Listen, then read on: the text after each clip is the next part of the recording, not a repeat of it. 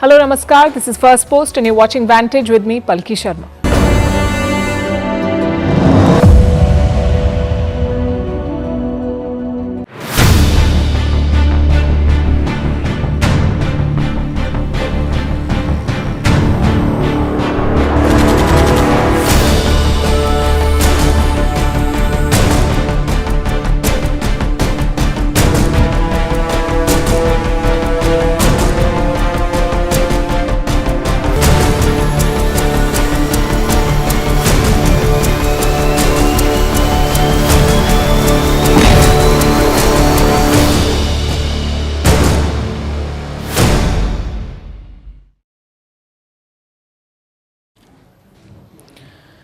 India and Pakistan are on the brink.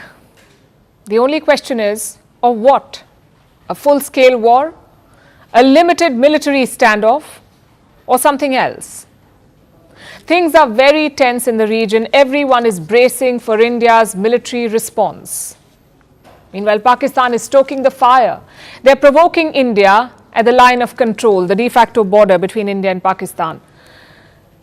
On paper, there is a ceasefire along the LOC, but Pakistan is constantly violating it.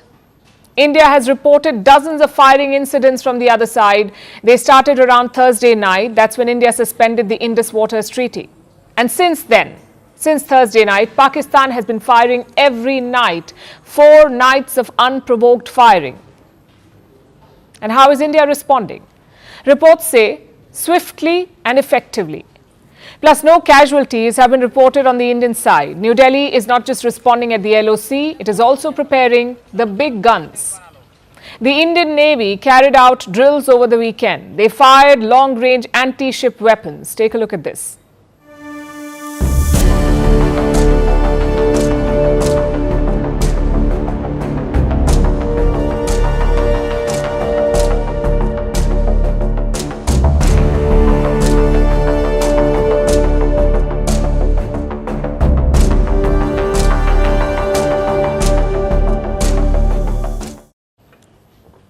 These drills are all about readiness. If fighting breaks out, your war machine has to be ready.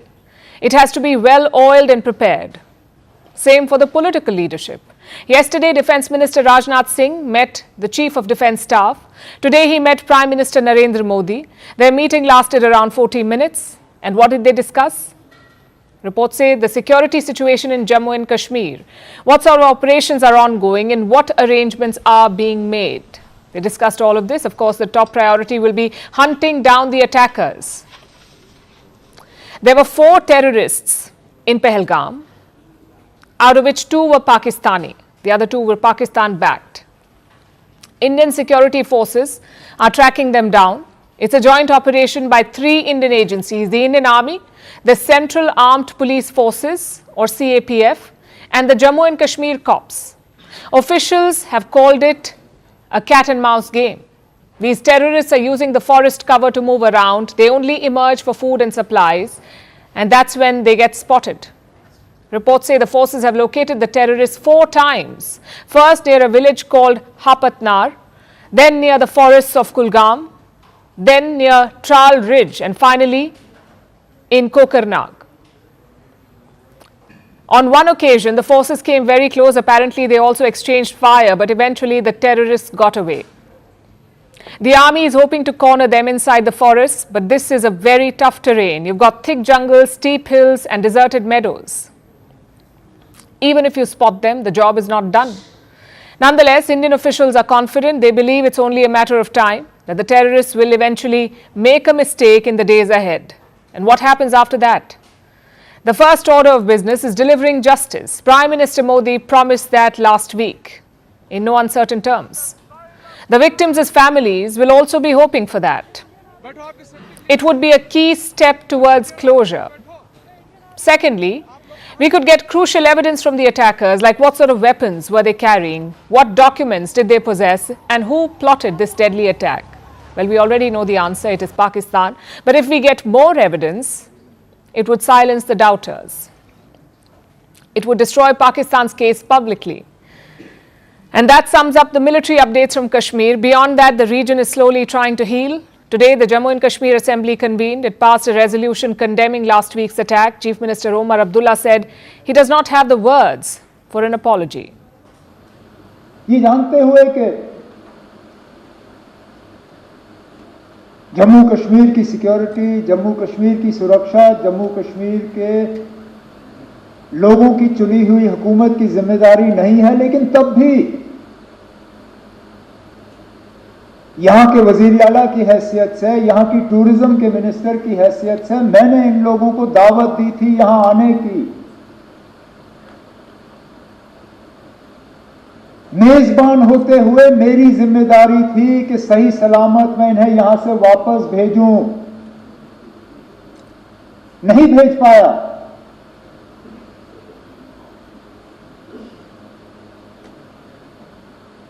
और माफी मांगने के अल्फाज नहीं थे। What's surprising and heartening is this. Some tourists have started arriving in Kashmir. In fact, even in Pehalgam, tourists are coming to Pahalgam. We're not talking about hundreds of or thousands of travelers, of course. We're talking about a few dozen. But it's not the numbers that matter. What matters is this vote of confidence. Listen in to some of these tourists. अभी यहाँ पहलगाम में आए हुए हैं और हमको ये भी बहुत दुख है कि हमारे जो टूरिस्ट थे भाई, उनकी डेथ हो गई। उनका बहुत दुख है हमको। पर फिर भी यहाँ पे मार्केट वगैरह सब चालू है पहलगाम में। ऐसी कोई घबराने वाली बात नहीं है। यहाँ की इंडियन आर्मी है, यहाँ की सरकार है, वो हमारे साथ है। यहाँ की जो टूरिस्ट है, जो लोकल लोग हैं, वो भी हमारे साथ में है। वैसे तो कोई डर की बात तो नहीं है। मेरे को जो यहाँ पे आया हूँ जब से कोई डर की बात नहीं लग रही। I didn't see myself uncomfortable about this because I'm sure that is not something that is regularly happens. It happens occasionally. It could happen everywhere, you know. So I'm aware. The locals are also stepping up. Some are offering free trips to sightseeing spots. Others are gifting Kashmiri souvenirs. And this shows the spirit of India and Kashmir. The attackers wanted to destroy this harmony and unity, but it continues to live in Kashmir.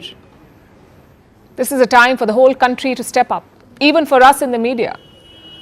Over the weekend, the government issued an advisory to media channels. It warned against live coverage of operations. And it's obvious why. Such operations and troop movements are supposed to be secret. If you broadcast them live, you expose the plans. We have seen this during the 26/11 attack and the Kargil war. So the government of India wants to avoid a repeat. We can tell you that here at Firstpost, we plan to be extra careful. Yes, we will bring you all the updates and developments, but nothing that will jeopardize national security. No rumors, no gossip items, only credible reports and announcements. That is our promise to you and the country during this tough time.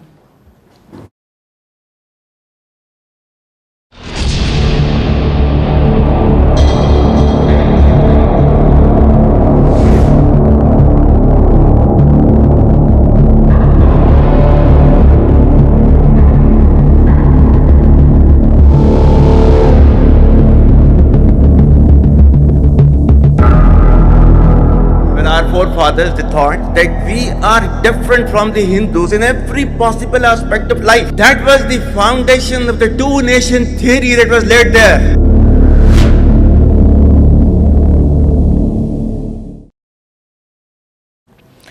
In Pakistan, the army does not serve the government serves the army.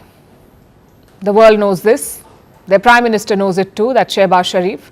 So the Pakistan Prime Minister really doesn't have much say. But he's trying to play both sides.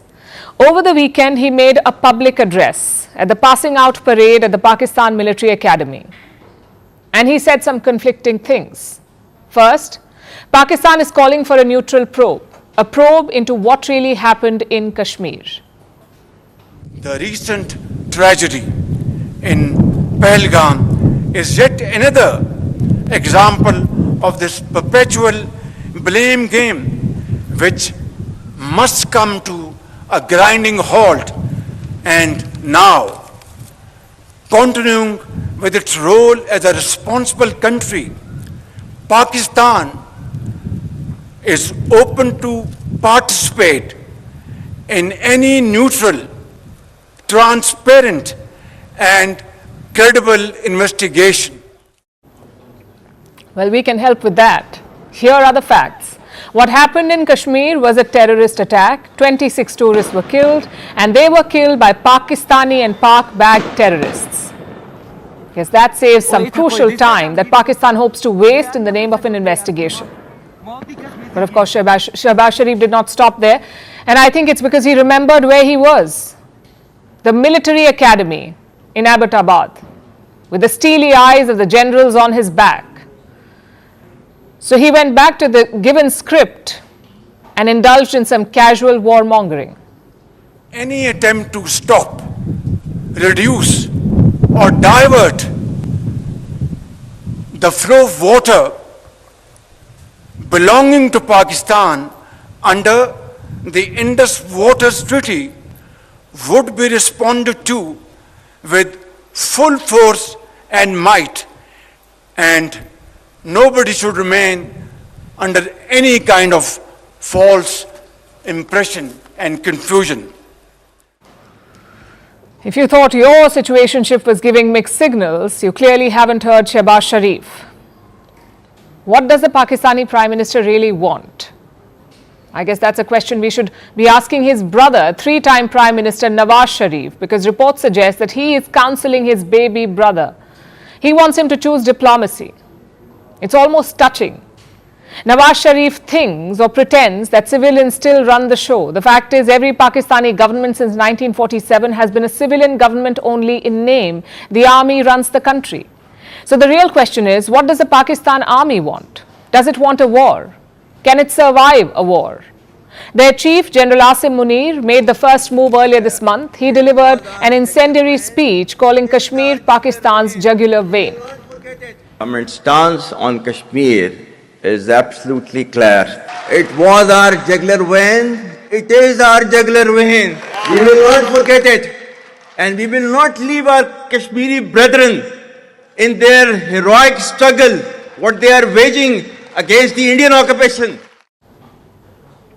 This was before the Pahalgam attack. Then over the weekend, he doubled down. Asim Munir was speaking at the same parade as Shahbaz Sharif, and he dusted off an old dangerous script, the two-nation theory.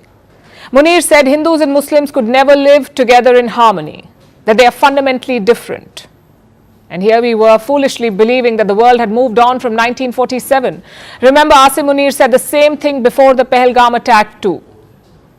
And this is what he said after, I'm quoting, "Our forefathers made immense sacrifices for the creation of Pakistan. We know how to defend it." Quite the speech to deliver at a graduation ceremony. But let's pause for a second. Does the Pakistan army want war, or does it like just the idea of a war?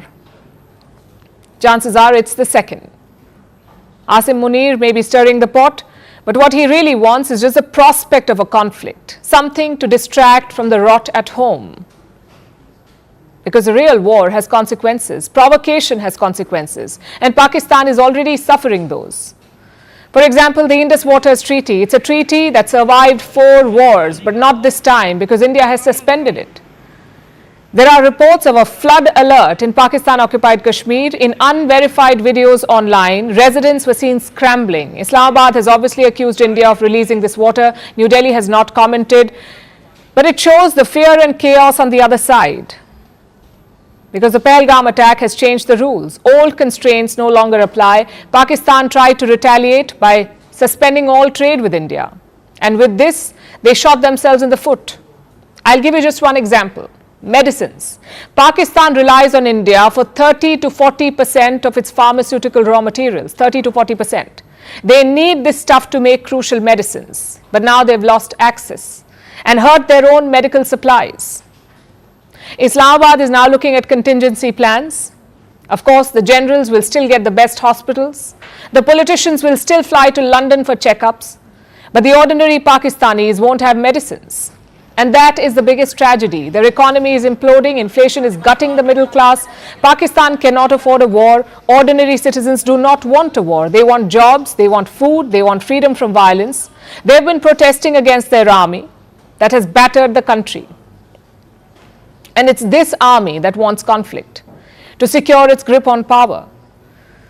Because generals do not lose jobs during wars, they become indispensable. So we say the enemy of Pakistan is not India. The real enemy is their army. That's who they have to fight.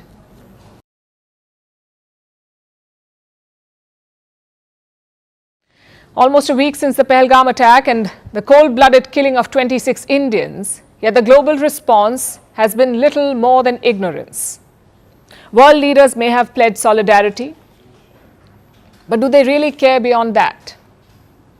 Look at Donald Trump, the President of the United States, arguably the most powerful man in the world. What does he have to say about Kashmir? Listen to this. I'm very close to India and I'm very close to Pakistan, as you know. And they've had that fight for 1,000 years in Kashmir. Kashmir's been going on for 1,000 years, probably longer than that. And it was a bad one yesterday, though. That was a bad one. Over 30 people. Are you concerned that there's now tensions on the border between them? Are you concerned about, how are you concerned are you about that? Well, there have been tensions on that border for 1,500 years. So, you know, the same as it's been. But they'll get it figured out one way or the other. I'm sure that there's, I know both leaders. There's great tension between Pakistan and India, but there always has been. There's been tension on that border for 1,500 years, he said. India and Pakistan have been fighting for 1,500 years. That's what Donald Trump has said. 1,500 years. You can almost hear South Asian historians screaming into the void. Anyone with a high school education knows this. Pakistan did not exist before 1947. Kashmir became a flashpoint only after partition. And yet, Trump thinks he's discovered some ancient blood feud. The faux pas would have been funny if it did not symbolize something so stark, the unabashed ignorance and insensitivity of the West. For them, a terror attack in South Asia is not a tragedy. It's a feature of the landscape. If a bomb goes off in Paris, it's a terror attack. If it's New York, it is terrorism that must be avenged. The perpetrators are named. They are hunted and crushed. But the same thing happens in Kashmir. And the vocabulary changes. Suddenly, it's a long-standing dispute. The killers become phantoms. Their affiliations are blurred. Look at the United Nations Security Council, the body responsible for global peace and security. The UNSC has condemned the terror attack in Kashmir's Pahalgam, and this is their statement. I'm quoting. The UN Security Council has strongly condemned the terror attack in Jammu and Kashmir's Pahalgam. In a statement, Council members emphasized that terrorism is a major threat to global peace and must be fought in all its forms. Guess what? The UNSC just pulled off a magic trick. It made the killers vanish from its statement. And how did that happen? Reports suggest the initial statement mentioned the TRF, the resistance force, TRF, an offshoot of the Pakistani terrorist group Lashkar-e-Toiba. The TRF initially claimed responsibility for the attack. Then they backtracked and they said that their platform had been hacked. With this, they tried to evade responsibility. The United Nations was happy to buy this sorry excuse. After all, the TRF is not even designated as a terrorist organization by the UN. In their final statement, the TRF was not named because Pakistan has friends in the right place. I'm talking about its big brother China. China is one of the permanent members of the UN Security Council, and it rallied to get the TRF's name out of the draft. Islamabad argued that there wasn't enough evidence to blame the TRF. It called for an independent investigation. Beijing backed the proposal, the UNSC went along with it, and that's how we got that useless generic statement. Although it was hardly surprising, we've always known that this hypocrisy and double standard exists. Year after year, India is asked to show restraint. Year after year, India is told not to escalate. When the West bleeds, the world must stand still. When India bleeds, it's a 1,500-year-old fight that they will sort out. The fact is terrorism, whether it strikes Paris, New York, or Pahalgam. If the world will not say it, then India must.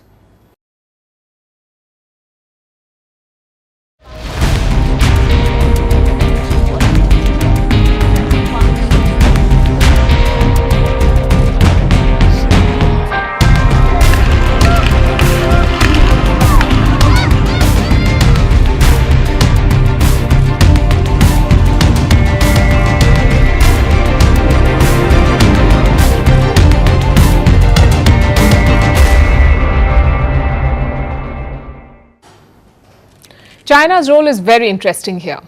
On one hand is their iron brotherhood with Pakistan. On the other is the reset with India amid the trade war with the US. What does China value more? Will Beijing actively support Pakistan or will it pay lip service and stay away? Let's look at their response so far, the Chinese response. Last week, China was quick to condemn the Pahalgam attack. Days later, it is urging restraint. China has backed Pakistan's call for a neutral probe. It is asking India and Pakistan to de-escalate.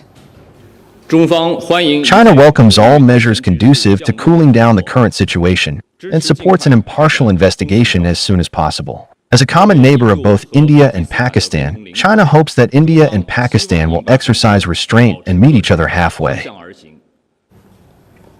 China has major strategic and financial investments in Pakistan. It treats Pakistan as a vassal state. On Sunday, China's foreign minister spoke to his Pakistani counterpart. No such conversation has happened with India's foreign minister. Plus, China is helping Pakistan at the UN Security Council.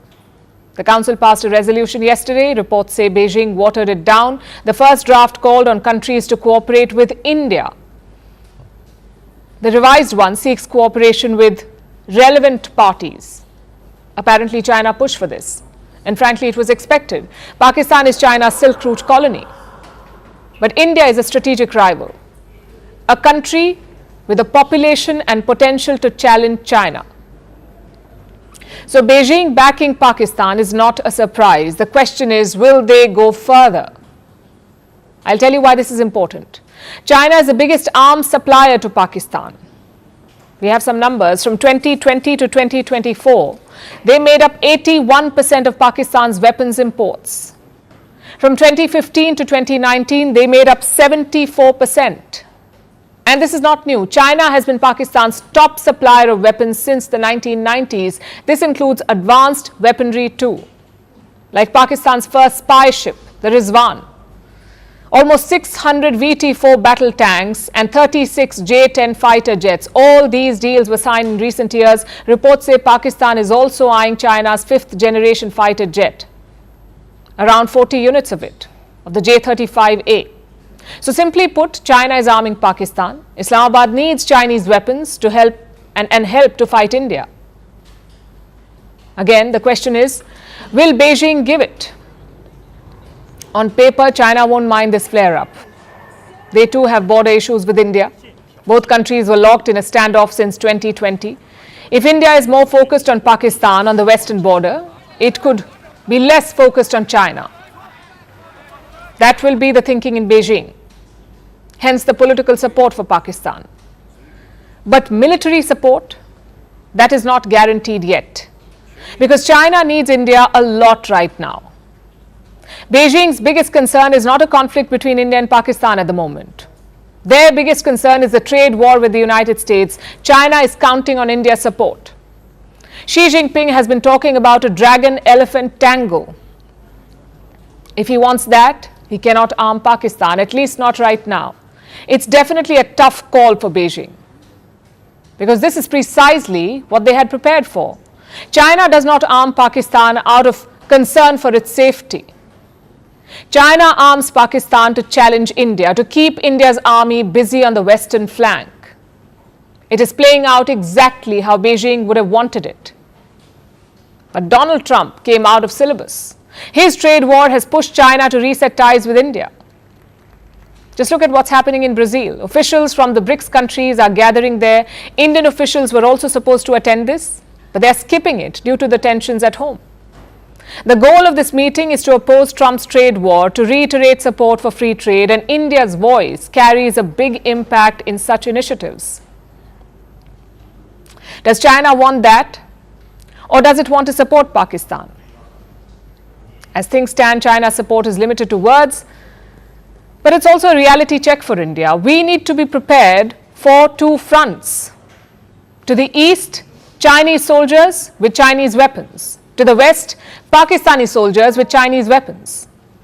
This is our new regional reality, and it's time we accept it.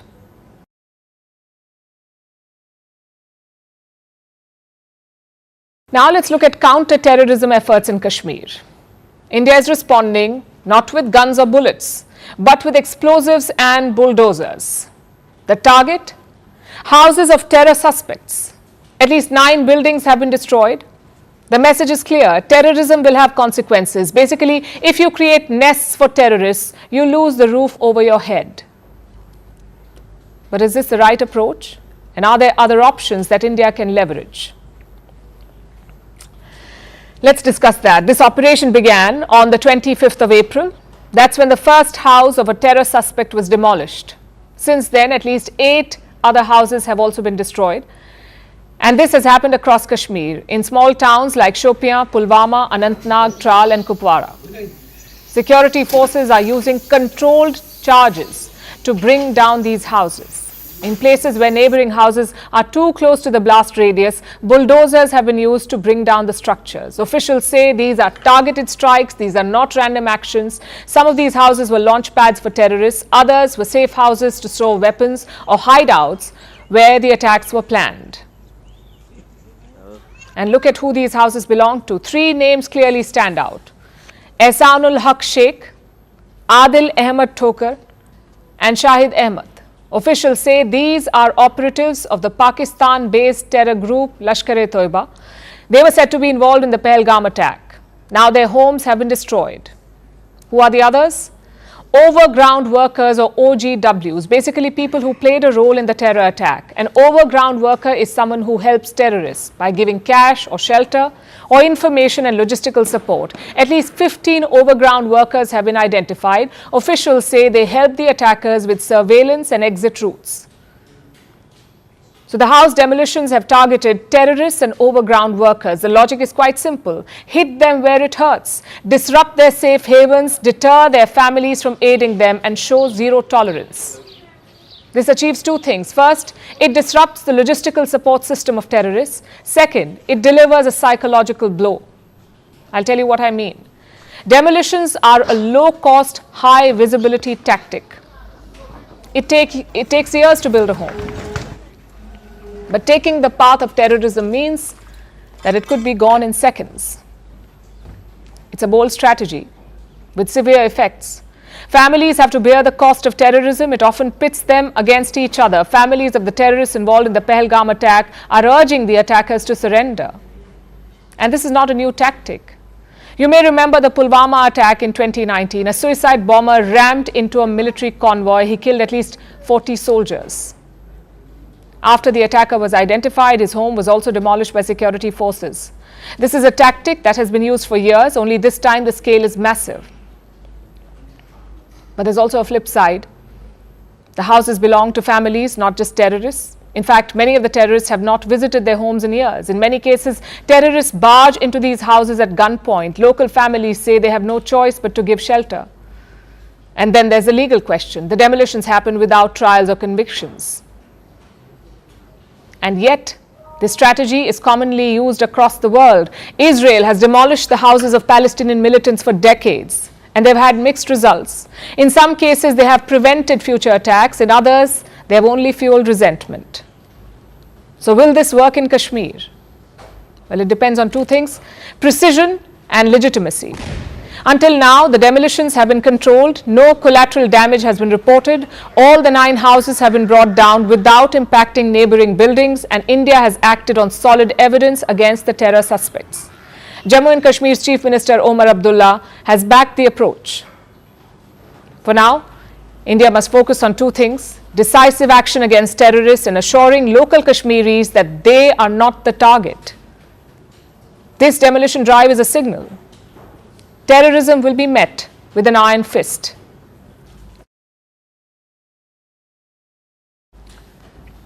My enemy's enemy is my friend. You may have heard this popular saying before. It means 2 parties become allies when they share a common enemy. As tensions between India and Pakistan escalate, New Delhi has reached out to the Taliban in Afghanistan. Indian diplomats met Taliban's foreign minister. They discussed 2 things: rising tensions in the region and improving bilateral ties. And this comes after the Taliban condemned the Pehalgam terror attack. So why is India talking to a group that was literally a terrorist group itself? Because Afghanistan under the Taliban is no friend of Pakistan. Border clashes are frequent. Islamabad's deportation of Afghan refugees has caused severe friction. Now the Taliban is reaching out to India. They want to do business with New Delhi, and India, for its part, is playing its hand smartly. Because in geopolitics, there are no permanent friends or enemies, only interests. Our next report has more. On the 27th of April, an important meeting was held in Afghanistan's capital, Kabul. The Taliban administration hosted senior Indian diplomats. Taliban's acting foreign minister, Amir Khan Muttaqi, met a contingent sent by New Delhi. Leading the Indian team was diplomat M. Anand Prakash, the Joint Secretary of the Pakistan-Afghanistan-Iran Division in the Ministry of External Affairs. The two sides discussed multiple issues, like the rising tensions between India and Pakistan after the Pahalgam attack, along with Taliban's wish of increasing India's role in Afghanistan. Let's start with the India-Pakistan tensions. The two countries have been on the edge since the Pahalgam terror attack last week. The Taliban administration have condemned the attack. They said that such an incident undermines regional security. When Taliban's acting foreign minister met the Indian diplomatic contingent, he offered his condolences to the families of those who lost their loved ones in the attack. And then they got down to business. The Taliban have requested New Delhi to increase diplomatic and economic ties. Taliban's acting foreign minister also requested India to increase the number of visas for Afghan students, business persons and patients. However, the business and economic discussions also focused on Pakistan. After the Pahalgam terror attack, India has taken a slew of measures against its western neighbour. One of this includes shutting down the Attari land border crossing. This border crossing also enabled trade between India and Afghanistan. Afghan traders would send trucks full of dry fruits to India using the Attari border. But now with the border closed, they are unable to export their dry fruits. The Taliban have requested India to find ways to ensure that trade is not disrupted. Taliban have also urged New Delhi to resume infrastructure projects in Afghanistan like building hospitals and dams. Clearly, the regime in Afghanistan sees India as a vital partner, and a major reason for this is Pakistan. Afghanistan under Taliban and Pakistan are not on good terms. Border clashes are frequent. Islamabad's move to deport millions of Afghan refugees from its soil has fueled tensions. And Taliban's refusal to accept the current Afghanistan-Pakistan border, also known as the Durand Line, has Islamabad furious. And by condemning the Pahalgam terror attack, the Taliban are angering Islamabad further. India is playing the diplomatic game smartly. New Delhi has maintained ties with Taliban despite not recognizing it as Afghanistan's legal government, because India sees Afghanistan as an ally. And now diplomatic talks have become more frequent. Can India and Taliban find common ground? Well, when it comes to Pakistan, the answer to that question is evidently yes.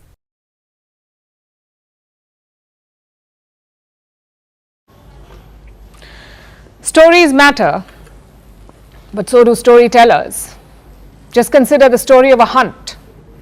If you're a hunter, your story is about chasing. If you're an animal, your story is about escaping. Same story, two emotions. Ideally, you need a neutral storyteller here. Not the hunter or the hunted, but someone who is neutral. I'll tell that to foreign media houses. Their playbook is quite simple. You want a story on Kashmir? Just ask a journalist from Pakistan to write it. I'll pull up some examples for you. Here's a report on the Indus Treaty in Nikai. The writer is a Pakistani journo. He talks about a militant strike in Kashmir. Next is the New York Times. This article attempts to draw a parallel between the Pahalgam attack and last month's Balochistan train attack. It talks about Pakistan accusing India of sponsoring terrorism. Again, the writer is a Pakistani. Now, this is problematic for obvious reasons. Pakistani citizens consider Kashmir to be theirs. Their government peddles propaganda about Jammu and Kashmir, so naturally their perspective will be biased. But that's not the only problem here.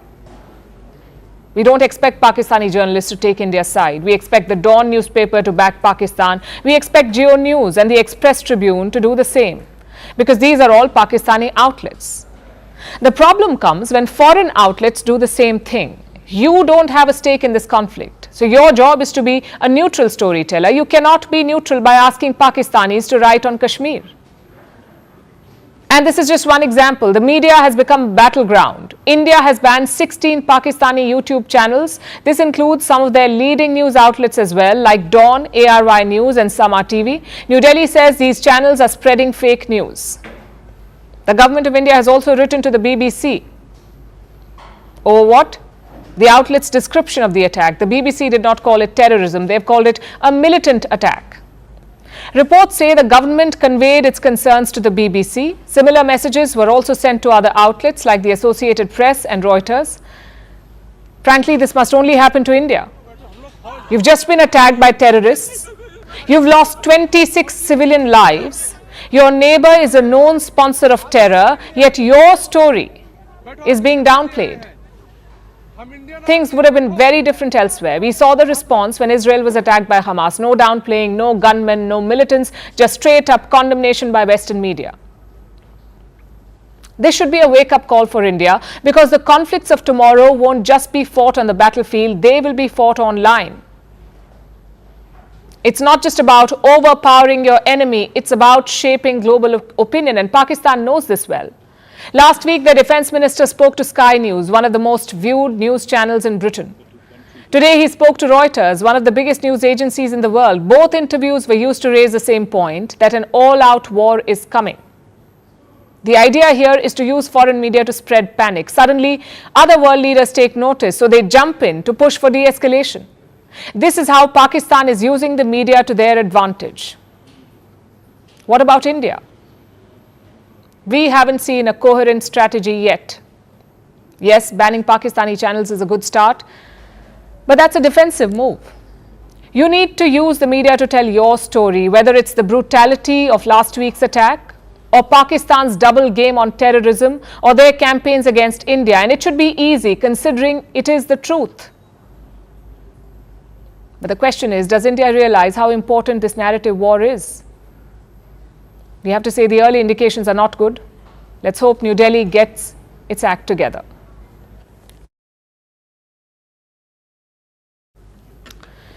Now let's turn our attention to Iran. An immense blast has ripped through the biggest port in the country. It has killed more than 40 people, injured at least 1,200 others, 1,200 people.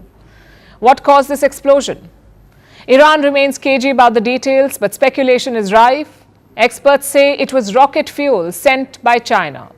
Specifically, a chemical used to make fuel for ballistic missiles. That's what blew up. That's what experts are saying. Reports say that it may have been improperly handled at the port, and this may have triggered the explosion. The timing could not have been worse for Iran. Our next report tells you why.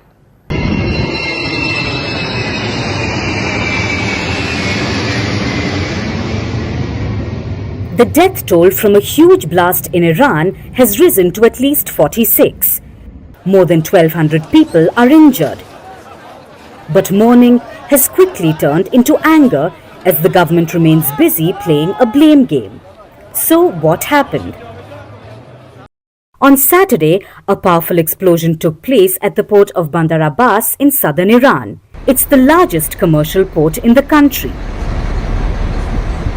Fires started breaking out in the Shahid Rajai section of the port. They sent up massive plumes of black smoke. The blast shattered windows for several kilometers around.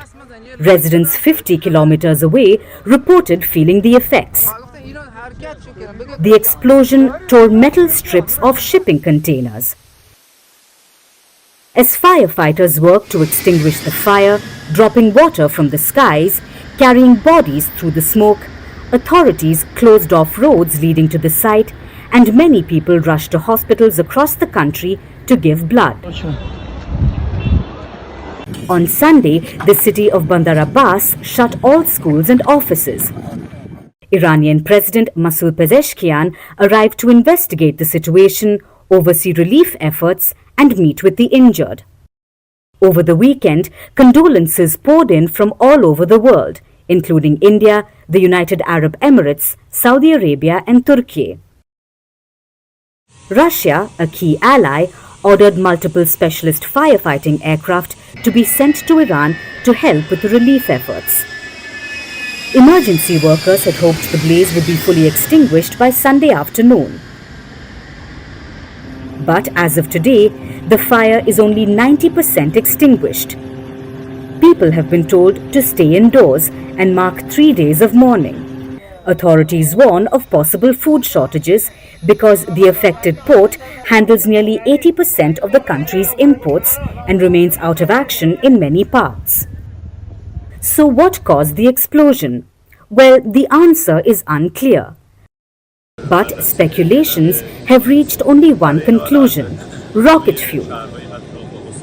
According to experts, the fires that spread between containers before the explosion could be a result of chemicals used to make missile propellants. Because what exploded was reportedly sodium perchlorate. This is a major ingredient in solid fuel for missiles. Reports say that containers holding the fuel were improperly handled. This speculation comes after Iran had reportedly imported hundreds of tons of the fuel from China at the port, first in February and then again in March. But Iranian officials deny such claims. They say that no military material was held at the port and that the explosion had nothing to do with Iran's defense sector. But many continue to blame the authorities. They ask how such a flammable toxic material could be left at a port without much care, especially because the timing is crucial. The blast ripped through the port when Iranian and US delegations were meeting for high-level talks for the third round of nuclear talks via mediators in Oman. This aims at a deal that would block Tehran from acquiring a nuclear weapon and lift Washington's crippling economic sanctions.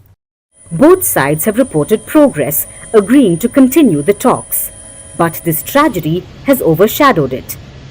As the fires continue to blaze, a thick cloud of toxic chemicals hangs over the area, and dozens of families mourn their dead.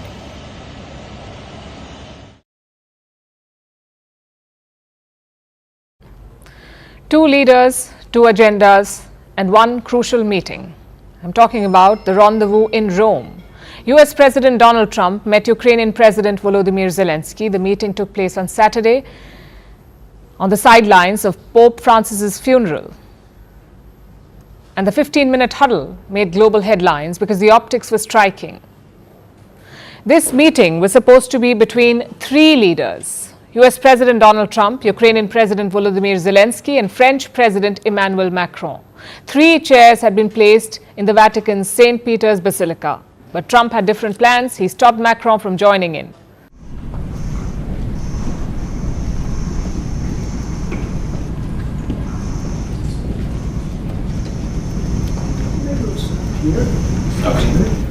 So it was a one-on-one meeting between him and Zelensky. And the images were dramatic. The two leaders sat just 2 feet apart, no mediators, no additional staff, just Trump and Zelensky. Ukraine is calling it a historic meeting. But what was the outcome? The US and Ukraine have agreed to continue talks. Trump has promised Zelensky that he will be tougher on Russia. The US president also took jabs at Russian President Vladimir Putin. I think the meeting went well. We'll see what happens over the next few days. We'll probably learn a lot. I was very disappointed that missiles were flying by Russia, but that missiles were flying. Very disappointing. We'll see how it goes. Trump also threatened more sanctions on Russia. He said Moscow's war machine had to be stopped. Now, this is a major shift. Till now, the US president was cozying up to Putin. Now he's questioning Russia's intentions. Trump said Putin has disappointed him. Listen to this. I want to see what happens with respect to Russia, because Russia had been surprised and disappointed, very disappointed that they did the bombing of those places after discussions. So Trump is not happy with Russia. And he says the meeting with Zelensky went well. What are the implications? For Ukraine, this meeting was a glimmer of hope. Like I said, Zelensky called the talks historic. He's now banking on Trump to pressure Russia. But here's the catch. The US president keeps changing his mind and his tone. He's desperate for a quick resolution. He also wants a deal. Trump says everything comes at a price. For Ukraine, that price could be Crimea. Trump wants Ukraine to give up on Crimea. It's a region Russia took in 2014. Trump says Ukraine should accept that now Crimea is Russian territory. He also said that Crimea was never his problem to begin with. But Crimea was given away by Barack Hussein Obama and by Biden. That's 11 or 12 years ago. That's a long time ago. I don't know how you can bring up Crimea because that's been a long time. Nobody brought it up for 12 years and now they bring it up now. So I told them, you can maybe go back to Obama, ask him why they gave it up. Now let's talk implications. Europe has been completely sidelined, and I mean literally. Just look at how Trump treated Macron. The French president was just brushed off. What about the United Kingdom? Prime Minister Keir Starmer was not even in the picture. Clearly, Trump is in no mood to include Europe in the talks. Meanwhile, Ukraine walks a tightrope. A ceasefire will be costly. Ceding territory to Russia seems like a given. Trump may also walk away with a rare earth minerals deal. That will be the price for peace in Ukraine. As for Russia, this is a balancing act for them. Putin has all the cards. He controls the territory and the military escalation. He wants Russia's demands to be accepted. He wants to keep the territories that he controls, including Crimea. He says Ukraine should never be allowed into NATO. Putin had even convinced Trump. But then there were the missile attacks on Kiev last week. Trump did not like that, so he threatened Moscow, saying all bets would be off if the attacks did not stop. In response, Russia has announced a surprise three-day ceasefire from the 8th to the 10th of May. Putin knows how to play this game, obviously. He knows that Trump has an ego and it needs to be fed from time to time. That explains the call for a 72-hour ceasefire. Ukraine has also learned some tricks. They have now called for a 30-day ceasefire. So you could say that for Trump, this is a time to flex his diplomacy because the US president may have bulldozed his way through. He's got the talks rolling. Both Russia and Ukraine are hinting at ceasefires. Diplomacy is back on the table. The meeting in Rome was a snapshot of current times. The stakes are still high, trust remains fragile, and the world continues to wait anxiously.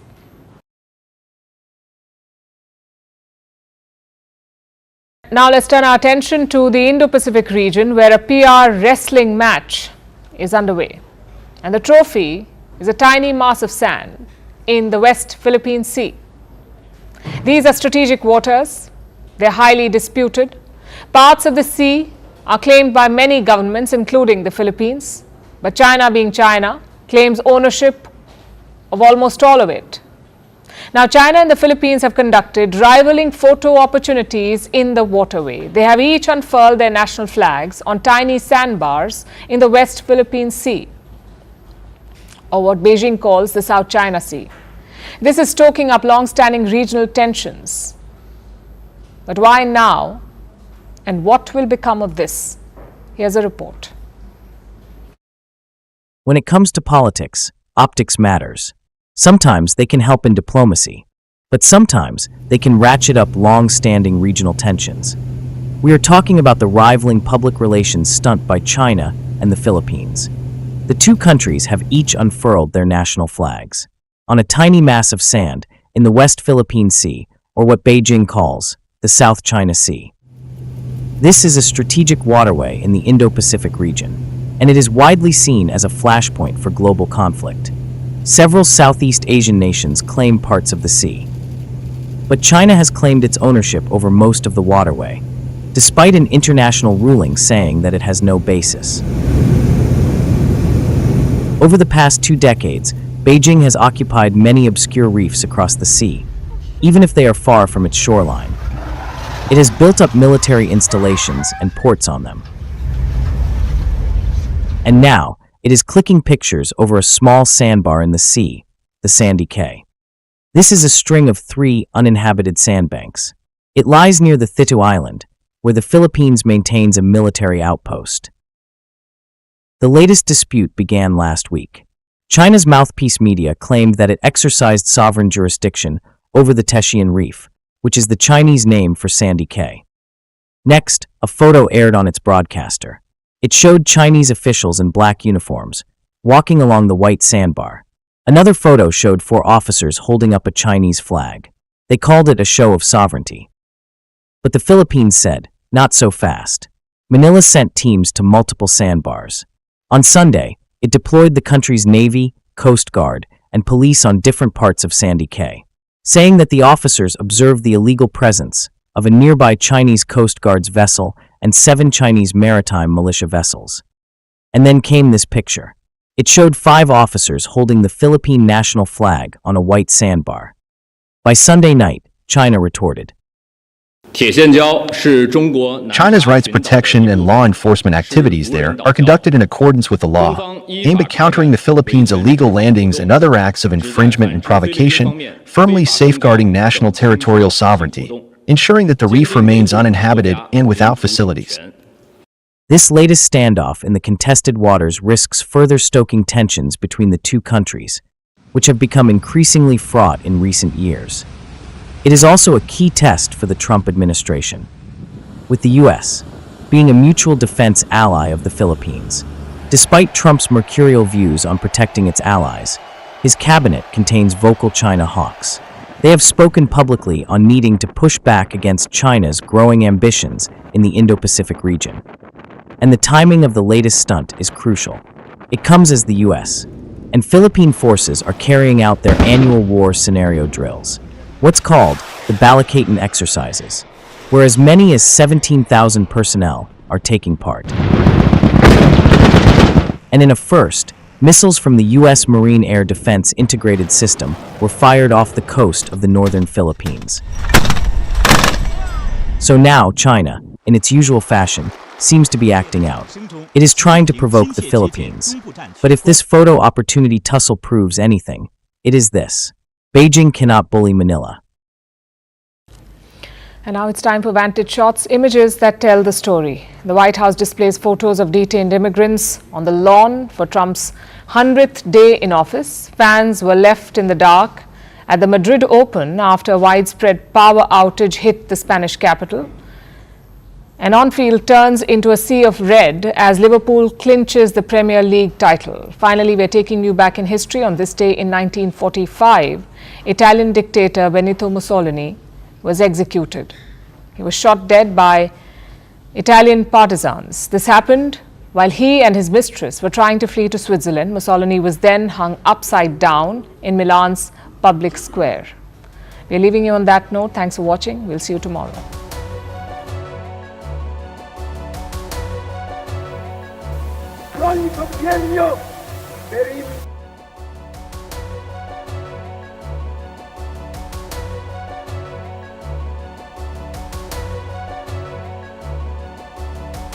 Restored to Rome by the arts of peace.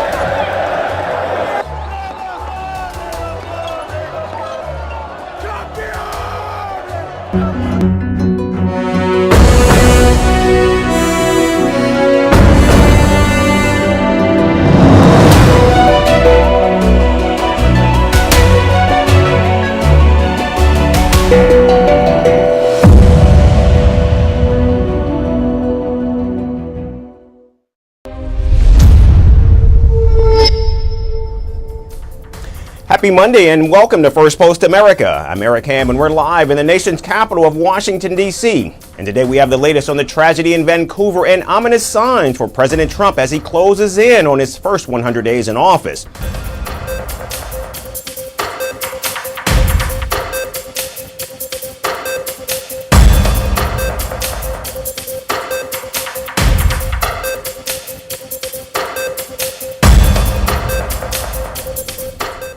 We began with the latest updates on the Kashmir terror attack. Members of the Indian diaspora across the world held protests across the weekend to condemn the deadly terror attack in Pahalgam last Tuesday. The demonstrations took place in several countries, including the United States, Canada, Denmark, the United Kingdom, France, Finland, Germany, and Spain. Indian community members paid tribute to the 26 people killed in the attack and extended support to their families. In Melbourne, Australia, protesters were seen waving Indian flags as they expressed grief and demanded justice for the victims. Protests were also held near the Pakistani embassy in Nepal, as one of the victims is a Nepali citizen. Meanwhile, in London, more than 500 people staged a protest outside the Pakistani High Commission and chanted anti-terrorism slogans.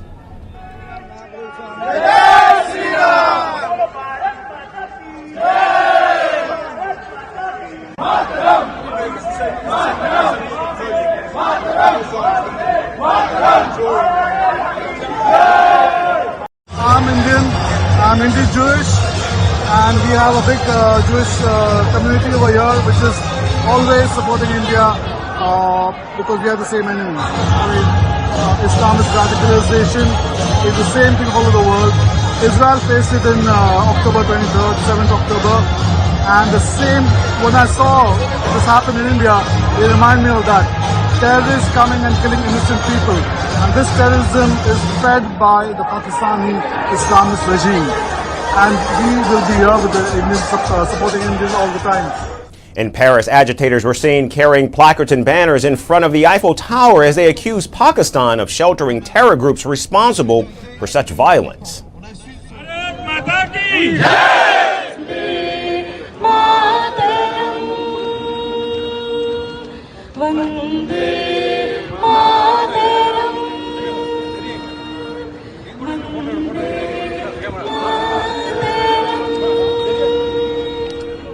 The State Department said the United States stands with India and strongly condemns the terror attack, reiterating the comments made by President Donald Trump.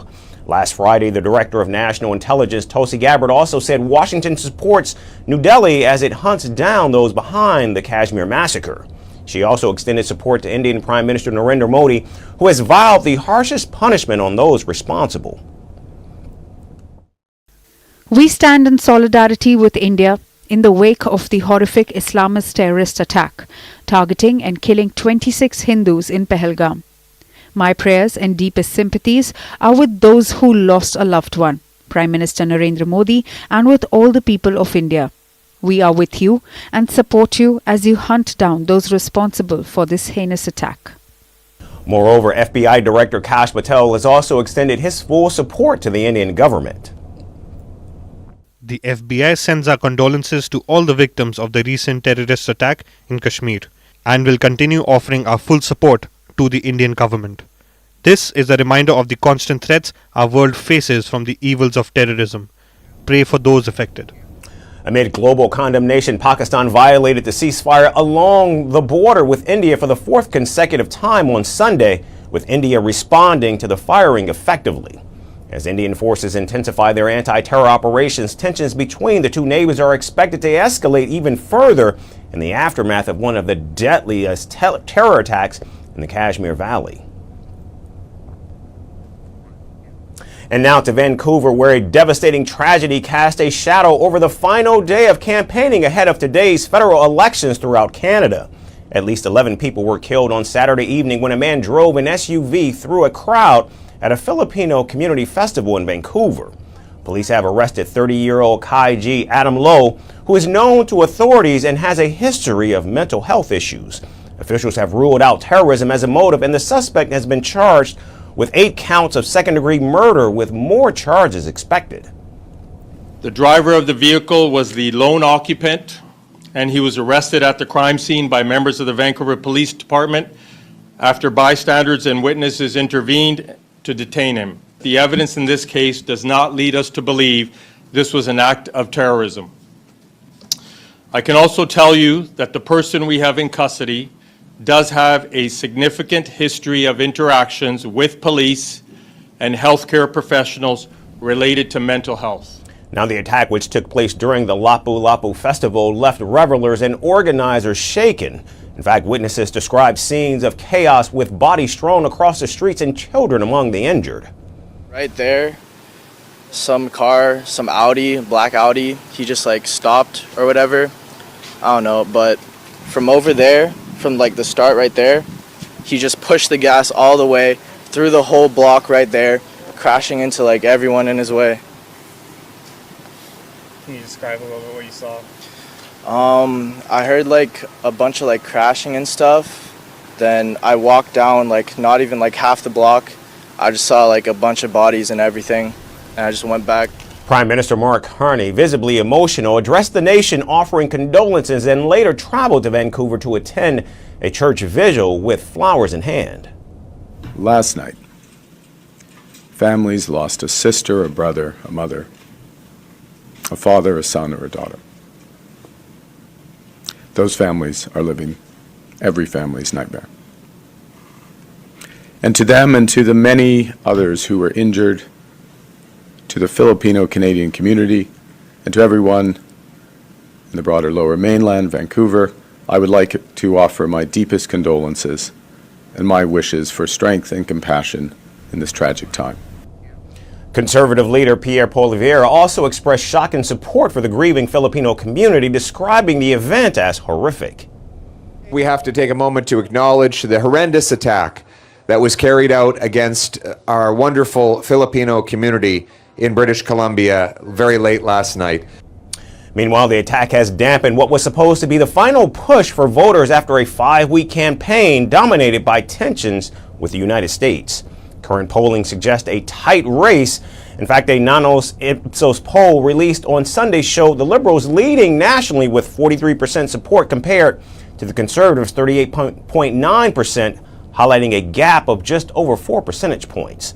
So as Canadians cast their votes, the country mourns a shocking loss and weighs its future leadership under extraordinary pressure. Because in this high-stakes race, every moment counts, and with emotions running high, the final result could still hold a surprise. And now we take you to a mid-air nightmare where an ordinary Delta Airlines flight saw the ceiling of a plane suddenly collapse at 30,000 feet. Passengers traveling from Atlanta to Chicago on April 14th were forced to do the unthinkable, literally hold up the sagging roof with their bare hands to stop it from crashing down. Viral footage of the bizarre moment has stunned viewers around the world, raising fresh concerns over airline safety. Delta later apologized, but many furious travelers say a simple sorry isn't good enough. Our next report takes you inside the chaos in the skies. At 30,000 feet above the ground, passengers on a Delta Airlines flight found themselves doing the unthinkable, holding up the roof of the plane with their bare hands. On April 14th, what should have been a routine trip from Atlanta to Chicago spiraled into chaos when a ceiling panel inside a Boeing 717 suddenly collapsed.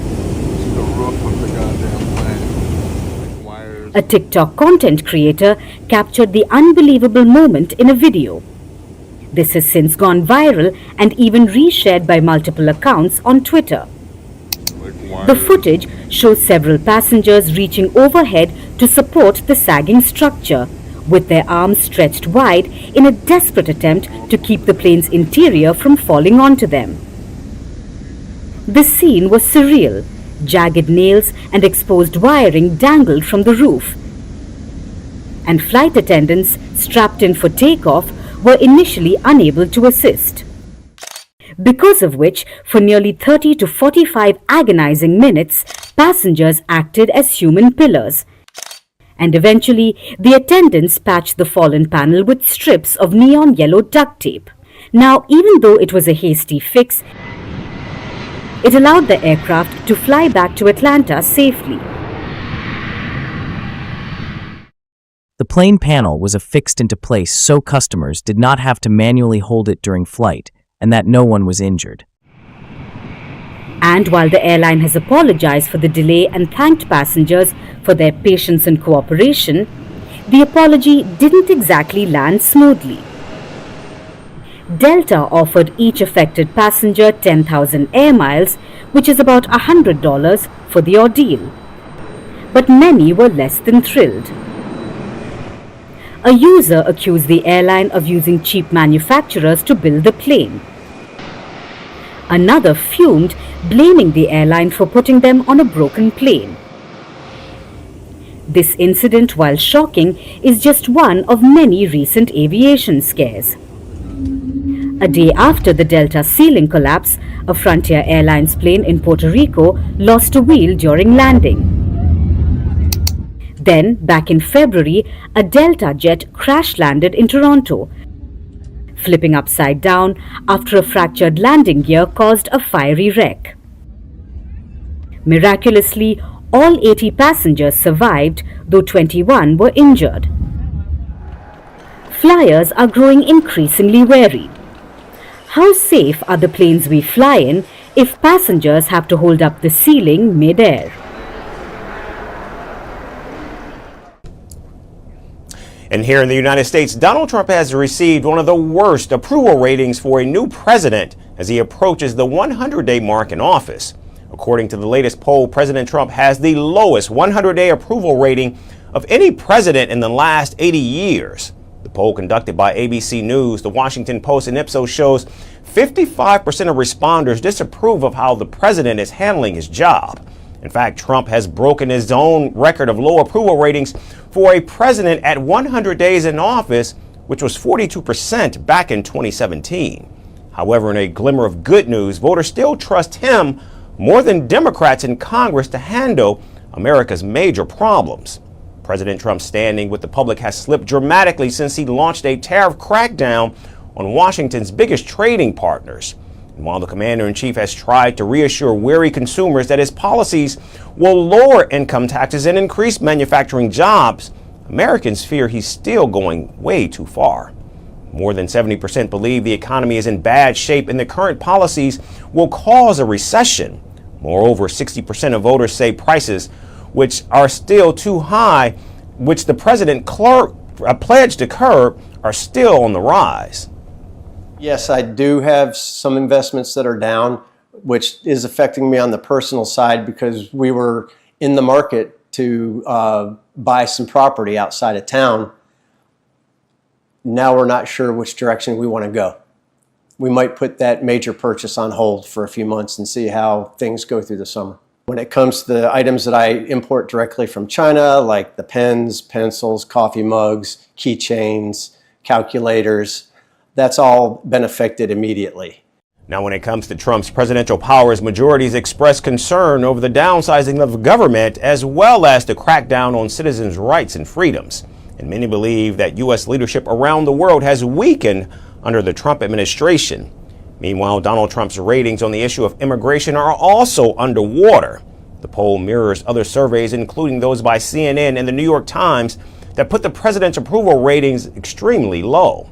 And now, amid the growing unease among voters in just 100 days of Trump's presidency, it remains to be seen what will the president do, if anything, to combat his anemic approval ratings with a weary electorate.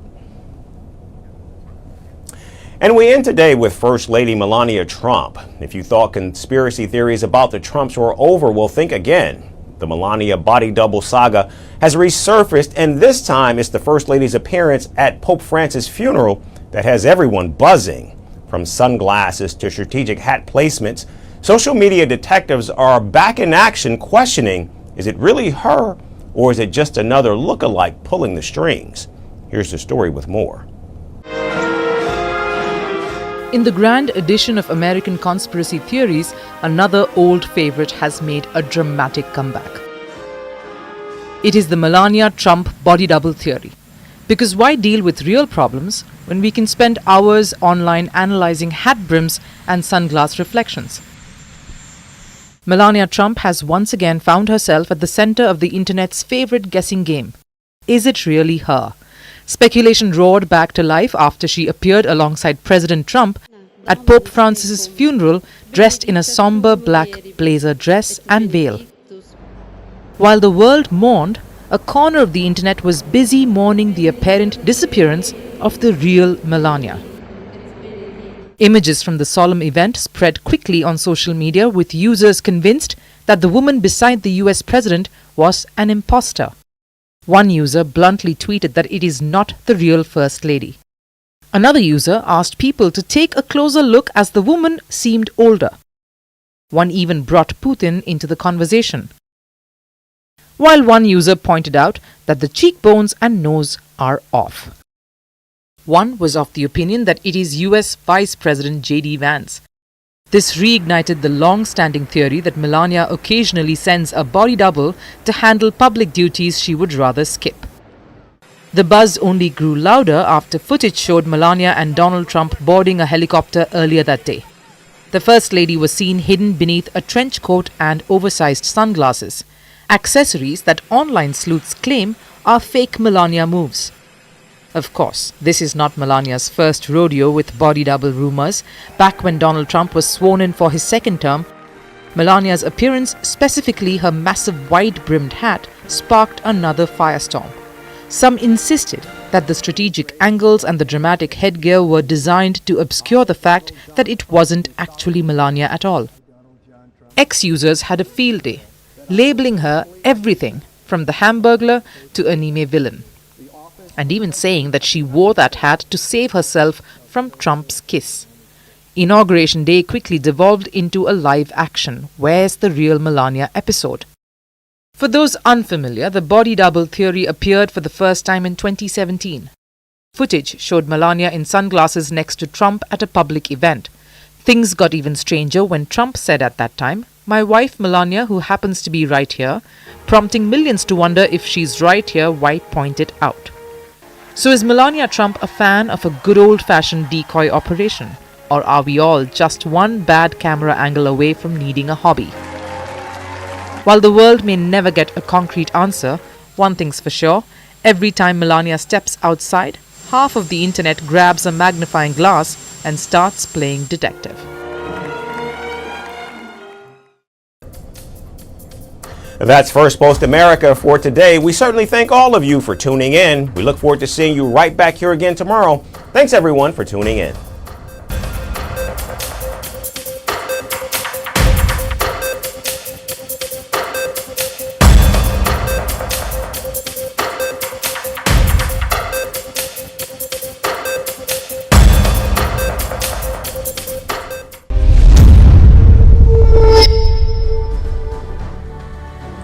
Hello and welcome to Firstpost Africa, where we get you the top stories from the continent and from across the world.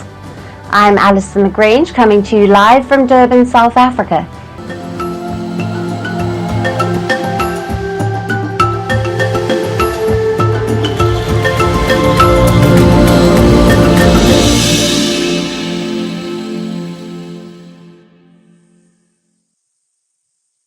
Hello and welcome.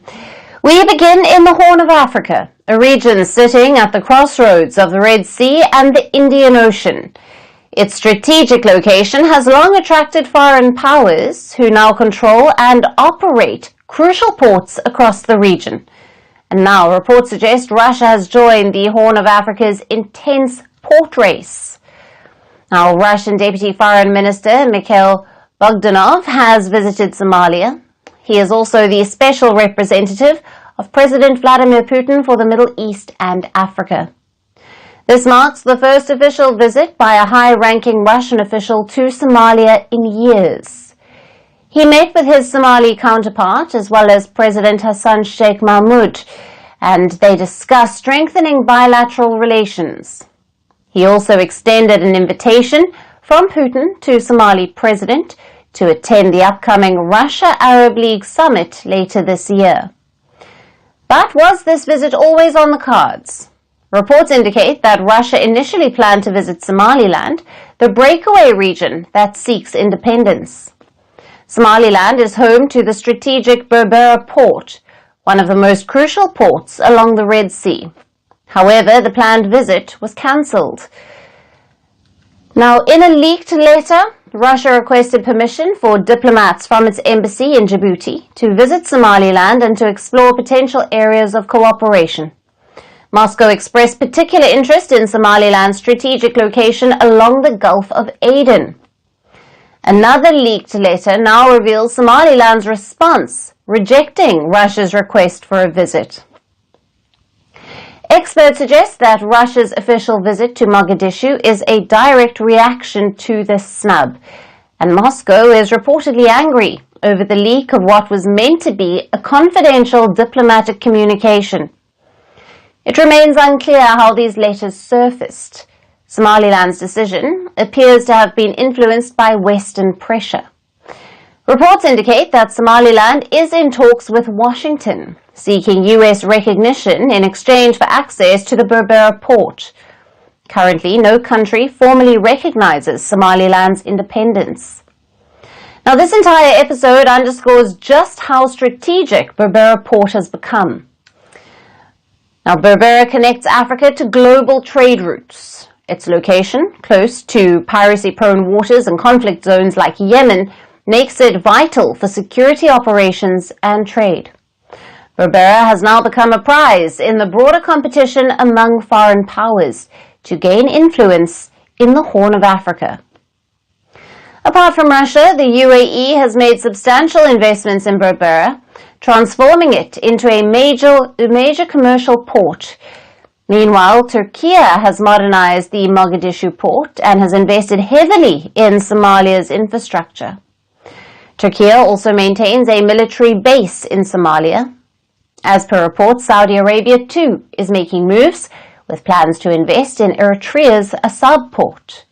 It's a strategic location near the Bab al-Mandeb Strait, now one of the world's most important maritime gateways. And then there's China, which has expanded its presence across the Horn of Africa through its Belt and Road Initiative. Its most significant investment remains in Djibouti, where China operates a critical military base.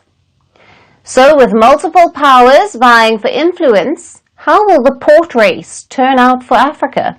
And how important is this particular visit by Russian Deputy Minister to Somalia? Is it in Putin's Africa outreach?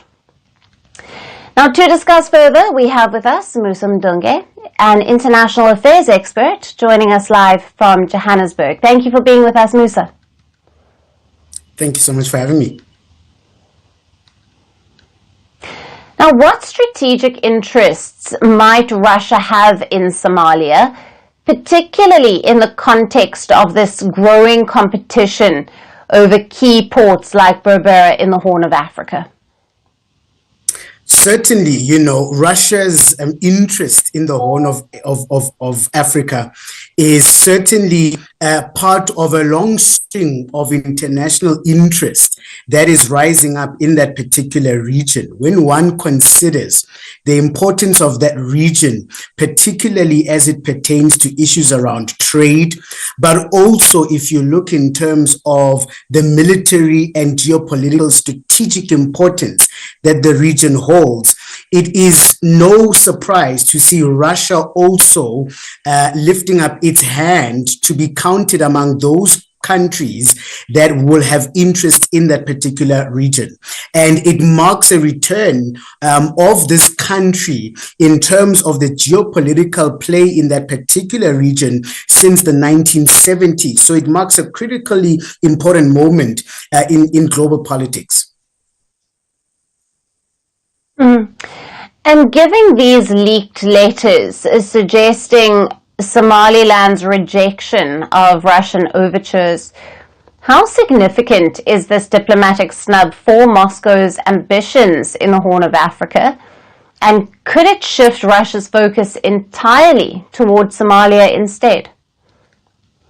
Well, look, I don't think that it will necessarily shift Russia's focus on the region as a whole, but certainly it may shift the strategic approach that it undertakes we know that Russia has built a pattern of exploiting countries that are weak, that require, military support, and uses the kind of military support that it can provide in order to obtain certain resources or overtures from those governments. And so in this particular snapshot, it may look like their strategy is losing, but I don't think it means that Russia will recede from the region, particularly when you consider how important the region is to other players, when you consider the likes of China, the likes of Djibouti, the likes of course, the UAE, as well as the United States and the European Union. Russia's ambition to be counted as a great power means that Putin is not likely to back down from his goals in this particular region. Yeah, and in the wider port race involving powers like you've mentioned there, China, the UAE and Turkey, how realistic is it for Russia to carve out a sphere of influence in the Horn of Africa? And in your view, what tactics is Moscow likely to use then to compete? Well, James Cleverly said it's the economy, stupid. So, the mark of any great power is their economy. And so the challenge that Russia has when you compare it to a China, when you compare it to UAE, is it in terms of the economics, the principles aren't there, and so the fundamentals for Russia are simply not there. And so the manner in which they're going to be able to invest long term in a region as volatile as the Horn of Africa will be limited by, number one, the economic resources at their muster. That is going to be one level in which Russia may be limited in a manner that a China is not limited, or a UAE is not limited, or even a United States. But secondly, remember, Russia is a country that itself is going through a war. So that is the marked difference here between itself and a UAE and a China. And so resources are going to have to be strategically distributed in a manner that allows Russia to maximize and optimize its ability to have influence in the Horn of Africa and other regions as it tries to play great power politics. Right. Musa, thank you. As always, great to have you on the show. Thank you so much for having me.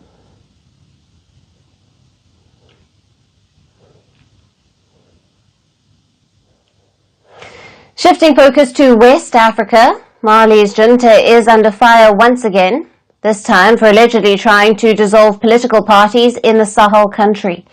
A coalition of around 100 political parties have accused Mali's ruling junta of attempting to dissolve them. This came over the weekend in a joint statement to the media in the capital of Bamako. A highly unusual gathering in the troubled West African state, where the junta has repressed dissenting voices and silenced opposition. Speaking at a press conference aimed at discussing democracy in the military-ruled country, opposition leaders stated they do not want political parties dissolved. They believe political parties are not the problem, but a solution for the country. What I'm saying is that we don't want to dissolve political parties. We just want to ratify the 5-year term to align ourselves with Burkina Faso and Niger, and also have the status of President of the Republic. Political parties are not a problem for Mali. On the contrary, political parties are a solution. Mali's problems lie elsewhere. Its insecurity, the high cost of living, everything to do with health and schools. These are the country's challenges. This comes after the junta launched consultations to revise Mali's political party charter. The authorities have been overseeing talks for the past 2 weeks to introduce reforms, including a proposal to dissolve existing political groups, leaving only a few pro-junta parties.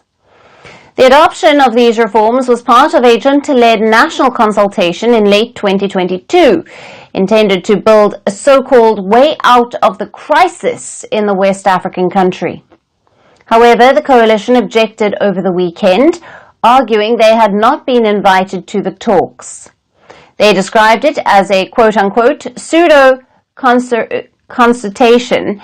Meanwhile, the press conference itself was reportedly held under the watchful eye of a significant police presence.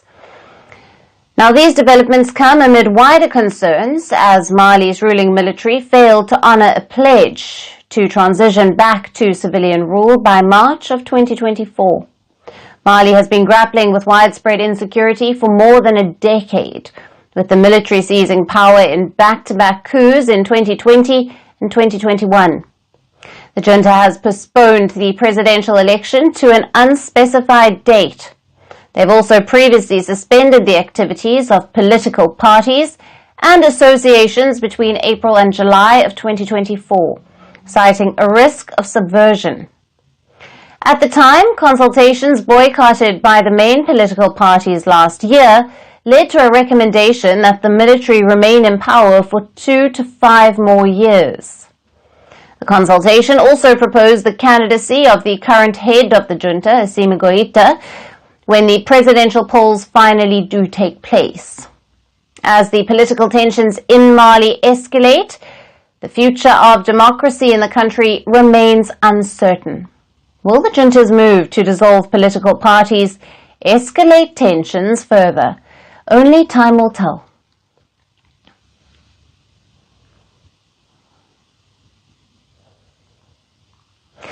And shifting focus to Ghana, where tech giant Meta is facing a lawsuit over the impact of extreme content on moderators. Now, Ghana has now become the second African nation where Meta, the parent company of Facebook and Instagram, faces legal action over the psychological distress experienced by content moderators. Now, Meta employs thousands of moderators tasked with taking down disturbing content, including depictions of murder, extreme violence, and child sexual abuse. In Ghana, moderators claim that reviewing such content for long hours has led to cases of depression, anxiety, insomnia, and even substance abuse. At the center of the allegations is Majorel, a company contracted by Meta and owned by the French multinational Teleperformance. Now, Majorel's facilities in Accra employs nearly 150 content moderators. After meeting the moderators and hearing their grievances, lawyers are now preparing for court action. Reports reveal that Ghana-based moderators have been reviewing distressing and often brutal images and videos to decide whether they should be removed from Meta's platforms. These include graphic videos such as a person being skinned alive and a woman being beheaded. Now, the mental toll was so devastating that one moderator even attempted suicide. Instead of support, his contract was reportedly terminated after the attempt. Teleperformance has disputed these allegations. The company claims that it employs licensed mental health professionals who are registered with local regulatory bodies and provide counseling services to the moderators. The legal case is being prepared by a UK-based non-profit working in collaboration with the Ghanaian law firm Agency 77. If filed, this would be the second case brought by content moderators in Africa. Last year, content moderators in Kenya, employed by outsourcing firm SanaSource, were diagnosed with severe post-traumatic stress disorder. More than 140 moderators were affected after daily exposure to graphic social media content. Facebook and other major social media companies employ armies of content moderators, often based in some of the world's poorest countries. They are allegedly underpaid, with wages sometimes below living costs. In Ghana, moderators are allegedly forced to work overtime with lower pay rates and face pay deductions for not meeting performance targets. Teleperformance again denied these claims, saying content moderators enjoy strong pay and benefits. Meta, for its part, said it ensures that employees who review content are paid above the industry standard in markets they operate. Meta also claims it takes the support of content reviewers seriously, including counseling, training and other support requirements written into its contracts with outsourcing firms. But this case in Ghana once again shines a spotlight on the hidden human cost of keeping social media clean and the growing global demand for big tech accountability.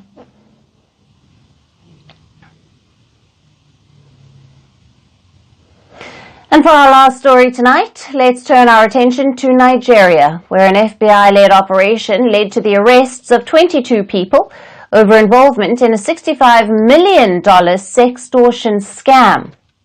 The operation was part of a global effort aimed at dismantling sextortion rings operating across multiple countries. The focal point of this operation was Nigeria, which has been identified as a central hub for perpetrators exploiting American minors through online platforms. In a statement released on the 24th of April, the FBI revealed that a powerful coalition of law enforcement agencies has been assembled to tackle this crisis. Resources and personnel from Canada, Australia, and the United Kingdom have been deployed to work directly alongside Nigeria's Economic Financial Crime Commission, the EFCC. Now, this joint effort comes in response to the disturbing reality of sextortion-related crimes, which have tragically contributed to suicides among teenagers in the United States, Canada, and Australia. Investigations have pointed to alleged involvement by individuals based in Nigeria. Operation Artemis marks a first-of-its-kind initiative on Nigerian soil. It was launched by the FBI following a concerning 30% surge in sextortion-related information.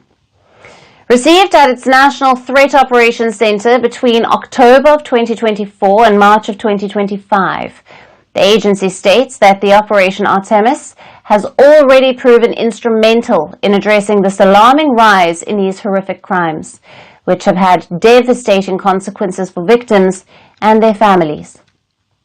According to the FBI's Internet Crime Complaint Center, the IC3, the number of reported victims surged from 34,000 in 2023 to over 54,000 in 2024, underscoring the scale of this global threat. These investigations were launched in part to provide answers and a sense of closure for grieving families across America. FBI Director Kash Patel affirmed the significance of this operation, stating that it represents a crucial step in combating child exploitation and bringing justice and accountability to international perpetrators.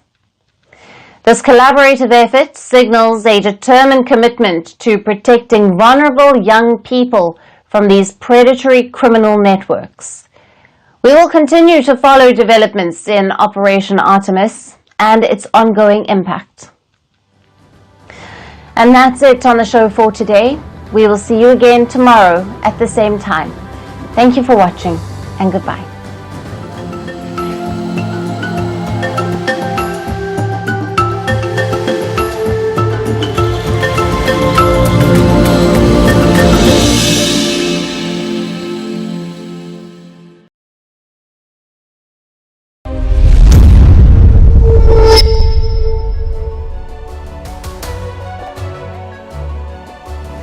Hello, Namaskar. This is Firstpost and you're watching Vantage with me, Palki Sharma.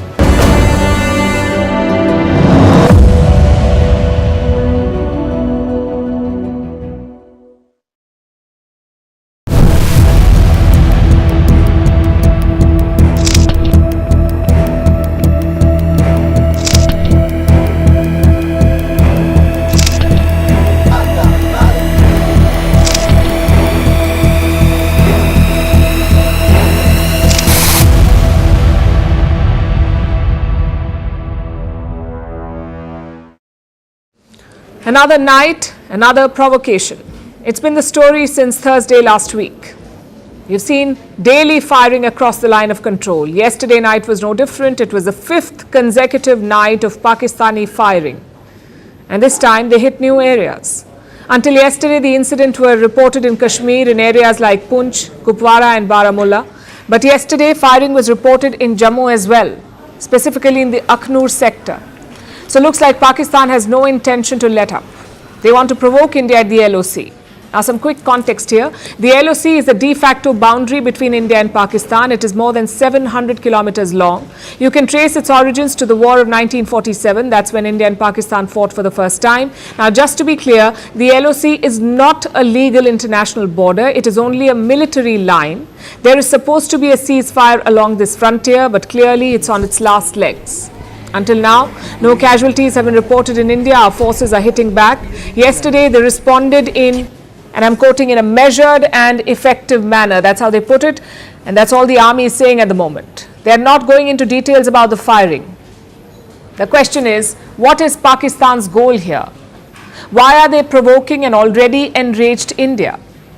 Chances are it could be for deterrence. Islamabad knows that India is plotting a retaliation. So by firing across the LOC, they're saying, don't try anything. We are ready.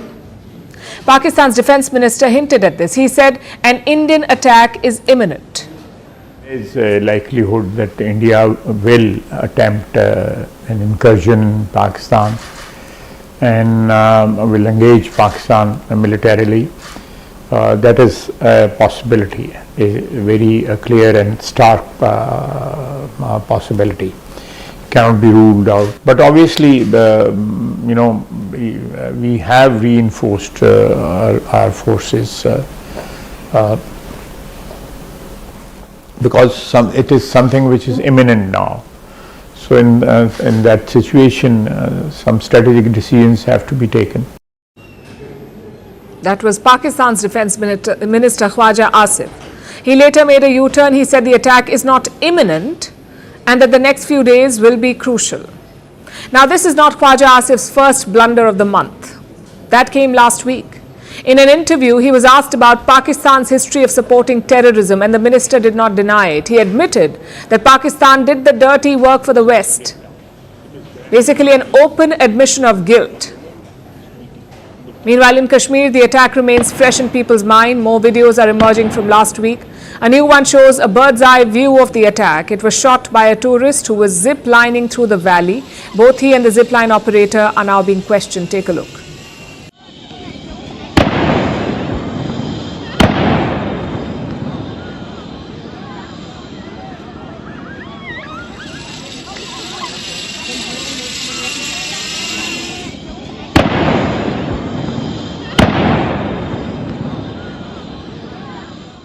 These videos show the horrors of last week, yet the plotters remain free. India is rallying the world to take action. It is trying to hold Pakistan accountable. Yesterday, the United Nations launched a program for terror victims, and there, New Delhi called out Islamabad. Listen to this. The whole world has heard Pakistan's Defence Minister Khwaja Asif admitting and confessing Pakistan's history of supporting, training and funding terrorist organizations in a recent television interview. This open confession surprises no one and exposes Pakistan as a rogue state fueling global terrorism and destabilizing the region. The world can no longer turn a blind eye. Pakistan was also at the meeting. Their diplomat completely flipped the script. He described Pakistan as a victim of terrorism. He claimed that more than 80,000 Pakistanis were killed by terrorists since the year 2000. 80,000 Pakistanis. Sure, the number suggests a problem, but it hides a key fact. Pakistan actively cultivated these groups. Pakistan armed these terrorists. They funded these terrorists and they shielded these terrorists. Yes, some of them have now turned against Pakistan, but that does not make Pakistan a victim. If you play with fire, you will get burnt. That does not mean you're a victim. That means you're a dangerous fool. Pakistan needs to understand that distinction, and India needs to call them out more often. If not, Islamabad will try to hijack the narrative. Right now, their strategy has three parts. One, the LOC firing. The idea is to try and deter India. Two, diplomatic maneuvering. Pakistani leaders are speaking to their Gulf partners. They're trying to put indirect pressure on India, and at the United Nations, they're crying victim. And finally, the third part of their strategy, Pakistan is calling for an international probe. It's a farce that must be called out. Just think back to the 26/11 Mumbai attack. India gathered evidence in multiple dossiers. We gave proof of conversations, training, planning, solid, undeniable evidence. What did Pakistan do with that? Absolutely nothing. The 26/11 plotters live under the Pak Army's protection. Same thing happened in 2016. That's when Pakistani terrorists attacked the Pathankot air base in India. Again, India gathered the evidence. We also allowed a Pakistani team to visit the base. Yet, no action. So do not fall for this international probe demand. This is nothing but a distraction. Proof or not, Pakistan will never crack down on terrorists. So India will have to do the job on its own.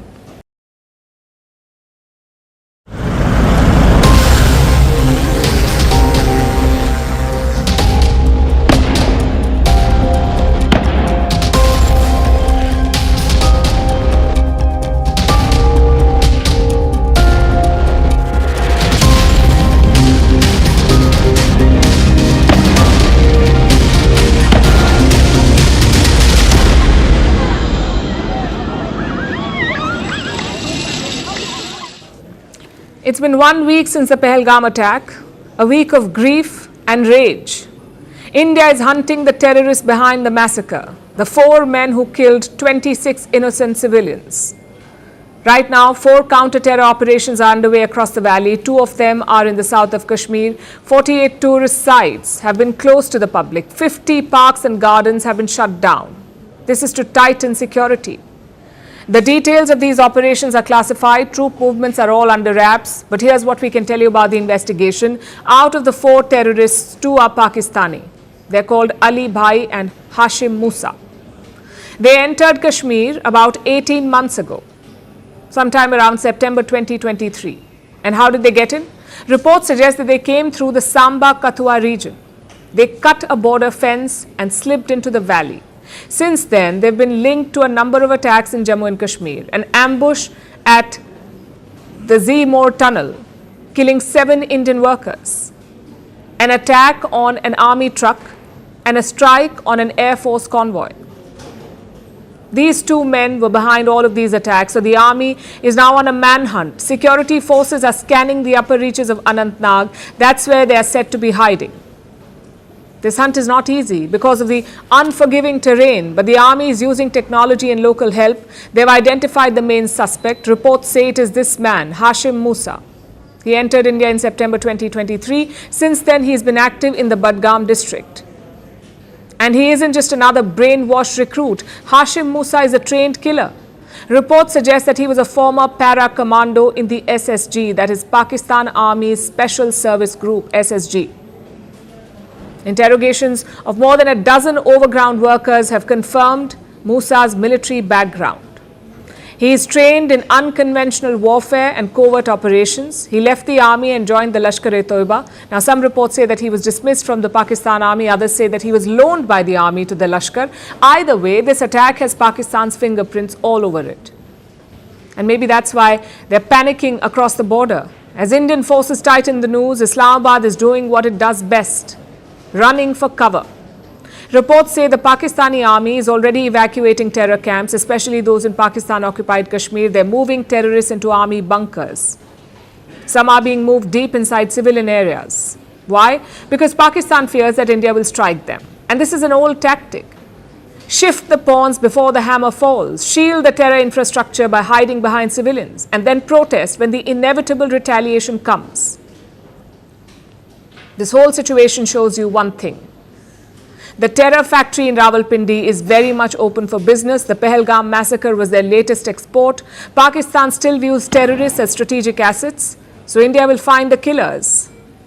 But it won't end the larger war on terrorism. For that to happen, the world must choose to see what has long been obvious to India. Pakistan is not just sheltering the terrorists. Pakistan is the terrorist.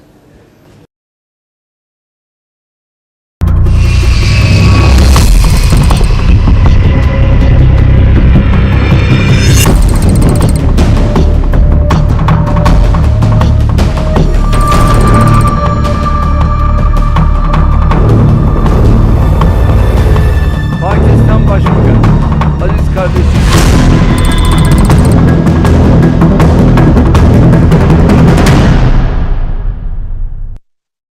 Yesterday we spoke about China's role in this conflict, why Beijing may hedge its bets. Tonight we'll talk about another Pakistani ally, and that is Turkey. Will Ankara arm Pakistan against India? This question is doing the rounds on social media, all thanks to a cargo plane. This week, a Turkish aircraft landed in Karachi. Flight data shows that it was a C-130. Now, this is a military transport plane made by Lockheed Martin. It is used to carry troops, weapons and vehicles. So immediately speculation began. Some experts suggested that Turkey might be sending arms to Pakistan. A few reports also claimed that 6 planes were being sent. Today, Ankara has rejected all those reports. It said only one cargo plane had landed in Karachi, not to supply arms, but to refuel. Nonetheless, Turkey is a key player here. Pakistan's Prime Minister Shehbaz Sharif was in Ankara last week. He was there when the Kashmir attack happened. This weekend, Pakistan's foreign minister dialed his Turkish counterpart. They discussed the rising tensions with India. So clearly, Turkey is in the thick of things. Let's take a closer look at what they want. First, their reactions. Ankara did condemn the terror attack in Kashmir, but their statement did not even mention India. No promise of solidarity, no outreach to New Delhi, and no attempt to cooperate. Then yesterday, President Recep Tayyip Erdogan found his voice. He urged India and Pakistan to de-escalate. We reiterated our strong support to the people of Pakistan. We always underline that we do not want any conflict in our region and beyond. We wish for an immediate de-escalation of the tension between Pakistan and India before evolving into worse. Erdogan is on Team Pakistan. He has molded himself as an Islamist leader. It's an image that has found takers in Pakistan. Under him, Ankara has consistently meddled in Kashmir. India considers it a bilateral issue, but Erdogan keeps raising it at the United Nations. So politically, there is alignment between Turkey and Pakistan. Erdogan backs Islamabad on Kashmir. In return, he gets an eager Islamic ally. Beyond this, military cooperation has also been growing. Turkey is Pakistan's second biggest supplier. We are talking about lethal machinery, like the Bayraktar TB2 drones, 4 Corvette warships, anti-tank weaponry and even fighter jets. Turkey helps Pakistan maintain its F-16 fleet. The two sides are also building a 5th generation fighter jet together. So the military ties are deep and old. If fighting breaks out, Pakistan will turn to Turkey. The question is, how will Erdogan react? He has tried to provoke India in the past. Last year, Turkey sold surveillance drones to the Maldives. This year, Ankara donated an old warship to them, a missile-capable naval vessel. Same with Bangladesh. Reports say Dhaka is trying to buy tanks from Turkey. Plus, they already operate Turkish guns and drones. Do you see the pattern here? Both the Maldives and Bangladesh are India's neighbors. They fall under India's sphere of influence, yet Erdogan is arming them. It's a classic provocation tactic. Nothing new for the Turkish president, though. He's made a career out of meddling in other countries. We saw that during the Arab Spring in West Asia. We are still seeing that in Syria and Africa. So my point is quite simple. Recep Tayyip Erdogan is a dangerous and experienced customer. But does he have the appetite to take this further with India? At home, he is dealing with many challenges. The Turkish economy has collapsed since the pandemic. Instead of fixing it, Erdogan arrested his political rival, and that led to major protests across the country. It showed just how unpopular Erdogan is. Plus, he's invested diplomatic capital elsewhere. In Ukraine, Turkey is seen as a key mediator. In Syria, it is seen as a godfather to the new regime. And in Gaza, it is a powerful critic of Israel. So technically, Erdogan already has a plate full. All these conflicts are much closer to home than India or Pakistan for him. Having said that, New Delhi should be careful. Turkey and China form the backbone of Pakistan's arsenal. It is key to keep tabs on what Erdogan is doing. In the skies, it's not the winds that draw the maps. It is geopolitics. Air lanes are not shaped by weather. They're shaped by power and politics. Take India and Pakistan. For Indian Airlines, one of the most crucial corridors cuts straight through Pakistani airspace. It's the fastest way to get to the West, to both West Asia and Europe. But last week, Pakistan shut that corridor down. Now Indian airlines cannot fly over Pakistan. They have to reroute. And that means longer journeys and higher costs. And India won't be the only one paying the price of this. Pakistan will bleed too. You might wonder how, and we'll tell you. You see, flying over another country is not free. Airlines pay a range of fees, overflight fees, navigation fees, landing charges. It adds up to hundreds of dollars per flight. Now, Indian planes do not land in Pakistan, but around 100 Indian flights used to pass through its airspace every single day. That flow has now been disrupted. Take a Boeing 737, for example. Pakistan charged about $580 per overflight. And that's just for the smaller planes. Bigger aircraft pay anywhere between $1,200 to $1,500 per flight. So even conservatively, Pakistan's daily loss starts at $58,000, and factoring in the bigger jets, it easily crosses $100,000 per day. $100,000 every single day. It's a lot of money for a broke nation. And remember, this is not the first time this is happening. In 2019, Pakistan closed its airspace after the Balakot strikes. This was for a period of 5 months. Nearly 400 flights were impacted every day. Reports say Pakistan lost close to $100 million. So Islamabad will feel the pinch this time too. And that's not all. India is also weighing a tit-for-tat move. India is considering closing its airspace to Pakistani airlines. Right now, these carriers use Indian skies to fly east, to Southeast Asia and to other countries. But New Delhi wants to shut that door. And if that happens, Pakistani airlines will have no choice. They will be forced to reroute either over China or Sri Lanka. And it does not stop there. The standoff is not just in the skies anymore. It could spill onto the oceans too. India is contemplating banning Pakistani ships from docking at its ports. Plus, there's trade. Pakistan has suspended all trade with India. Last year, India exported goods worth just about $450 million to Islamabad. Key exports include two main things. First is pharmaceutical products. That's worth over $110 million. India is now seeking the list of medicines and pharma products exported to Pakistan. So that's one major export. The second one is sugar. And that is worth around $85 million. Imports from Pakistan, though, are negligible. Just about $420,000. And while Islamabad may have suspended this trade, it will have to find some other source because there's still the demand. So what will Pakistan do? It will source Indian goods indirectly, basically through third-party nations. And what does all of this add up to? This is a self-inflicted wound for Pakistan. Remember, India has other options.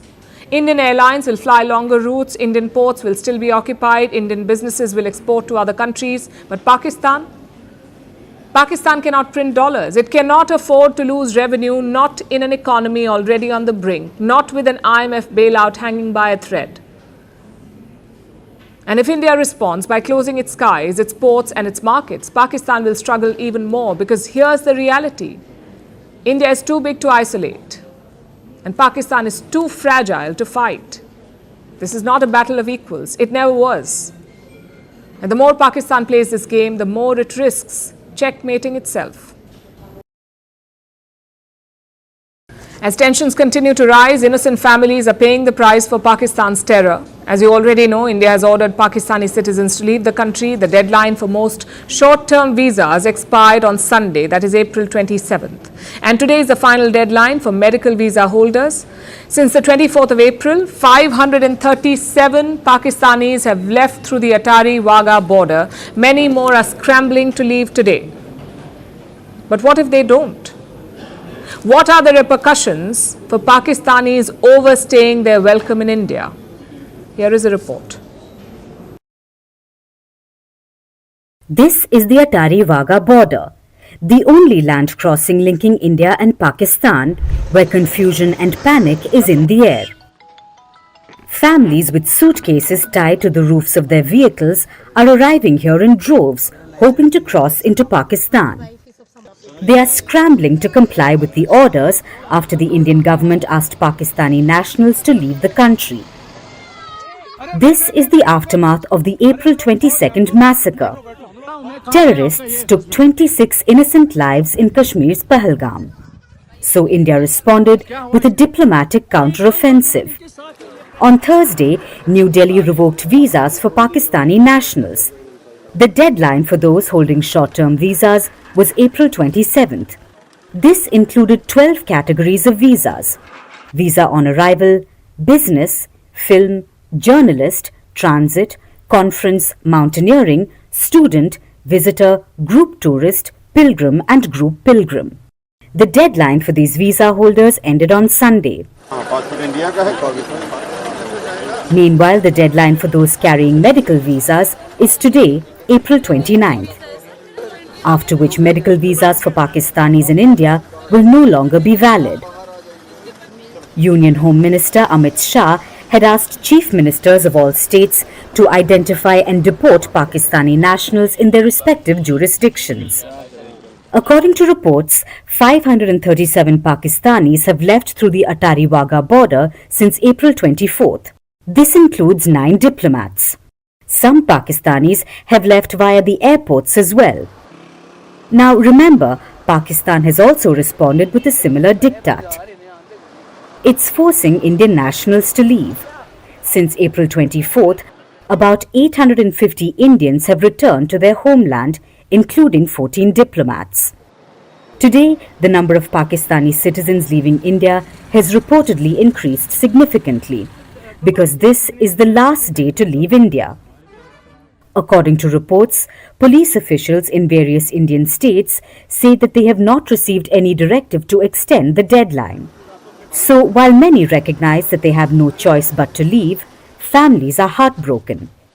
मुझे वापस किया जा रहा है। मेरी क्या गलती है, मेरा क्या कसूर है, मुझे किस बात की सजा दी जा रही है, मुझे बस इतना जवाब जानना है। करता कोई है, भरता कोई है। गलत बहुत हुआ है, जिसने किया उसको सजा दो। हम आम पब्लिक का क्या कसूर है, हमें क्यों घसीटते हैं इन चीजों में। किसी की वजह से क्यों कोई और सर्वाइव करे, आप स्पेसिफिकली जो भी हैं आप उनको पनिश करें। ऑब्वियसली गलत है, क्योंकि आप किसी इनोसेंट पीपल को कुछ टॉर्चर करेंगे तो ऑब्वियसली ये गलत बात है। Any Pakistani who fails to leave India as per the deadlines will be arrested, prosecuted, and may face a jail term of up to 3 years or a fine of a maximum 3 lakh rupees or both. This as per the Immigration and Foreigners Act 2025.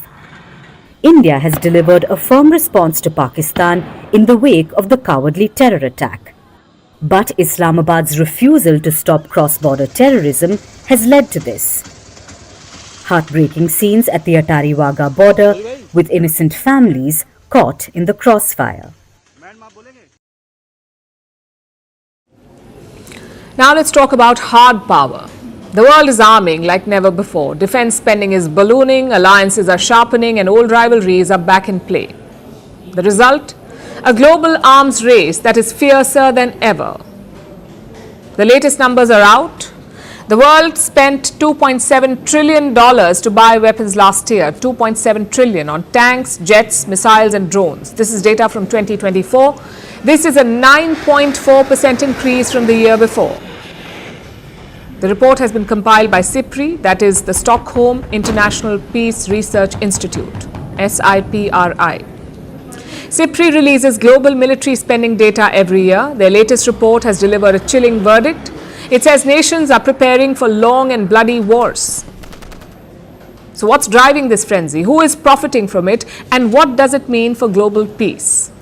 Let me try and break it down. First of all, the usual suspects. Unsurprisingly, the US is at the top of the table. Washington spent, and listen to this, Washington spent $997 billion on weapons last year. They account for 37% of global military spending. In terms of sale, the US controls 43% of the market share. Next in line is China. Their military spending has risen by over 7%. It now stands at $314 billion. And Beijing's spending translates to aggression on ground, particularly around Taiwan and the South China Sea. We've been telling you about it. Next is Russia. Moscow's military spending has shot up by a staggering 38%. They've been at war for 3 years, so the increased spending makes sense. But this is where the plot thickens. At number 4 on this list is Germany. Their defense spending is at $88 billion. Germany is now the biggest spender in all of Europe. There are two reasons for this. First, the war in Ukraine, of course. And second, US President Donald Trump's threat to exit NATO. Europe is taking notes. Their military spending has exploded by 17%, surpassing levels from the Cold War era. And what about Ukraine? Well, they are now the world's biggest weapons importers.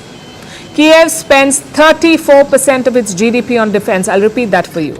Kiev spends 34% of its GDP on defense. That's the largest military burden for any country in the world. And this is a trend across conflict regions.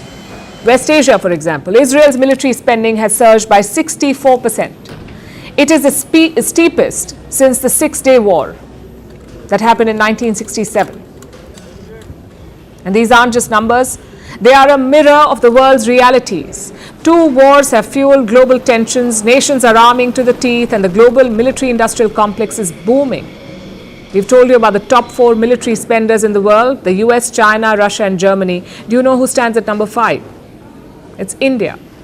Stuck between a belligerent China and an unstable Pakistan, India's defense spending has risen to $86 billion. And look at the timing of this report. Tensions between India and Pakistan are escalating post the attack in Pehalgam, the terror attack in Pehalgam. Pakistani cross-border firings are a daily routine. Air exercises and live fire drills have increased. Pakistan thinks it can size up to India. Their army may be able to fool Pakistani citizens, but numbers and facts expose them. There is no comparison between India and Pakistan. India's military spending is 9 times that of Pakistan's. Islamabad spent $10 billion last year. Contrast that with New Delhi. Yesterday, India signed a military deal with France. The Indian Navy has bought 26 Rafale M jets. The total bill is $7.4 billion.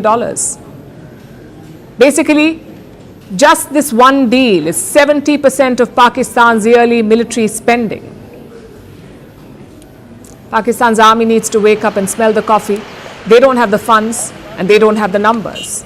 All they can do is support terror groups because that is easier on the pockets. So here's the bigger picture. The latest CIPRI report is not about money. It's a warning about the world sliding towards chaos. Nuclear arsenal is growing, arms control is dead, nations want more weapons, whether it's costly jets or cheap drones, they want all of it. Every weapon matters. And it comes at a price because this is a deadly loop. More wars mean more military spending and more weapons mean more wars. Trillions are being spent, stockpiles are increasing, and peace has no place on the balance sheet. But the truth is, while everyone is arming, no one is safe. It's comeback season in Canada. Their elections were concluded late on Monday, and the big news is this: the Liberals are poised to form a government again. This is the party that was led by Justin Trudeau. Now it is led by Mark Carney. Trudeau had led the party to the ground. They were trailing the Conservatives by more than 20 points. Let me repeat that, a 20-point gap with the Conservatives. That's where Trudeau left the party. The election was seen as a done deal. But then came Donald Trump. He injected nationalism into the Canadian campaign, not on purpose, but accidentally, because he kept talking about turning Canada into the 51st American state. The Liberals tapped into that. They billed themselves as the party that will stand up to Trump. And the Conservatives, well, they were seen as soft on Trump. The strategy paid off for the Liberals. Last we checked, the Liberals are projected to win 168 seats. That is 8 more than the last election, but still 4 short of majority. The Conservatives are on track to win 144 seats, but their leader, Pierre Poilievre, has lost his own seat. On the 3rd position is the Bloc Québécois, and 4th is the New Democratic Party of Jagmeet Singh. Now, if the Liberals reach 172, they can form a government on their own. That is the magic number, 172. If not, they will take help from others. They want 4 more as of right now. Either way, one thing is quite clear. Mark Carney will stay on as Canada's Prime Minister. His biggest challenge will be Donald Trump, something that was clear from his victory speech. As I've been warning for months, America wants our land, our resources, our water, our country. Never. But these are not idle threats. President Trump is trying to break us so that America can own us. That will never ever happen. Prime Minister Modi has congratulated Carney. Listen to his message, and I'm quoting, "India and Canada are bound by shared democratic values, a steadfast commitment to the rule of law and vibrant people-to-people ties. I look forward to working with you to strengthen our partnership and unlock greater opportunities for our people." Now, this is a consequential result for India. I'll give you two reasons why. Number one, this is a continuation of liberal rule. India-Canada ties have deteriorated under them. Things reached rock bottom when Trudeau accused India of killing a Khalistani in Canada. The question is, will Carney be the same? He is seen as more pragmatic and more businesslike and less emotional compared to Trudeau.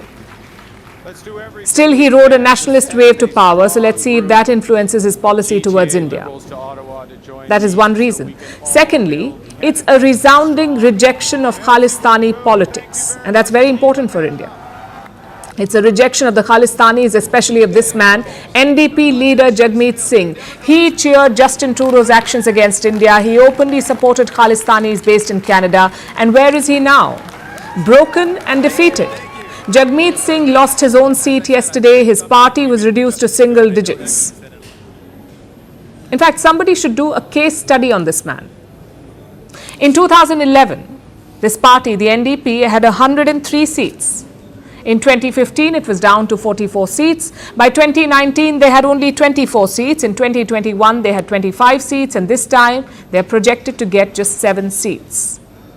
From 103 to 7. Jagmeet Singh has basically run this party to the ground. Yesterday, he announced that he was resigning. I've been informed a party leader that I'll be stepping down as party leader as soon as an interim leader can be appointed. Now, I could not have done this incredible job without, here's a point, give me a second to break down a bit. We may lose sometimes, and those losses hurt, it's tough. But we are only defeated if we stop fighting. Well, we say, chin up, Jagmeet Singh. Maybe you could run for office in a fictional country like Wakanda or Khalistan. The fact is, this was always going to happen. Jagmeet Singh was supporting terrorists living in Canada. He defended separatism and violence as free speech. Did he really think that that was a winning pitch? Well, the voters in Canada have spoken. They have booted Jagmeet Singh out of the parliament. But other Indian origin leaders have done well. Overall, 75 candidates had Indian ethnicity in this election. Out of them, 23 are projected to win. That is up from 19 winners in 2021. Now, usually such cultural and ethnic ties lay the foundation of a solid relationship. But thanks to Jagmeet Singh, it was the opposite. His actions kept India and Canada apart. Let's hope this election will change things. We'll be closely tracking the moves of the new Canadian government. It's been 100 days. 100 days since Donald Trump took office. And if the United States thought that this time things will be different, they must have figured out by now how wrong they were. Trump did not just pick up where he left off. He doubled down. He unleashed a trade war on the world. He ended traditional alliances, dismantled federal institutions, issued a blizzard of executive orders, had showdowns with the judiciary, and changed the way the world views America. Our next report tells you why 100 days of Trump were 100 days of chaos. 100 days. It can make or break a presidency. Or in the case of Donald Trump, it can make or break a country. Trump's first 100 days wasn't a political honeymoon or a victory lap. It was a Category 5 political hurricane that blew away everything in its path. The US president signed over 142 executive orders. But did Donald Trump achieve everything he said? Let's take a look. My fellow Americans, this is Liberation Day. April 2nd, 2025 will forever be remembered as the day American industry was reborn, the day America's destiny was reclaimed, and the day that we began to make America wealthy again. It was called Liberation Day, though Wall Street had other names for it. Black Tuesday, Tariff Tantrum, the day my 401k died. In the White House Rose Garden, Trump unveiled a colorful series of charts detailing massive tariffs on imports from the world. Some countries like China faced 145% tariffs.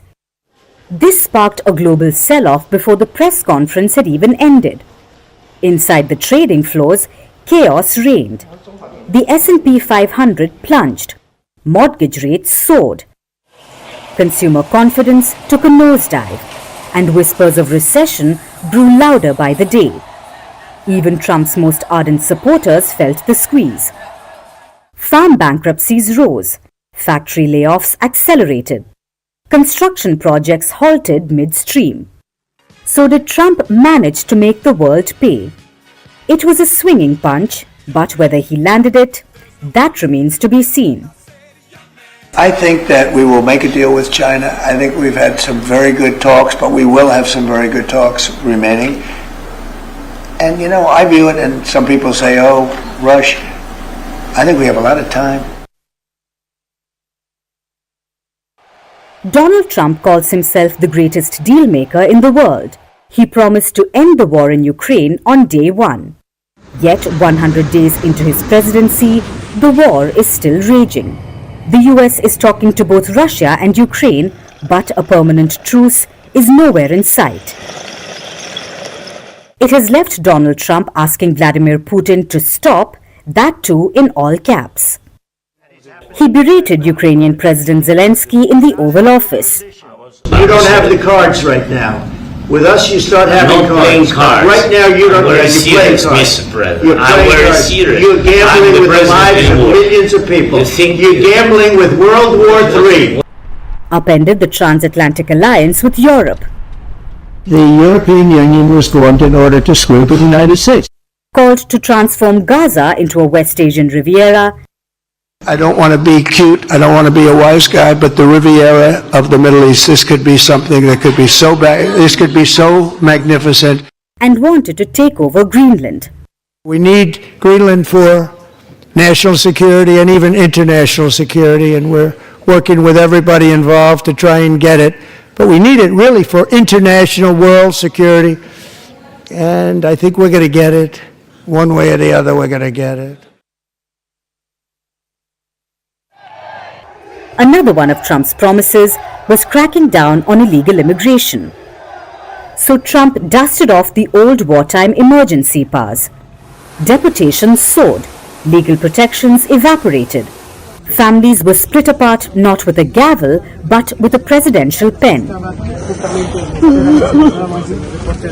In the month of March, the United States recorded just 7,180 southwest border crossings, which is the lowest number in history. So he seems to have delivered on that, and the White House lawn is celebrating it. And not just this, Trump's 100 days have been a roller coaster ride.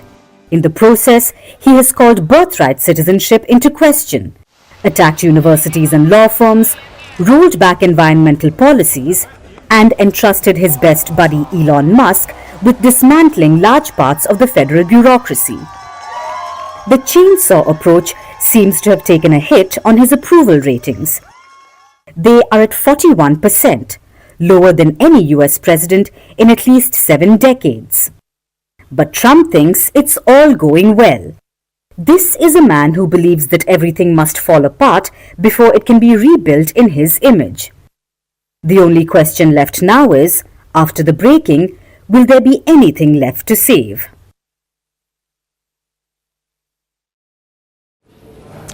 Now let's look at the US Navy. They have a well-known motto. It's called, "Don't give up the ship." They seem to have taken this literally. The US Navy's aircraft carrier Harry Truman is in the Red Sea. Yesterday they came under attack from the Houthis in Yemen. Evasive actions were launched. The warship made a hard turn to dodge the incoming threats. And the result? The Houthi missiles were defeated. But the US lost a fighter jet. Not to the attack, but to the Red Sea, in an attempt to keep the ship safe. The crew lost control of a jet which fell overboard into the sea. This is not a plot from a Top Gun movie. This is a real-life blunder, one that has left the United States military red-faced. Now let me give you more perspective. The USS Harry Truman has been tasked to deal with the Houthis. Fighter jets are launched from the deck, they drop bombs on the Houthis, and this happened yesterday as well. Everything was routine. It was going according to plan. Until the ragtag Houthis shot back. The American warship made a hard turn, and in the blink of an eye, an F-18 Super Hornet fell into the Red Sea. One US Navy sailor sustained injuries.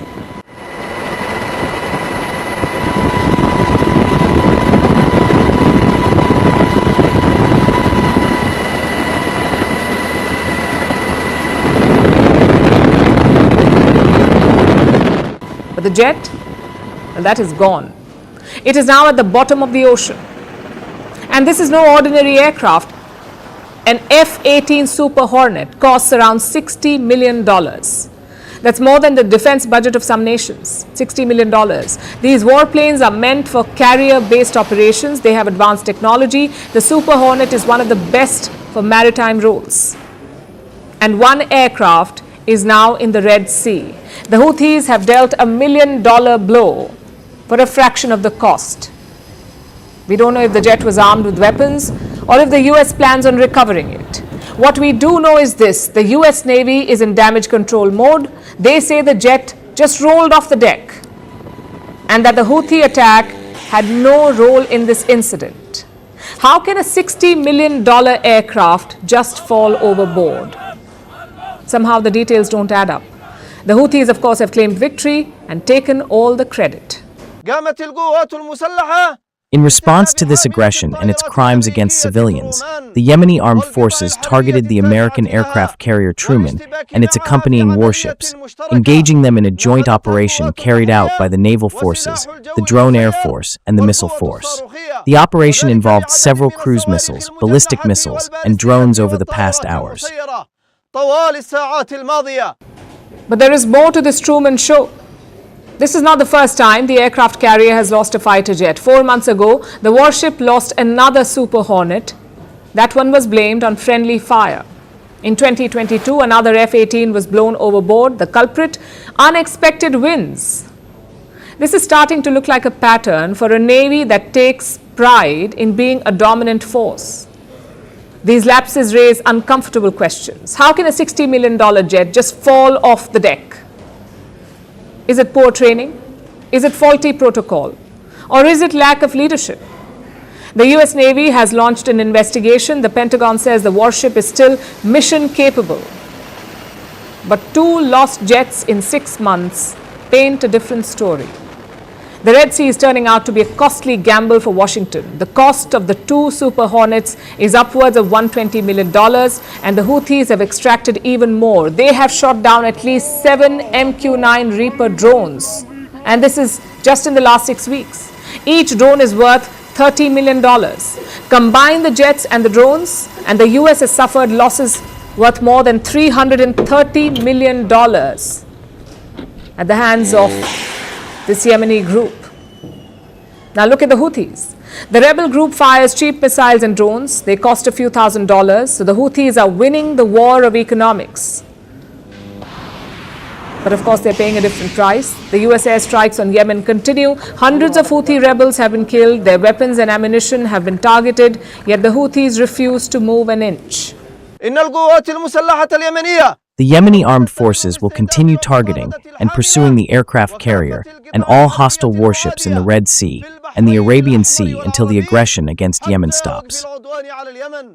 The United States is feeling the heat. For a self-proclaimed superpower, the campaign against the Houthis has turned into a PR nightmare.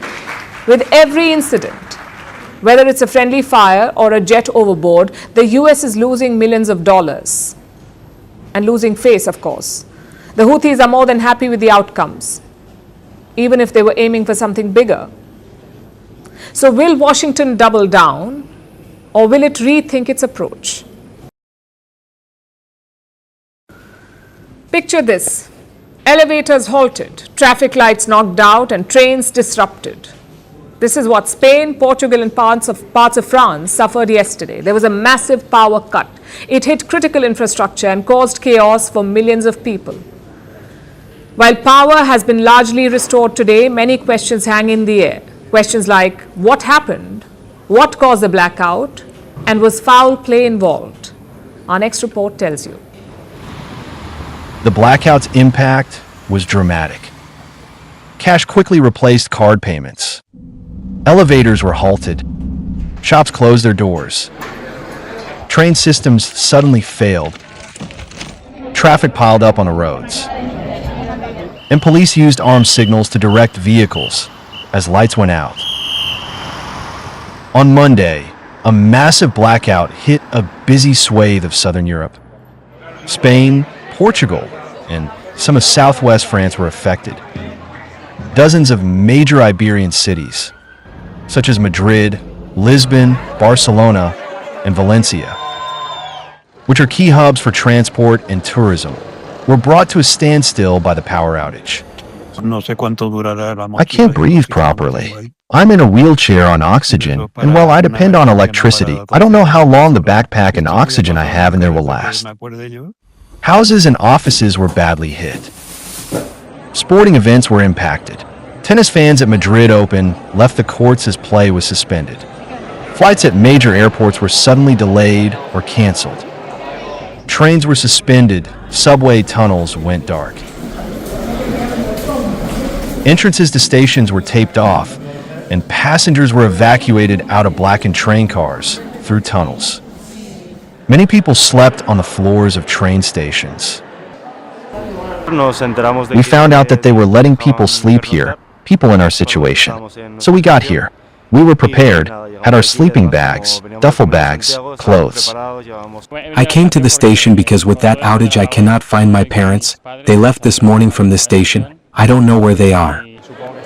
In Spain and Portugal, which share a population of around 60 million people, governments hastily arranged meetings. They declared a state of emergency, asked residents to minimize their movements, and scrambled to restore power. So what caused the outage? 15 gigawatts of generation was suddenly lost from the system, and that it was lost in just 5 seconds. To give you context, that's power worth nearly 60% of the country's energy demand gone, within 5 seconds. Meanwhile, Portugal's Prime Minister Luis Montenegro has blamed Spain for the outage, saying that it did not originate in Portugal. Officials say that there is no evidence of foul play, like a cyber attack. Experts claim that the blackout was the result of an atmospheric phenomenon. It caused a severe imbalance in temperatures and led to failures in electrical systems. This phenomenon is well known within the industry, but it is rare for problems to occur at such a massive scale. So while the exact cause behind the outage remains unknown, as of today, power has been restored to millions of people.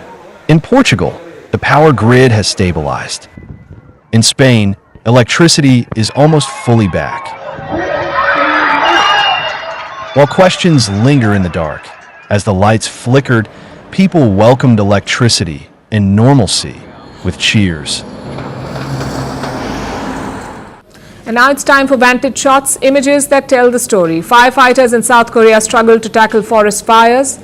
A speedboat goes airborne while trying to break a speed record in Arizona. And in an Arctic town, a man barely outruns a polar bear by escaping on his snowmobile. Finally, we are taking you back in history. On this day in 1991, a tropical cyclone struck Bangladesh, killing over 140,000 people. It was one of the deadliest tropical cyclones in history. Over 10 million people lost their homes. It caused damages worth $1.7 billion. We're leaving you on that note. Thank you for watching. We'll see you tomorrow.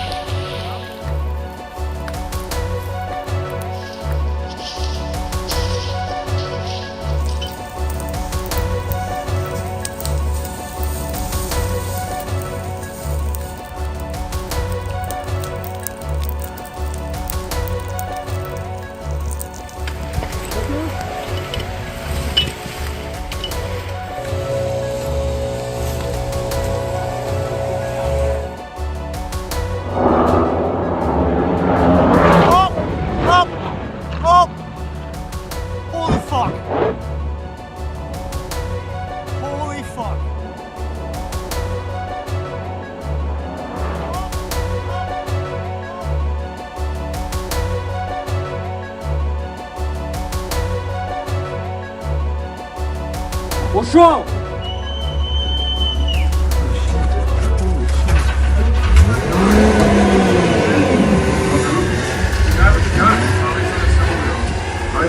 Oh shit!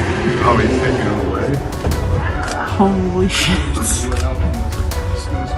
Yeah.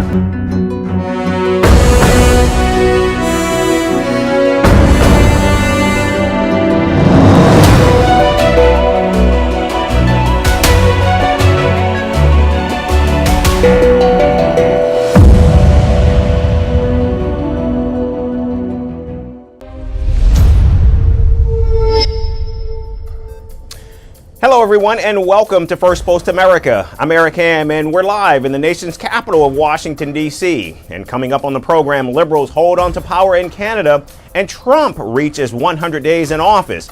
We've got the latest on these and other stories.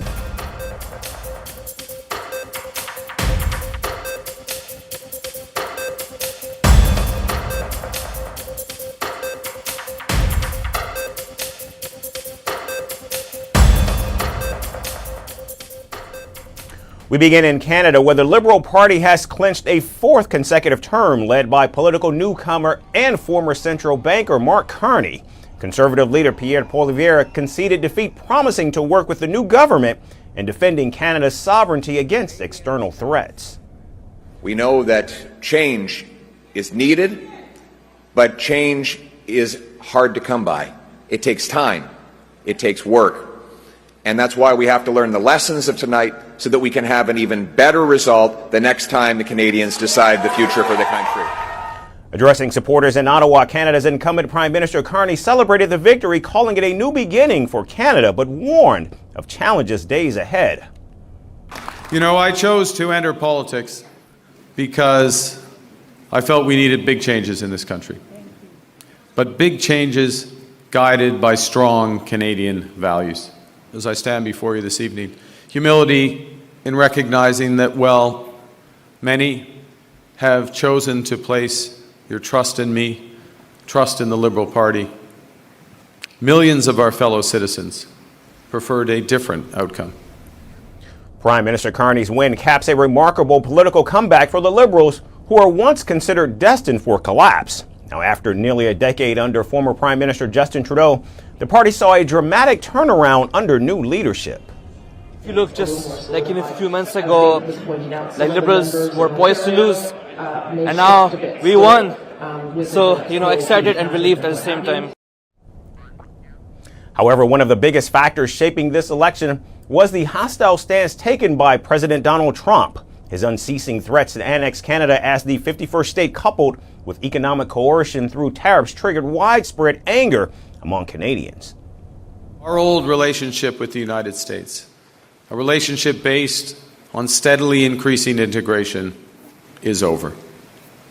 The system of open global trade, anchored by the United States, a system that Canada has relied on since the Second World War, a system that, while not perfect, has helped deliver prosperity for a country for decades, is over. Now, beyond dealing with the Trump administration, Carney also signaled a fresh approach to Canada's strained ties with India. And without exactly directly addressing the killing of Khalistani terrorist Hardeep Singh Nijjar, Prime Minister Carney did suggest there is a path forward to repair relations based on mutual respect. Relations between Ottawa and New Delhi hit a low point after Trudeau's government accused India of involvement in Nijjar's murder back in June of 2023. The allegation sparked a major diplomatic crisis, with India strongly rejecting the charges and calling them absurd and motivated.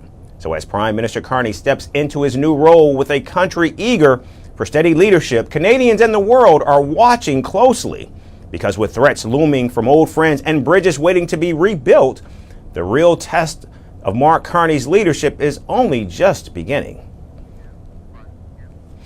President Donald Trump's 100 days in office have been full of clashes, cuts, and chaos. He sent hundreds of illegal immigrants to foreign prisons, announced sweeping tariffs disrupting the global markets, feuded with America's oldest allies, and even waged wars on university students and transgenders. Donald Trump has certainly delivered one of the most turbulent 100 days of any presidency in American history. But has he managed to deliver on his promises to his voters? Here's our report with more. 100 days. That's all it takes for a US president to set the tone for the rest of his or her term. This was much better. Donald Trump returned to the White House with many bold claims. But has he been able to deliver on his promises? Let's find out. During his campaign, Trump was laser focused on immigration. He wanted illegal aliens out of the country. And while he has launched a massive deportation campaign, data suggests monthly deportations under the former Biden administration were higher. The commander-in-chief also signed an executive order to end the birthright citizenship. However, it was immediately challenged, with the issue now headed to the US Supreme Court. Universities across the United States suffered a huge blow when Trump's team suddenly revoked hundreds of foreign student visas and froze billions of dollars in grants. The reason? These universities didn't agree to the president's demands. He wanted to curb diversity, equity, and inclusivity initiatives and stop campus protests over Israel's war on Gaza. While Columbia caved, Harvard sued his administration. Several foreign students have also filed a lawsuit against him.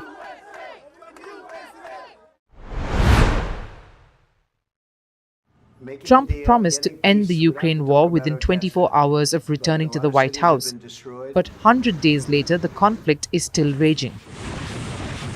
Next, the nuclear program deal with Iran. Talks between Washington and Tehran are on, but a nuclear deal isn't happening overnight. Now to the Houthis. Since 15th March, the US has struck the Houthis in Yemen repeatedly. But the American strikes haven't deterred the Iranian proxy group, who have continued to target vessels in the Red Sea and even launched a ballistic missile on Israel.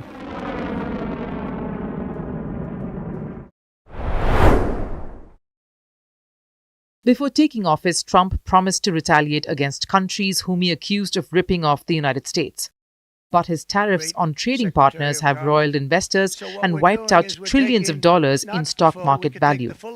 He also put a baseline tariff of 145% on China, starting a trade war. Trump is battling not just American allies and rogue states, but also transgenders. He has banned transgender athletes from female sports. He has repealed Biden-era policies that cleared a way for trans people to serve openly in the military. The State Department has blocked new passports for trans and non-binary people, and his administration only recognizes two genders, male and female. So as Trump's presidential honeymoon ends, the 78-year-old has kept some of his campaign promises while rattling the markets and America's allies. But the thing that is missing from his resume in his first 100 days in office is what he wants most, a clear win. What they've done is just crazy in so many other ways. And now to the Middle East, where a U.S. Navy F-18 fighter jet has been lost at sea after falling overboard from the USS Harry S. Truman aircraft carrier. The incident occurred yesterday when the aircraft was being towed inside the hangar bay. And according to a statement from the Navy, the towing crew lost control of the aircraft during the operation, leading to both the $60 million fighter jet and its tow tractor plunging into the Red Sea. All personnel aboard the Truman were accounted for, though one sailor sustained a minor injury. Now, while the cause of the accident is still under investigation, initial reports suggest that the Truman may have made a sharp maneuver to evade incoming fire from Yemen's Houthis at the time of the incident. You typically do a series of alternating 30 to 40-degree turns. Each takes about 30 seconds each way, but the turn starts sharply.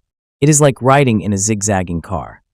Now, this is not the first major incident involving the Truman in recent months. Back in February, the carrier collided with a merchant ship near Egypt, and in December of 2024, another F-18 Hornet from the Truman was accidentally shot down by its own escort ship in a case of mistaken identity. However, the challenges facing U.S. forces in the region have extended beyond manned aircraft. Since mid-March, the U.S. has lost 7 MQ-9 Reaper drones in operations over and around Yemen. Each drone is valued at approximately $30 million and serves critical roles in reconnaissance and precision strikes. The circumstances surrounding the losses of these drones have not been fully detailed, but the incidents occurred during a period of intensified U.S. military action against the Houthis. This is also not an endless offensive. This is not about regime change in the Middle East. This is about putting American interests first. The Houthis could stop this tomorrow if they said, we're going to stop shooting at your people. But they've clearly chosen not to do that. And so this campaign will be relentless to degrade their capability and to open up shipping lanes in the region and to defend our homeland.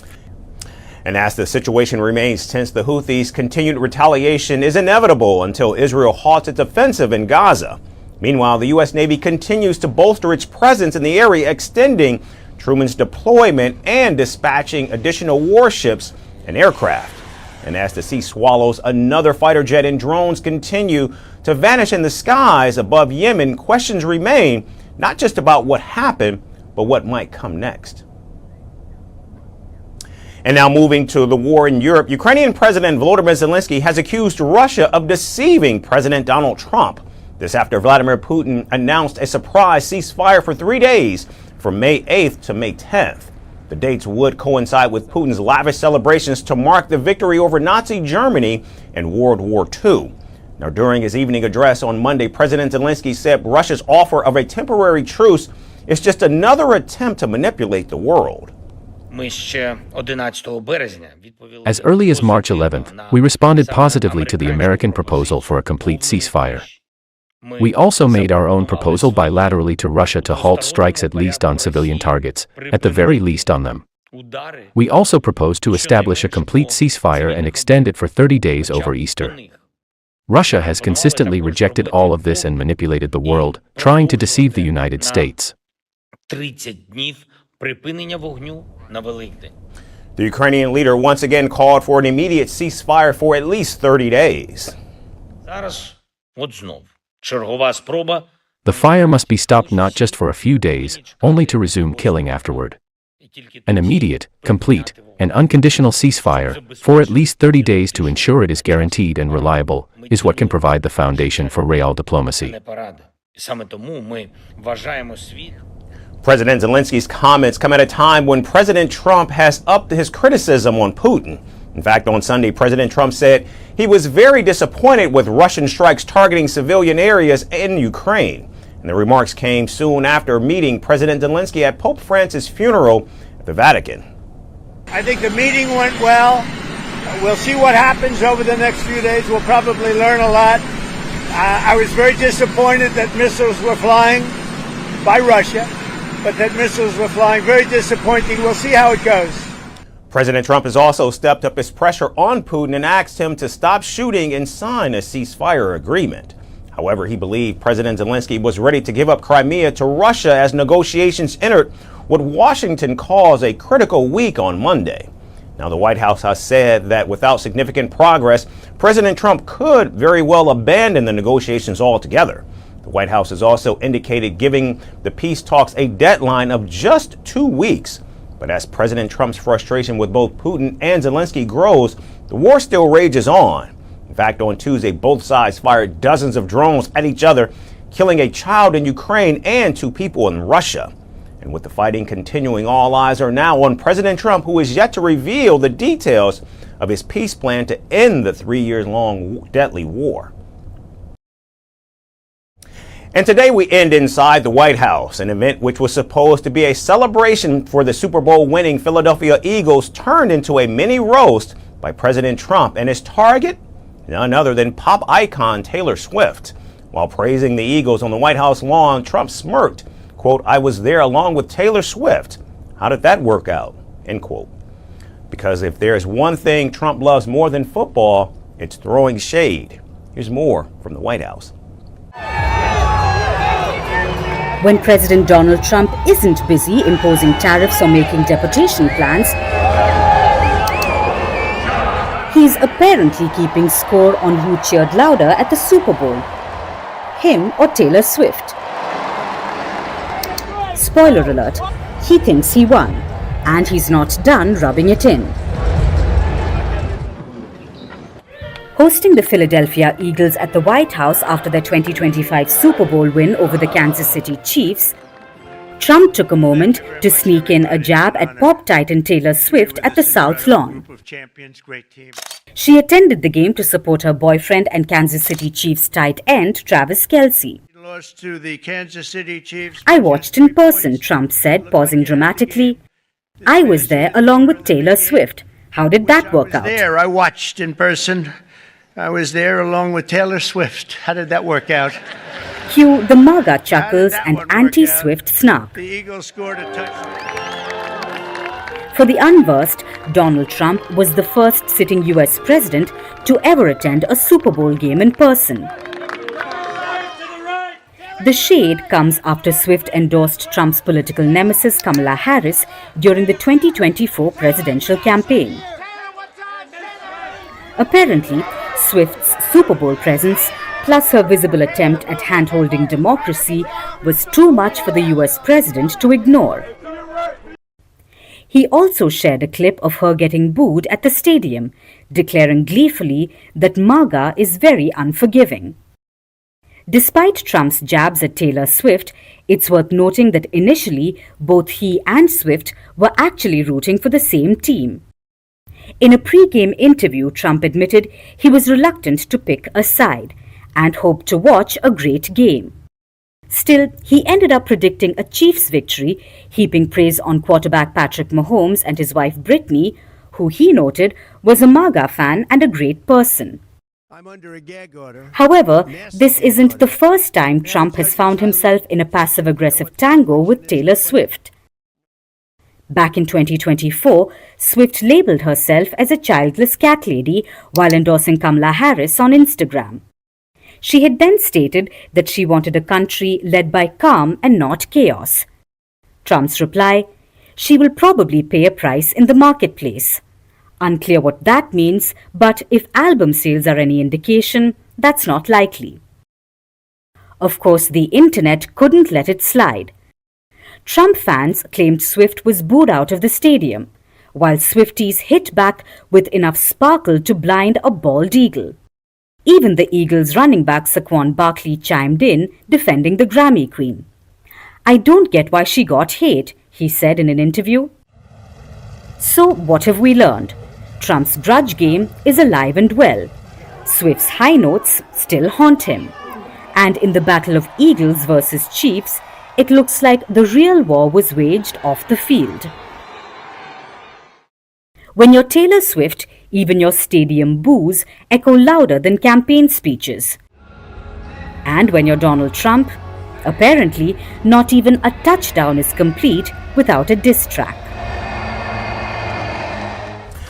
That's First Post America for this Tuesday, April 29th. I'm Eric Ham, signing off from our studios here in Washington, D.C. Thanks so much, everyone, for tuning in.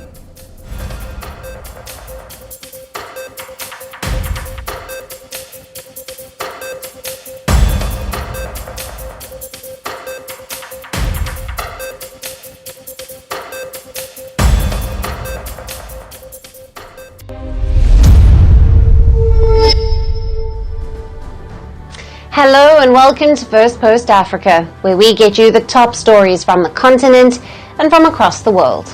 I'm Alison LaGrange, coming to you live from Durban, South Africa.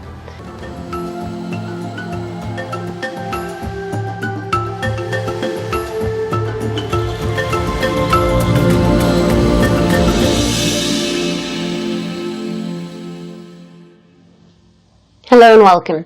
We start with a conflict that is not from Africa. The United States is carrying out strikes against Houthi rebels in Yemen. The rebels have been targeting shipping routes in protest of Israel's war in Gaza. Africa is not involved in this conflict. Yet, Africans have been caught in the crossfire. Yesterday, a strike hit a migrant center in Yemen's Sadr Governorate. This region is a stronghold of Houthi rebels. The rebels blame the United States for the attack. The US has been targeting rebel-held areas for weeks. It claims over 800 targets struck in 6 weeks, killing hundreds of Houthi leaders. But one of the deadliest strikes happened yesterday. It was on the migrant center. At least 68 were killed, nearly 50 others injured. All were Africans. The facility housed over 100 undocumented migrants. Most were from Ethiopia and Somalia. They were on their way to Gulf countries in search of work. Videos show the horrific aftermath of the strike. The center was reduced to rubble. Bodies seen covered in dust, blood-stained debris scattered everywhere.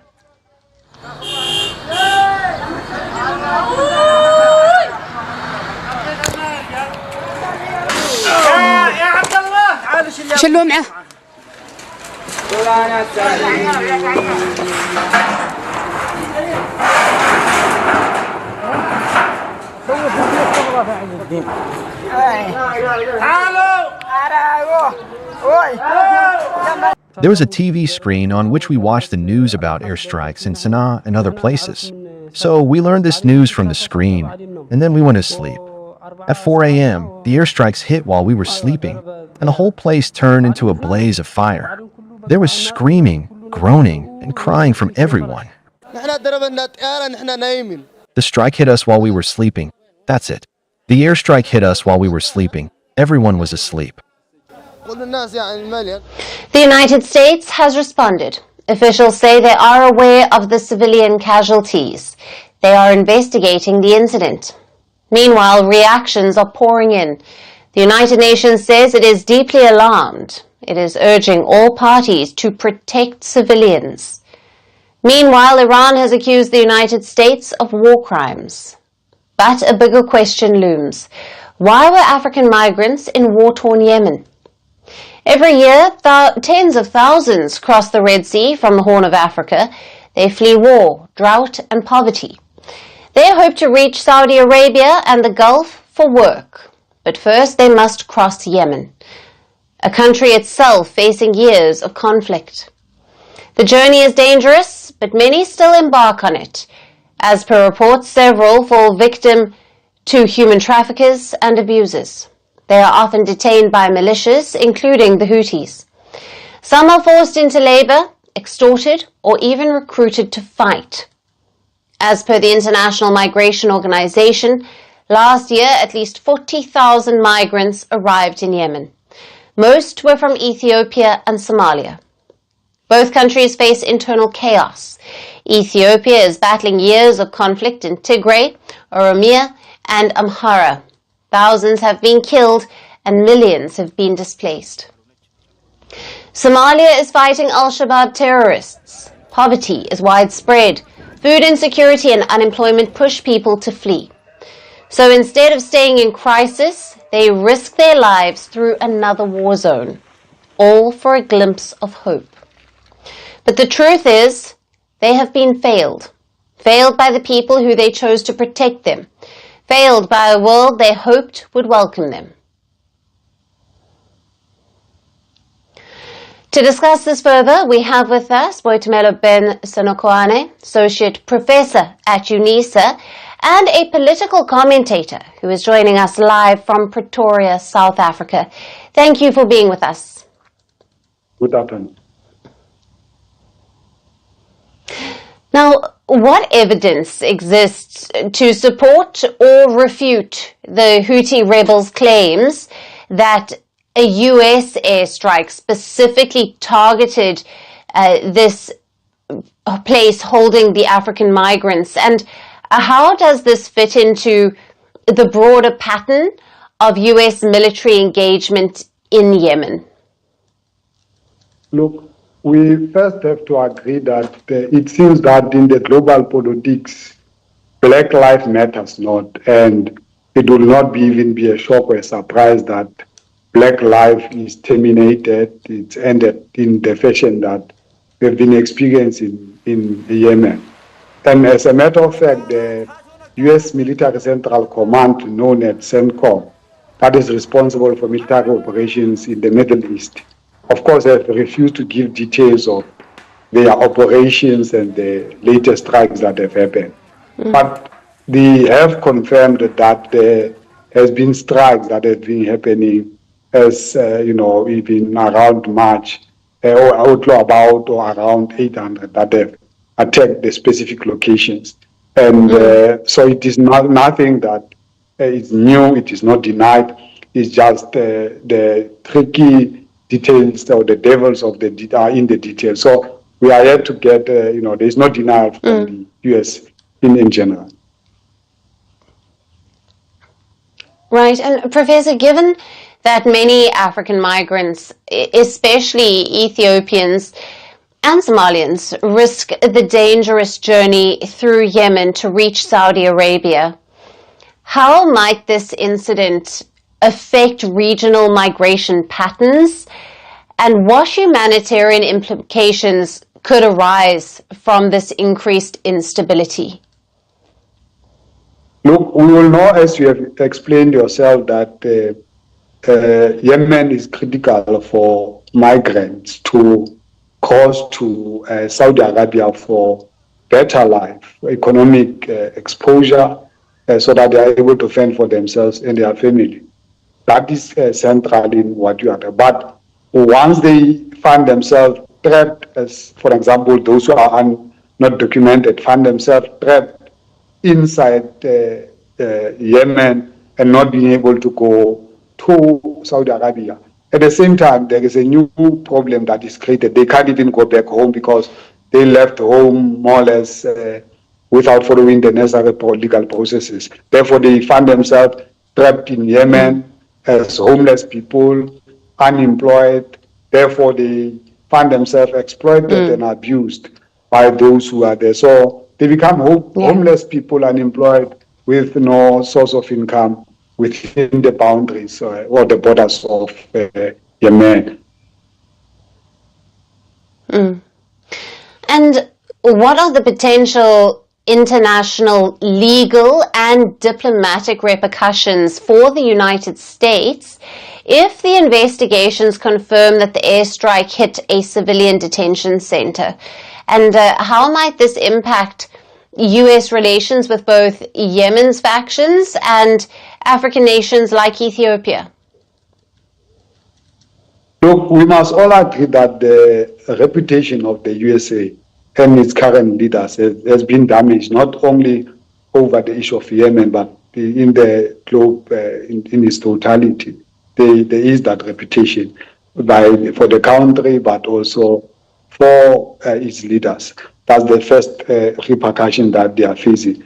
The second one has to do with the diplomatic pressure that they will face. It might not be today, but futuristically, because one way or the other, there shall be that time when all leaders and nations will have to account. And it is a known factor that power shifts with time. Geopolitics, global politics have taught us that nothing seems to be very permanent. But one of the consequences that the US might face and its leaders, as much as they have been escaping accountability, but what is clear is that the lesson that has been seen via Israel and Palestine issue or matter, that eventually there was a court that was involved, and as a result, at least some justice has been served to that in that legal, narrow sense. I foresee that in future, of course, through the ICC or in the national courts or any other platforms, we might have to see Donald Trump or leaders in the USA or the USA itself suffering more or less the similar consequences. We are yet to see a nation that is strong or individuals that are strong that will open cases against USA and its leaders. And those are the avenues that are available. Right. We must not lose hope with what is happening. We must try all avenues. Right. Thank you very much for being with us on Firstpost Africa. Thank you very much.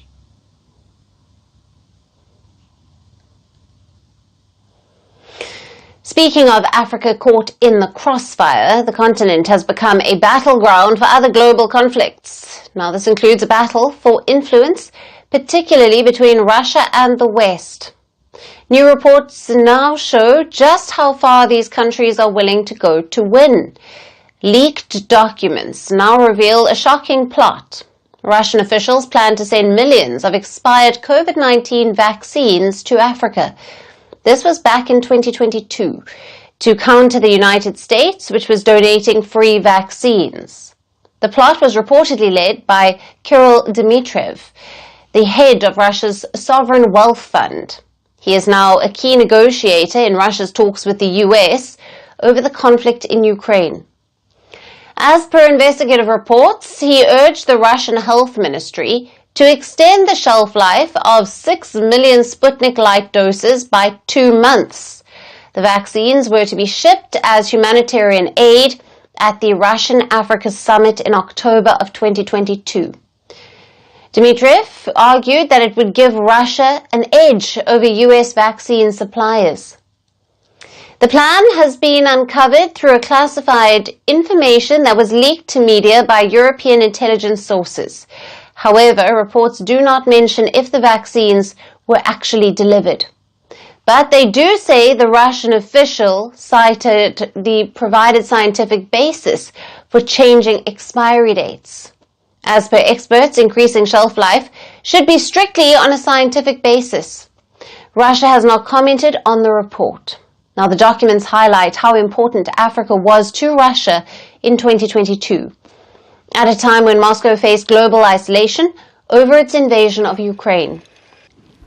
Since then, Russia has pushed harder on soft power campaign in Africa, whether by state media broadcasts or diplomatic outreach, while building military ties simultaneously. Now, Russian mercenaries are now active in several African nations after those countries cut ties with Western partners. Ukraine has also responded with a counter-strategy with diplomatic tours, food aid and military cooperation, trying to push back Russian influence. But countries like Mali, Niger and Burkina Faso accuse Ukraine of supporting separatists and terrorists, while Russia backs the government. So while wars rage far from home, they're being fought on African soil too, and once again the continent is left to bear the fallout.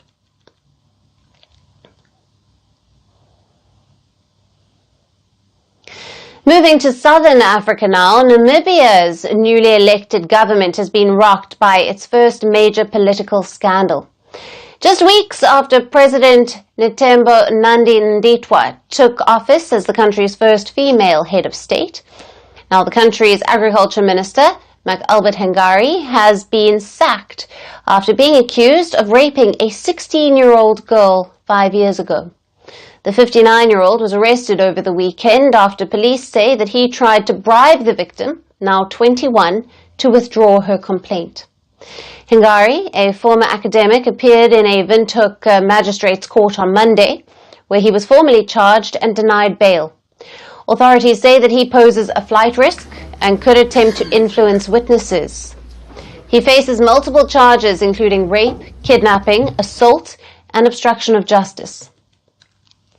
He remains in custody, awaiting his next court appearance, scheduled for the 3rd of June.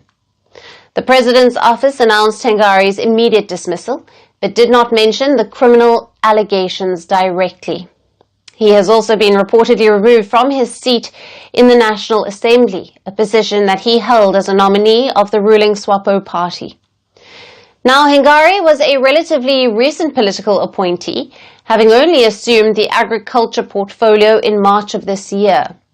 He was brought into the cabinet as part of President Nandi-Ndaitwah's reshuffle, aimed at injecting new leadership into key sectors.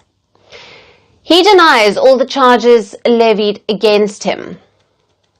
His arrest and sacking have sparked fierce criticism from opposition, with the Independent Patriots for Change calling it a profound failure of leadership. They question why Hengari was appointed, despite reports of a criminal investigation initiated as far back as November last year. The opposition also linked the case to Namibia's wider gender violence crisis, with over 4,800 cases reported last year in a country of just 3 million. This includes more than 1,300 reported rapes, raising alarm among human rights advocates and civil society. For President Narendra, who campaigned for gender equality and transparency, this scandal presents her first major test in office. Her cabinet had been hailed for its historic female representation, with 9 of 14 ministers being women, and a vice president who is also a woman. But now her administration faces questions about political judgment and vetting processes at the highest levels of government.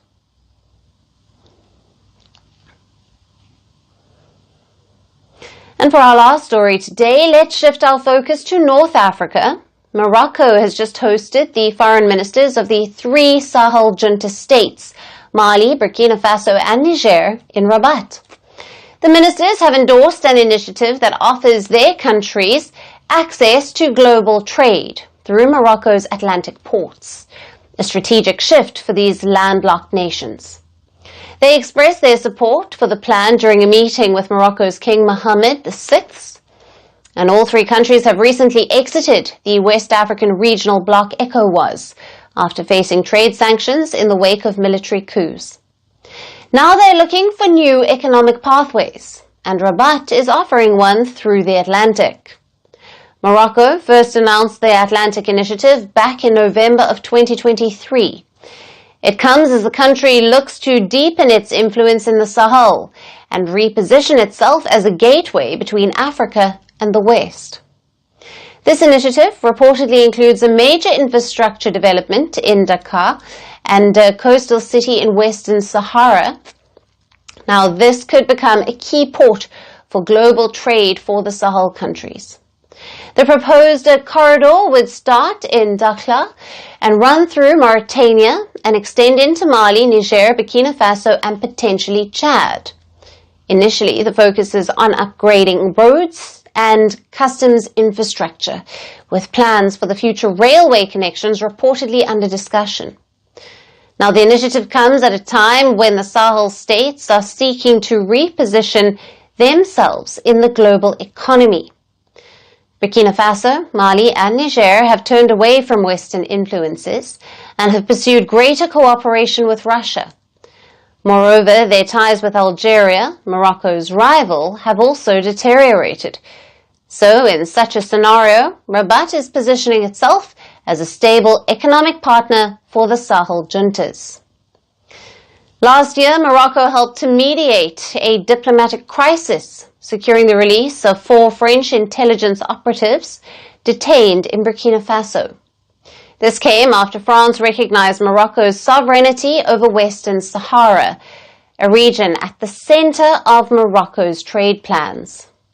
The development of this strategic trade corridor between the Sahel and the Atlantic could transform the region's economics and geopolitics, positioning Morocco as a central player in Africa's next phase of integration. And that's it on the show for today. We will see you again tomorrow at the same time. Thank you for watching and goodbye.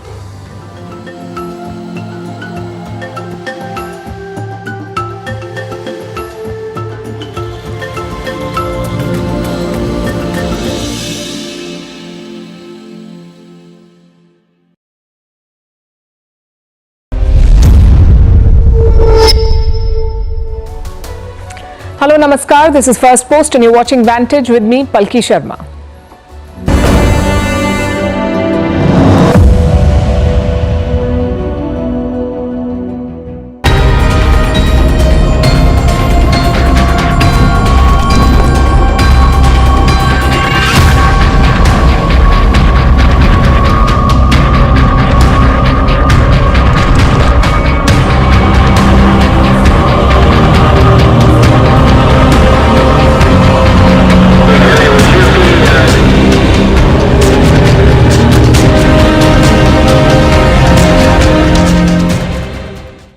The last few days have made one thing clear, or should I say clearer.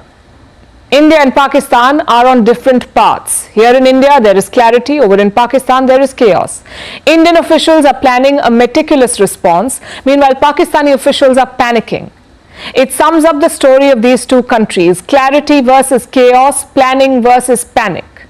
Let's look at the panic in Pakistan first. They continue to provoke India along the line of control. Firing was reported yesterday as well.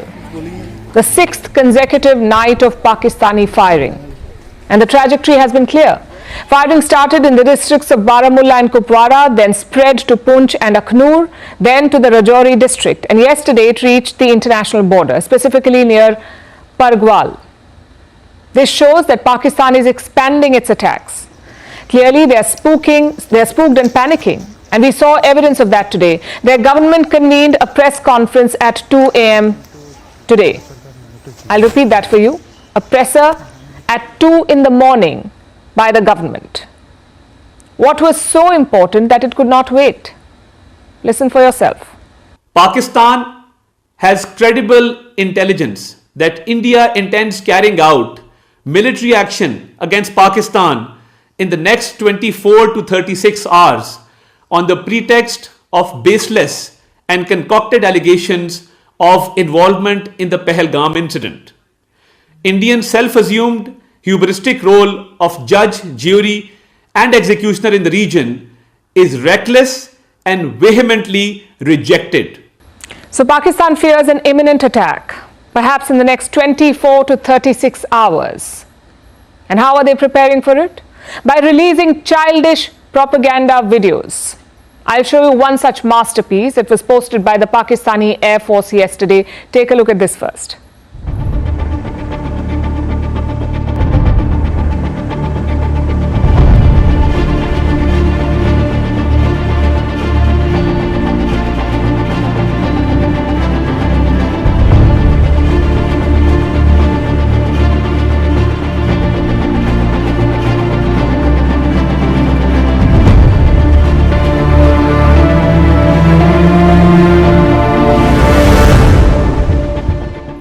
Very pacey and explosive, isn't it? But it's mostly fake.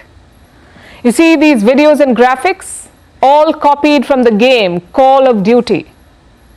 This rocket launch, cropped from SpaceX's recent mission.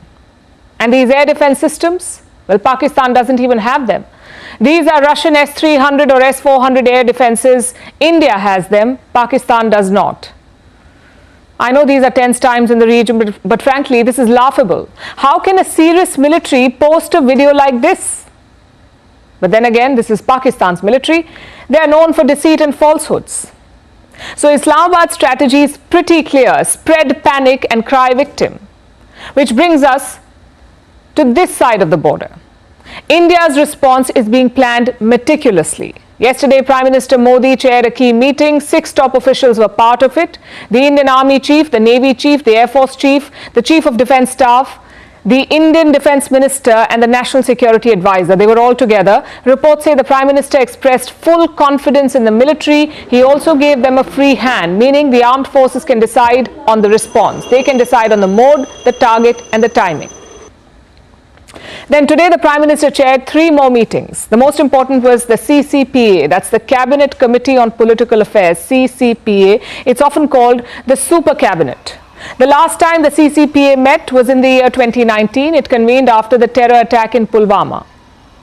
After the meeting, Pakistan's trade status was downgraded. Then days later, India carried out the Balakot airstrike. So clearly, the CCPA is a key body. After this meeting, the Union Cabinet also convened. It was the first full cabinet meeting since the attack in Pehalgam. Now, all of this tells a story. Just contrast the actions of Pakistan and India. You've got Pakistani ministers running their mouths on foreign media. Then hours later, retracting what they said. You've also got junior ministers calling press conferences at 2 a.m. It's a picture of chaos and panic.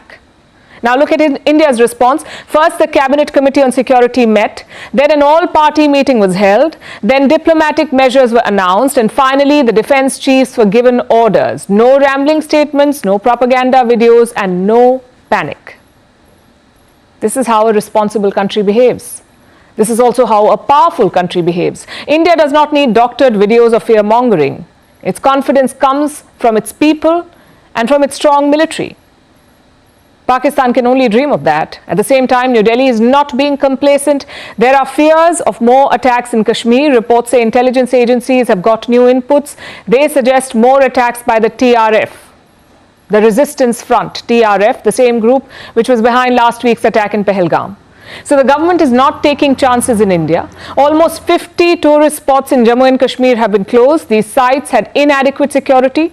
Of course, all this preparation is only the first step. The most important step is the retaliation. We'll be tracking that closely for you.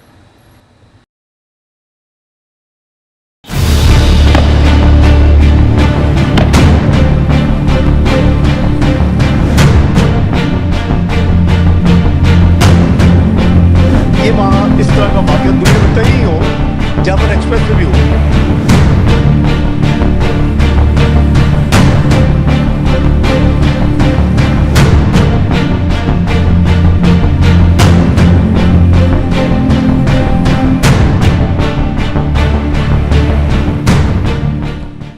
There's an old saying about Pakistan's diplomacy. One hand extends for peace, the other loads the gun. And now the world has seen it firsthand at the United Nations Security Council, the UNSC. Last week, the UNSC condemned the terror attack in Pahalgam. But there was one glaring omission. They did not name the killers. How did that happen? We'll break it down for you. The UN Security Council has 15 members. 5 of them are permanent members. That's the United States, the United Kingdom, France, China, Russia. 5 permanent members. The other 10 are non-permanent members. Each of them is elected for a 2-year term. And right now, Pakistan is on that list. It is one of the 10 non-permanent members of the United Nations Security Council. Now, any UNSC statement needs the consensus of all 15 members. If any one of them disagrees, the statement cannot be released. That's how it works. And that's exactly what Pakistan did. It blocked a statement until it was watered down. We told you about this a few days ago. The initial UNSC statement mentioned the TRF, that's the Resistance Front. It's an offshoot of the Pakistani terror group Lashkar-e-Toiba. The TRF was formed in 2019 after the abrogation of Article 370 in Kashmir. Pakistan needed a softer sounding local group for its nefarious ambitions. So out went the familiar names tied to terrorism, and in came the Resistance Front, TRF. Right after the Pahalgam attack, the TRF claimed responsibility. Later they backtracked. They said that their site had been hacked. Of course, no one bought that excuse, but Pakistan used that excuse to rally at the United Nations, and they admitted it themselves. Asif Iftikhar साहब उनको clear instructions दी कि आप लिख के 2 amendments इसमें डाल दें क्योंकि कंसेंसस के साथ ये इशू हो सकती है वरना ये इशू नहीं हो सकता। मुझे बड़े बड़े कैपिटल से कॉलें आई कि देखें इस वक्त मैं कही नथिंग डूइंग, ये नहीं हो सकता, पाकिस्तान विल नॉट एक्सेप्ट। वो कहते आप पे ब्लेम आएगा, प्रेस रिलीज नहीं हुई, इतना बड़ा वाकया हुआ। That was Pakistan's Foreign Minister Ishaq Dar. He raised 2 objections to the original statement. First, that it mentioned Pahalgam, but did not say Jammu and Kashmir. That was his first objection. Second, the statement named the terror outfit the Resistance Front. Now, Ishaq Dar claimed that there was no evidence. And so Pakistan went to work. Dar admitted that he got calls from multiple nations, all pressuring him to back off. This continued for almost 2 days, but Pakistan held the UNSC statement hostage, refusing to budge until the TRF's name was erased. In the end, the world condemned the terror, but not the terrorists. And Pakistan got exactly what it wanted. It shows you how complicit Pakistan is. Islamabad may claim that the TRF is not linked to this, but the signs on the ground, point otherwise. Take Farooq Ahmad, for example, a top Lashkar-e-Toiba commander. Farooq Ahmad is believed to be living in Pakistan-occupied Kashmir, or POK. But looks like his network played a role in this attack. His sleeper cells ferried the attackers in. They helped them evade detection and then allowed them in getting away. Also, this is not just terror networks. It's not just terror networks that aided in this attack. They had another helping hand, and that was Chinese technology. The terrorists were carrying equipment linked to China's Beidou navigation satellite system.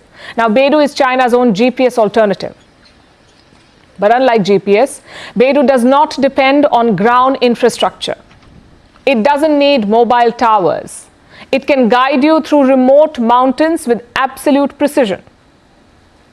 It can send encrypted messages. It can plot infiltration routes invisible to traditional surveillance, and this has helped the terrorists, this Chinese technology. It allowed them to move without being caught. So let's call a spade a spade. Pakistan is not a victim of terrorism. It is the factory that manufactures it and the salesman that exports it. Their whitewashing at the United Nations can scrub the statements, but it cannot wipe the blood on their hands. They shield the killers, they arm the killers, they give them high-end technology, and finally, they send those killers to India. Today it's the TRF, tomorrow it will be some other acronym, a new mask for the same old killers, because in Pakistan, terrorism is not just an accident. It is their business model.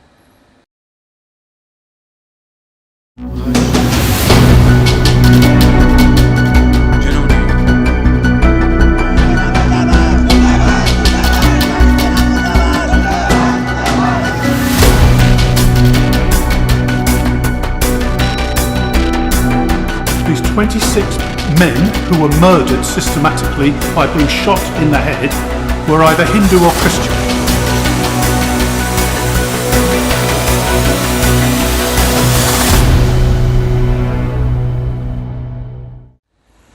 There comes a moment in every story when the villain can no longer hide from their actions. For Pakistan, that moment is now. The terror attack in Pehalgam could be the last straw. Pakistan says it was not behind it. But the world is not inclined to believe it. Not even Pakistan's traditional supporters. No matter what official statements say, it is hard to pretend that this is not a terror state. And that has left Islamabad isolated. We'll start with the neighborhood. In Nepal, protesters filled the streets chanting anti-Pakistan slogans. In Janakpur, they burnt posters of Pakistan's army chief Asim Munir. It is clearly evident that Hindus were targeted. The tourists were asked about their religion and then shot. This clearly shows that Hindus are being suppressed and targeted deliberately. India is taking action from its own side. Now we also want the government of Nepal to take similar action. Their anger is palpable, and for a reason. Among those killed in Pahalgam was a Nepalese citizen. He was in Kashmir for a holiday and he was gunned down by Pakistani terrorists. So Nepal wants justice and it wants the government to take action. Then we have Afghanistan. That's the real gut punch for Pakistan. Even the Taliban has condemned this attack. They're calling it a blow to regional stability. Think about that. Even the Taliban is rebuking Pakistan for backing terrorists. Afghanistan was long seen as Pakistan's closest ally. Islamabad has aided and abetted the Taliban for years. And here they are standing in solidarity with India and condemning Pakistan because Kabul knows the cost of supporting Pakistan. They know what it means to have India on their side. One is the fifth largest and fastest growing major economy. The other is begging at the doors of the IMF. So it wasn't such a difficult choice for them. And this is where it hits the hardest. Do you remember where Prime Minister Modi was when the attack happened? He was in Saudi Arabia. The Indian Prime Minister had to cut his trip short, and Riyadh was very clear in its statement. It strongly condemned the attack in Pehalgam. Saudi Crown Prince Mohammed bin Salman also offered India any assistance it needed. And that should be a setback for Islamabad because Riyadh was once a stalwart supporter of Pakistan. It still is. The two nations share excellent ties. Saudi Arabia has provided financial support to Pakistan. But looks like the tide is shifting. And not just for Riyadh, for most Gulf nations. Of course, none of this has come easy or happened overnight. It has taken India years of diplomacy and engagement. So Pakistan stands isolated, but they still have some friends, the likes of Turkey and China, of course. Pakistan shares deep historical ties with Turkey. Ankara has long stood by them. It has long raised the Kashmir issue at the United Nations. And they would still want to side with Pakistan, but it's really hard to ignore the violence this time. Look at their statement. This is the Turkish statement. We are deeply saddened to learn that many people lost their lives and many others were injured in the terrorist attack which targeted civilians in Pahalgam region of Jammu and Kashmir. We condemn this heinous attack. Now, there are two things to note in the statement. One, Turkey calls it what it is, a terrorist attack, and two, they say Jammu and Kashmir Not disputed territory, not Indian-occupied Kashmir. They say Jammu and Kashmir, which is what it is. So while Ankara may still be on Pakistan's side, this is a statement. This statement, rather, is a welcome development, a positive sign for India. Because finally, the world is seeing the full picture. Pakistan spent decades fueling terror, pretending to be a victim while playing the arsonist. This is the moment. Their mask is falling. Their old playbook, denial, deflection, distraction, is not working, and countries are finally turning away. Islamabad is left standing alone in the wreckage of its own making. Have you ever wondered how terrorists from Pakistan cross into India? By damaging the border fencing? Well, sometimes. During the thick of winter fog? Perhaps. Or by asking the Pakistani army to give cover fire? Most definitely. But today we'll tell you about one more terror path, one that is hidden and secretive. I'm talking about tunnels. And not a one-off tunnel, but a full-fledged network of tunnels. Indian armed forces are on the task. They're investigating multiple tunnel openings, mostly in the border regions of Jammu. These are tunnels that originate from Pakistan and snake their way into India. The purpose, you ask? Cross-border terrorism. We told you how the recent Pehalgam terror attack was inspired by Hamas. But the linkages go deeper. The tunnels are a case in point. Hamas used tunnels to attack Israel. They have an extensive network of tunnels. Pakistani terrorists are now doing the same to attack India. In the last 2 decades, India has uncovered 22 tunnels. That's right, 22 tunnels. All of them originate in Pakistan, and terrorists use them to enter India. Now, you may remember the Pulwama suicide bombing. 40 Indian troops were killed. This happened in 2019, and one of the key terrorists behind that attack entered India using a tunnel. Then the Nagrota army camp attack that happened in 2016. All 4 terrorists came from Pakistan using tunnels. Indian security agencies have noticed a pattern. Most of these tunnels are in the Jammu sector. Some have also been found in Samba and Kathua, which are both districts in Jammu and Kashmir. They have all one thing in common: a border with Pakistan. That's what they have in common. Indian forces say that they find more tunnels in Jammu than in Kashmir, and there's a reason why. Jammu is flat land. It is also a river basin. The soil is loose, which is perfect for digging. But it's a nightmare for spotting. And it is not just terrorists. These tunnels have been used for other things as well, like arms smuggling, narcotics smuggling, intelligence gathering, all sorts of things. Some tunnels were found to be 30 meters deep and 500 meters long. A few even had oxygen supply systems. Who is the mastermind behind these tunnels? It's the Pakistan army. And the Indian forces have shared evidence. These tunnels were reinforced with sandbags. All of them had markings that said "Made in Karachi." Manual checks by the Indian army have revealed that some tunnels led straight to Pakistani army posts across the border. This screams Pakistan army's involvement. Their tunnel rat operations have been exposed now. They cannot put the blame on rogue elements anymore. Which brings us to the challenges. How is India dismantling Pakistan's terror infrastructure? With drones and with technology. Let me explain this. Indian armed forces have deployed swarms of drones. This is in Jammu's districts. All border activity is being tracked here. Some of these drones even have ground-penetrating radars. These emit radio waves to locate underground structures, like tunnels.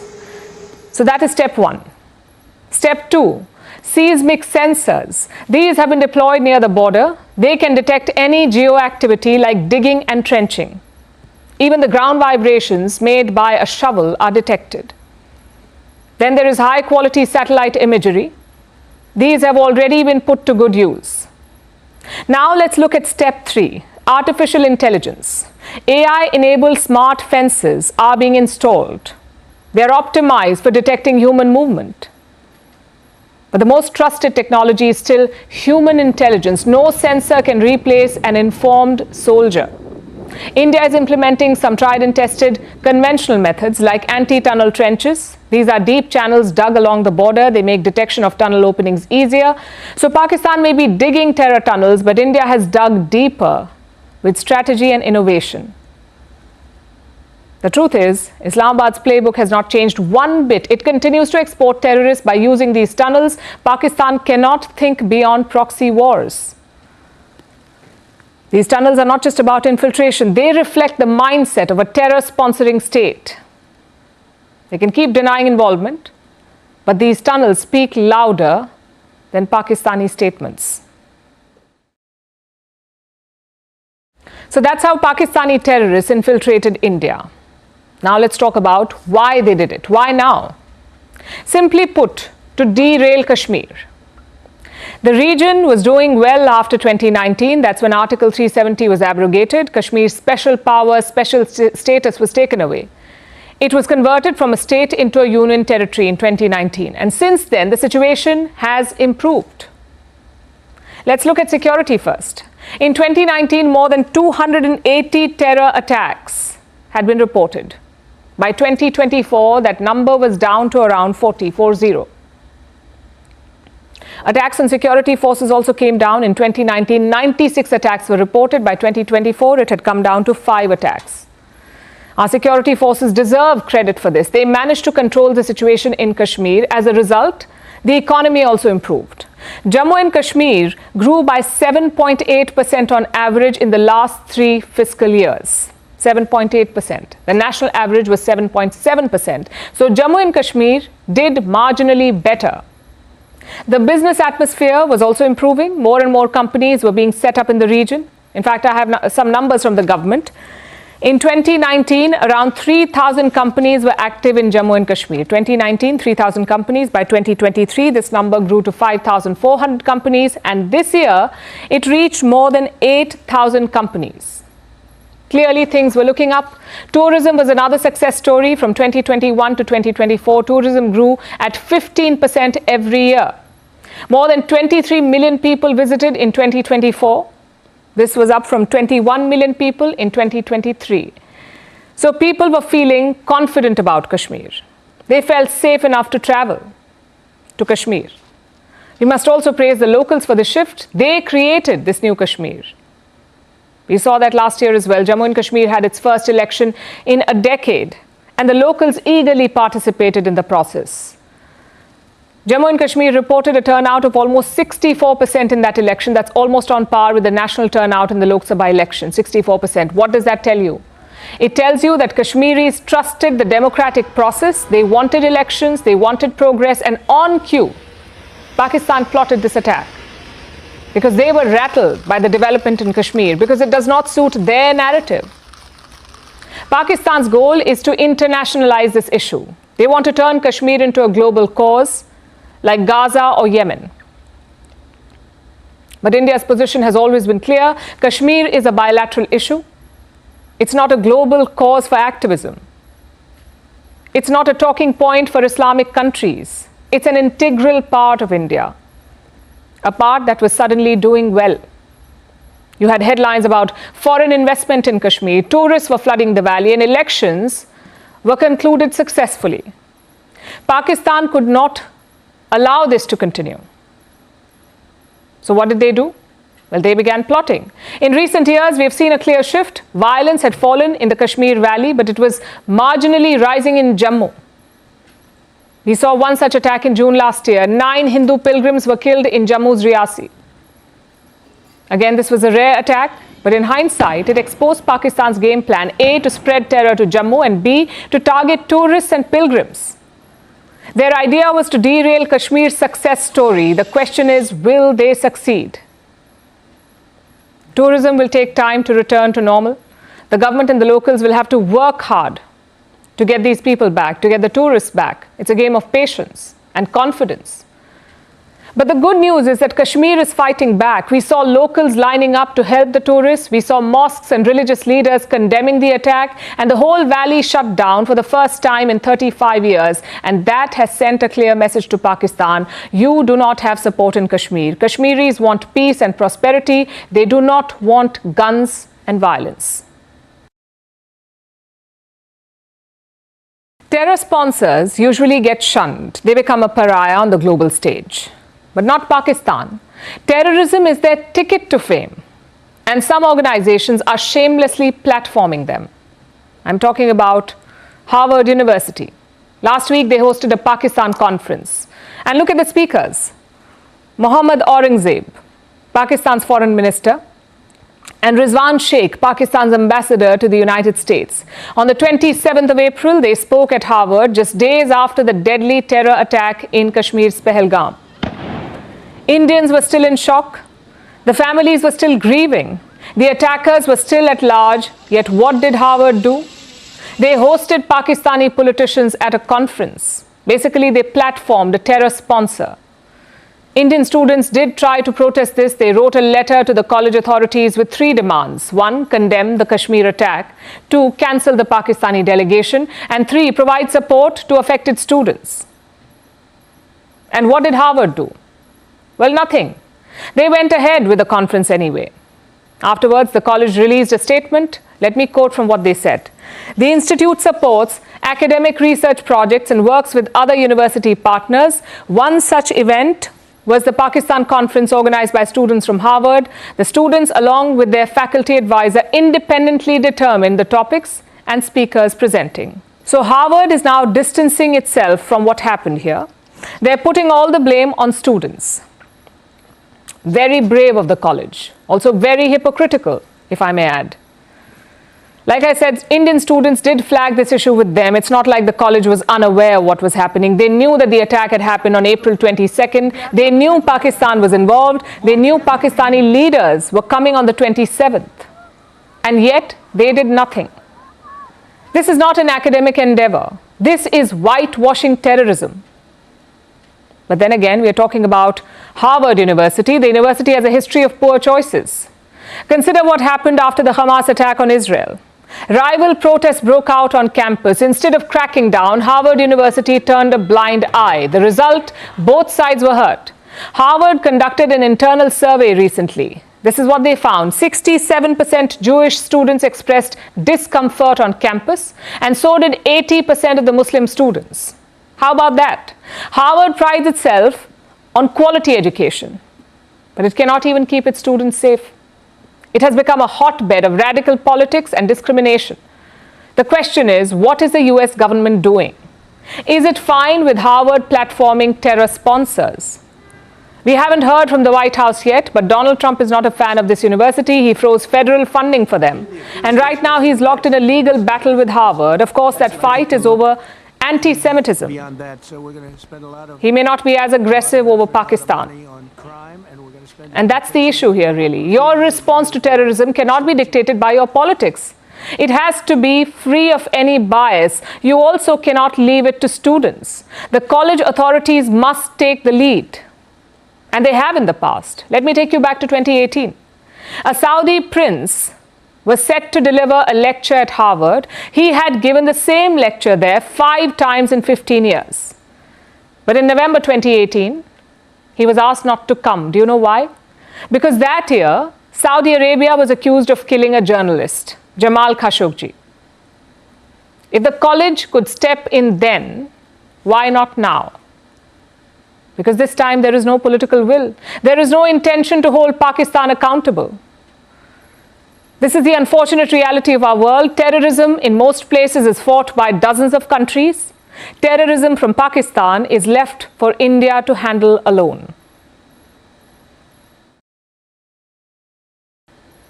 Now let's talk about NVIDIA. It is the undisputed leader of AI chips. By some accounts, NVIDIA controls more than 90% of the AI chip market. It is the brain behind ChatGPT, but NVIDIA now seems to have competition from China's Huawei. Huawei is testing its newest and most powerful artificial intelligence processor, one that it hopes can replace NVIDIA chips. What will this mean for the American company? And can China dethrone NVIDIA in this chip war? Our next report explores. In the high-stakes arms race for artificial intelligence, it's NVIDIA's green logo that casts the longest shadow. The company's chips are passports to the future. If you want to build a smarter chatbot, design a faster self-driving car, odds are you need NVIDIA inside your machine. NVIDIA controls over 90% of the AI chip market, and that's why it's valued at over $2.8 trillion. If you invested $1,000 in Nvidia a decade ago, it would be worth $228,490 today. But empires, as history teaches us, rarely go unchallenged. And somewhere behind the Great Firewall, China has been plotting for some time. Huawei is preparing to test its newest and most powerful AI processor. Reports suggest Huawei has approached some Chinese tech companies. They want them to test the technical feasibility of the new chip. It's called the Ascend 910D. Huawei is hoping that this new chip will be more powerful than Nvidia's H100 chip. There's a catch, of course. Huawei's chip is power hungry, less efficient, and it's being built under crushing constraints. But this is very important for Beijing. China has been trying to get high-end chips for some time now. The US has stopped Beijing from accessing Nvidia's most advanced AI products. This includes its flagship B200 chip. Washington hopes that limiting China's ability to get the chips will hamper technological development. It had also banned the sale of the H100 chip to China in 2022. Earlier this month, Nvidia CEO Jensen Huang flew to Beijing. Huang met with Vice Premier He Lifeng and other Chinese officials. This was to emphasize the importance of the Chinese market, especially amid the escalating trade war. But that doesn't seem to have helped, and Huawei isn't alone. Beijing has been orchestrating a national effort, pushing companies like Cambricon Technologies to develop local alternatives. They are subsidizing purchases of Chinese chips and encouraging AI developers to buy domestic. The goal is very clear. China wants technological sovereignty. In a world increasingly built on AI, China refuses to be dependent on an American gatekeeper. In the short term, Huawei's challenge might feel more symbolic than existential. Nvidia is still the gold standard. Its software ecosystem, engineering talent and global reach give it a moat that Huawei can't easily cross. And Beijing's domestic alternatives are mainly staying within China. But look a little further ahead and the battle lines of a chip war emerge. Two separate AI ecosystems, both developing in parallel. And if Beijing keeps subsidizing its AI industry, then Nvidia may find that the biggest threat to its empire isn't competition from another US giant. It's a technological insurgency from the other side of the Pacific, one that is slow but relentless. After all, great empires are rarely toppled in a single battle. They are eroded bit by bit until the ground beneath them shifts. Now let's talk about trade, tariffs and Donald Trump. India is one step closer to a deal with the US. New Delhi could be the first to strike a deal with Washington, and we are not the ones saying this. The US president is saying it himself. Donald Trump made the declaration. Listen to this. India is coming along great. I think we'll have a deal with India. The Prime Minister, as you know, was here 3 weeks ago, and they want to make a deal. We'll see what happens. President Trump says a deal with India is on its way. The US Treasury Secretary has echoed the sentiment. His name is Scott Bessent. He is in charge of America's economic policies. Bessent is bullish on a deal with India. Here's what he said last night. As I mentioned, Vice President Vance was in India last week. I think that he and Modi made some very good progress, so I could see some announcements on India. As Trump's America First agenda unfolds, India sees itself placed strategically. So why is India a high priority for Donald Trump, and what's at stake here? Let's try and decode this. Talks are now in the final stages. US officials say the deal is done from their side. They're waiting for New Delhi's green signal. And here's what's on the table. India may offer the most favored nation status to the United States. This is what reports say, most favored nation status. This is a tag that is rarely granted by India. It is a clause in the World Trade Organization. Basically, two countries have to treat each other equally in terms of trade, which means that India and the US will have to let go of the tariffs. So most favored nation tag means easier trade. Of course, there's more to it, and it's not going to be that simple or that easy. Trump may be the US president, but he's also a tough negotiator. For him, relationships mean business. And here's what he wants from India: lower tariffs on American goods like Harley-Davidson motorcycles, access for American dairy and agricultural goods, and less protectionism. And that last part is a sticking point, considering that the US president is the poster boy of protectionism himself. And what are India's demands? Well, first, tariff cuts on steel and aluminium. Second, easier access for Indian pharmaceuticals and textiles. Third, cooperation in tech and AI. And fourth, become the top supplier to US markets vacated by China. This is what India wants for things like iPhones and semiconductors. Now, both sides have spelled out their terms and conditions. The deal could be finalized anytime soon. What does that mean for India? Well, for starters, this could be a game changer. The US is already India's largest trading partner. Bilateral trade stands at $130 billion. So a deal could boost Indian exports, which means more jobs. It would also solidify India's position as a global manufacturing hub. And what would Trump gain? Well, optics to start with. Strike a deal with India and show that America is open for business. This would be a major foreign policy win for the US president, considering how badly the tariffs have unraveled for him. His actions sent global markets crashing. At home, his approval ratings are at an all-time low, so Trump is desperate for a deal. Here's why India is at the top of his list. For Trump, New Delhi checks all the right boxes. He has a good relationship with Prime Minister Modi, which means progress on talks should be positive. It could unlock immense opportunities for either side. Amazon has done something bold. The e-commerce giant has crossed Trump's red line. I'm talking about tariffs. Amazon wanted to show Americans the cost of Trump's policies. The plan was to list product prices and show how tariffs were being added to them. So the original price plus the tariff. Naturally, the US president was not happy. Trump dialed Amazon's founder, Jeff Bezos. The result? A retreat. Amazon has dropped the plan to display tariff prices on their website. But the White House is still fuming. They have called Amazon's intentions a hostile political act. The company's backtrack shows one thing: how easily corporate giants can bend to political pressure. So will this be the new normal in Trump's America? Our next report has more. When you're in the mood for shopping online, where do you usually scroll? Walmart, Target, or the biggest e-commerce retailer, Amazon? Well, Amazon just had a close shave with none other than US President Donald Trump. The reason? Tariffs. Amazon had big plans for its website. The e-commerce giant reportedly wanted to show Americans why their favorite products were now more expensive. Amazon planned to add the cost of tariffs to each listing and show by how much the prices had risen. Enter Donald Trump. The US president was naturally unhappy. For him, tariffs are more than a policy, they are a statement.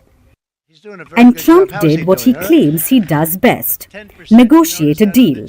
Trump got on the phone, but not with the Amazon Group's president, Andy Jassy, but with Amazon's founder, Jeff Bezos. Great. Jeff Bezos was very nice. He was terrific. He solved the problem very quickly. And he did the right thing, and he's a good guy. Within hours, Amazon issued a clarification that it had no plans of adding tariffs to its website.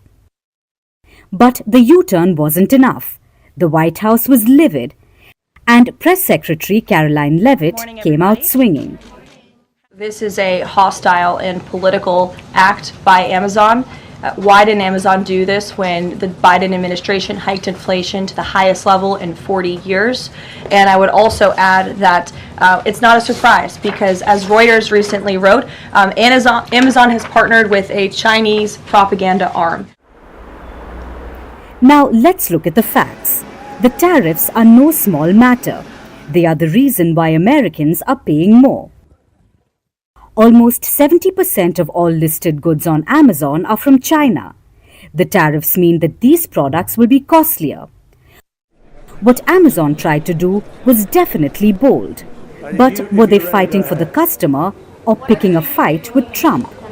We'll make a lot of changes. Either way, they are now towing Trump's line, because the tariffs are a personal battle for the US president. His America First economic policies are centered around tariffs, so he'll go to any lengths to defend them.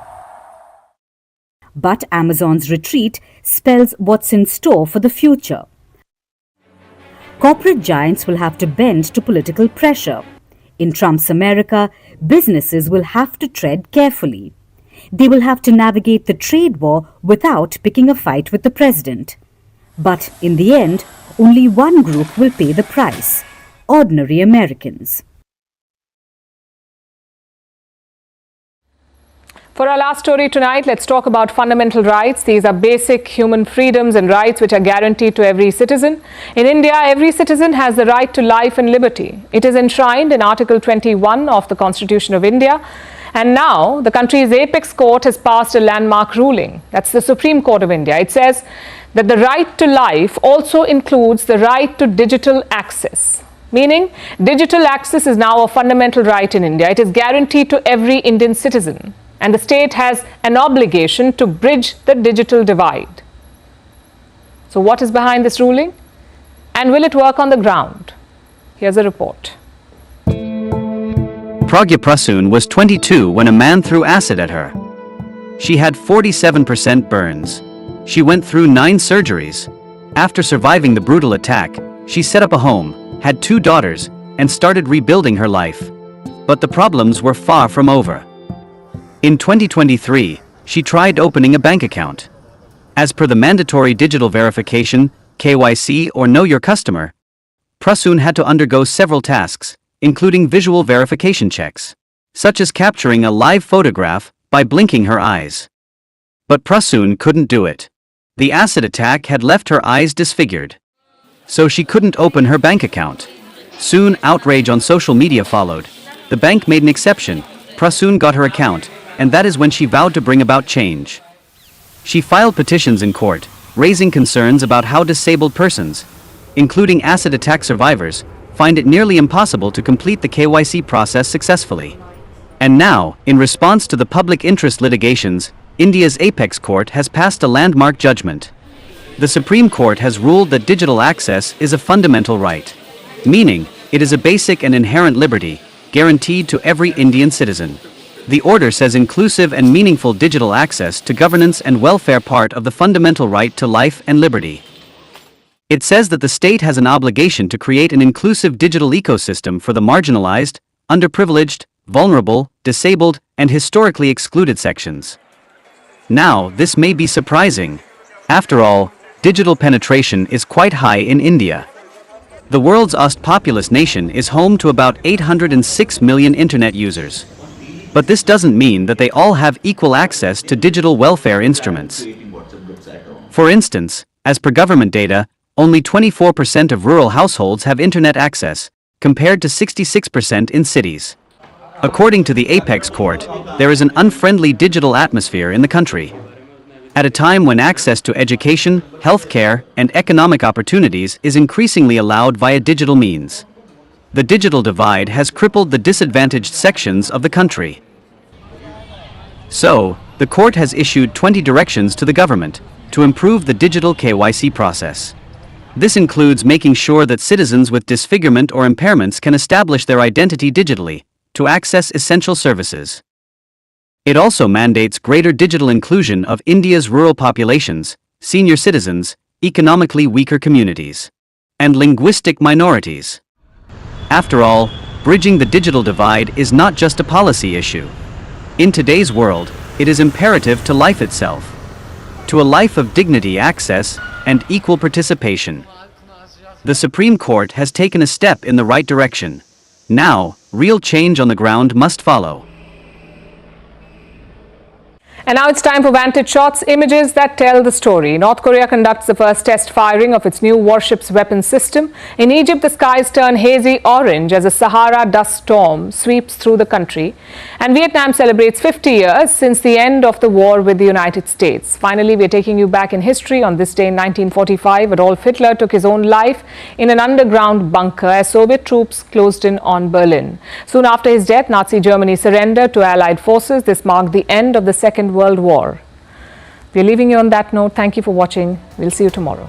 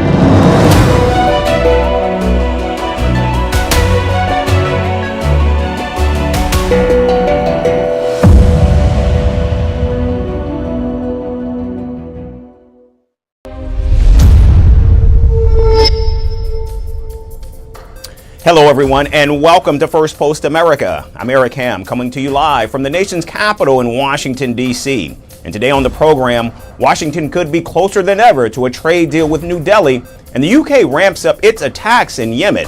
We've got the latest on these and other stories coming up.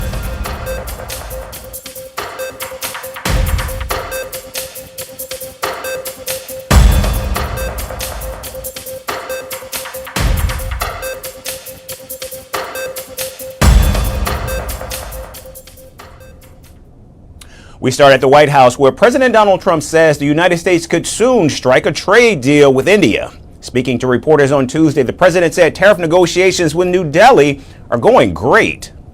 India is coming along great. I think we'll have a deal with India. The Prime Minister, as you know, was here 3 weeks ago, and they want to make a deal. We'll see what happens. Thank you. Thank you. President Trump's comments came hours after Treasury Secretary Scott Bessent suggested the U.S. was very close to a deal with India and the country is easier to negotiate with. Bessent added that Vice President J.D. Vance and his family were recently in New Delhi, and his meeting with the Indian Prime Minister resulted in fruitful discussions. As I mentioned, Vice President Vance was in India last week.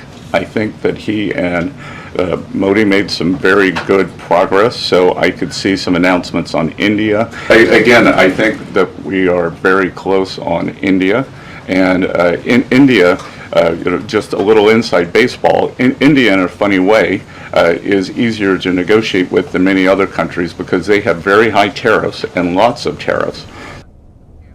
Now, according to reports, New Delhi is preparing to offer a forward most favored nation clause in trade talks with Washington.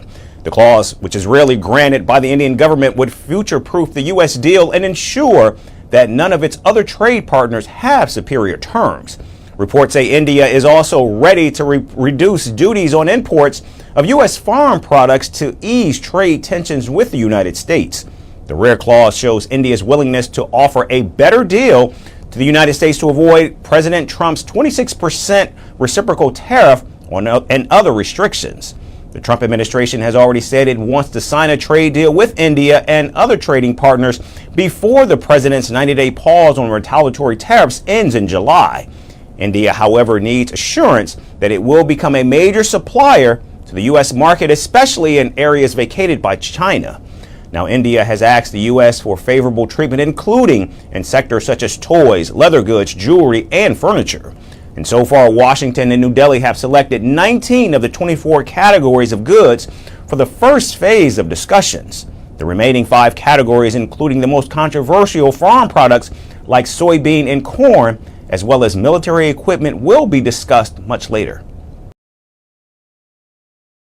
And now from New Delhi to Beijing, which has taken its trade war with the United States beyond boardrooms and tariff charts, and has landed directly in the spotlight of global media. In a fiery cinematic video titled "Never Kneel Down," released by its foreign ministry, Beijing has declared open defiance against President Donald Trump's economic tactics. With sweeping music, rocket imagery, and bold claims of American bullying, the video positions China, ironically, as a defender of global fairness. Here's more on China's escalation. As President Donald Trump marked 100 days of his second term, China lit a digital torch. A dramatic video titled "Never Kneel Down" burst across global social media like a cinematic rebuke aimed directly at the United States. Released by China's foreign ministry, the clip thunders with orchestral music, sweeping imagery, and a sharp message: China will not kneel down. Narrated in English and subtitled in Chinese, the video accuses the United States of waging an economic war. The narrator declares that bowing to a bully is like drinking poison. This particular line cuts like steel, as images of rockets launching and assembly lines humming frame China as both modern and unbreakable. While the video doesn't name the numbers, the facts loom large. Trump's administration has raised tariffs on most Chinese goods to as high as 145%. And when older levies are counted, some products face a staggering 245% rate. China, in turn, struck back with 125% duties on American imports. China, 67%. That's tariff. And despite Trump's recent comments suggesting that tariffs may fall, China maintains there are no active trade talks. But it's not just the tariffs. The Chinese video flips through pages of economic history like a warning manual. It accuses the United States of crippling Japan in the 1980s, forcing Toshiba to break apart and pushing the country into decades of slow growth. It even blames America for using long-arm jurisdiction to dismantle France's industrial icon Alstom. Robbing the country of a national champion. History has proven compromise won't earn you mercy. Kneeling only invites more bullying. The video casts the United States not as a global leader, but a small stranded boat. China's foreign ministry spokesperson thanked viewers for engaging with China's message. We hope this helps others understand our position. He said at a press conference, We also want to emphasize again that if the U.S. wants to solve the problem through dialogue, it should stop making threats and putting on more pressure, but engage in dialogue with China on the basis of equal respect and mutual benefit. But this is not it. The campaign stretches far beyond this one video. Chinese social media is now flooded with anti-American content. Satirical AI-generated clips mock the United States. From collapsing pipes in Manhattan to rats racing through New York City subways. In fact, a commentator even asks, where does America's money go? As the user compares leaking ceilings in Brooklyn to China's spotless tech marvels. The Trump administration, meanwhile, has paused high reciprocal tariffs with 17 other nations for 90 days. You think of European They say talks are underway, but Beijing claims China is not at the table.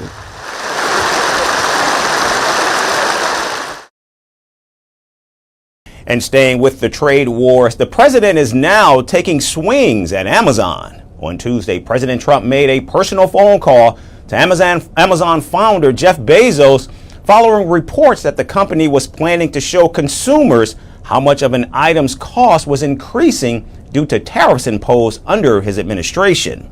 President Trump contacted the tech mogul shortly after being informed about Amazon's alleged plan to display tariff costs on product listings. Speaking to reporters, the president called Bezos a good guy and appreciated him for quickly solving the problem. Great. Jeff Bezos was very nice. He was terrific. He solved the problem very quickly, and he did the right thing, and he's a good guy.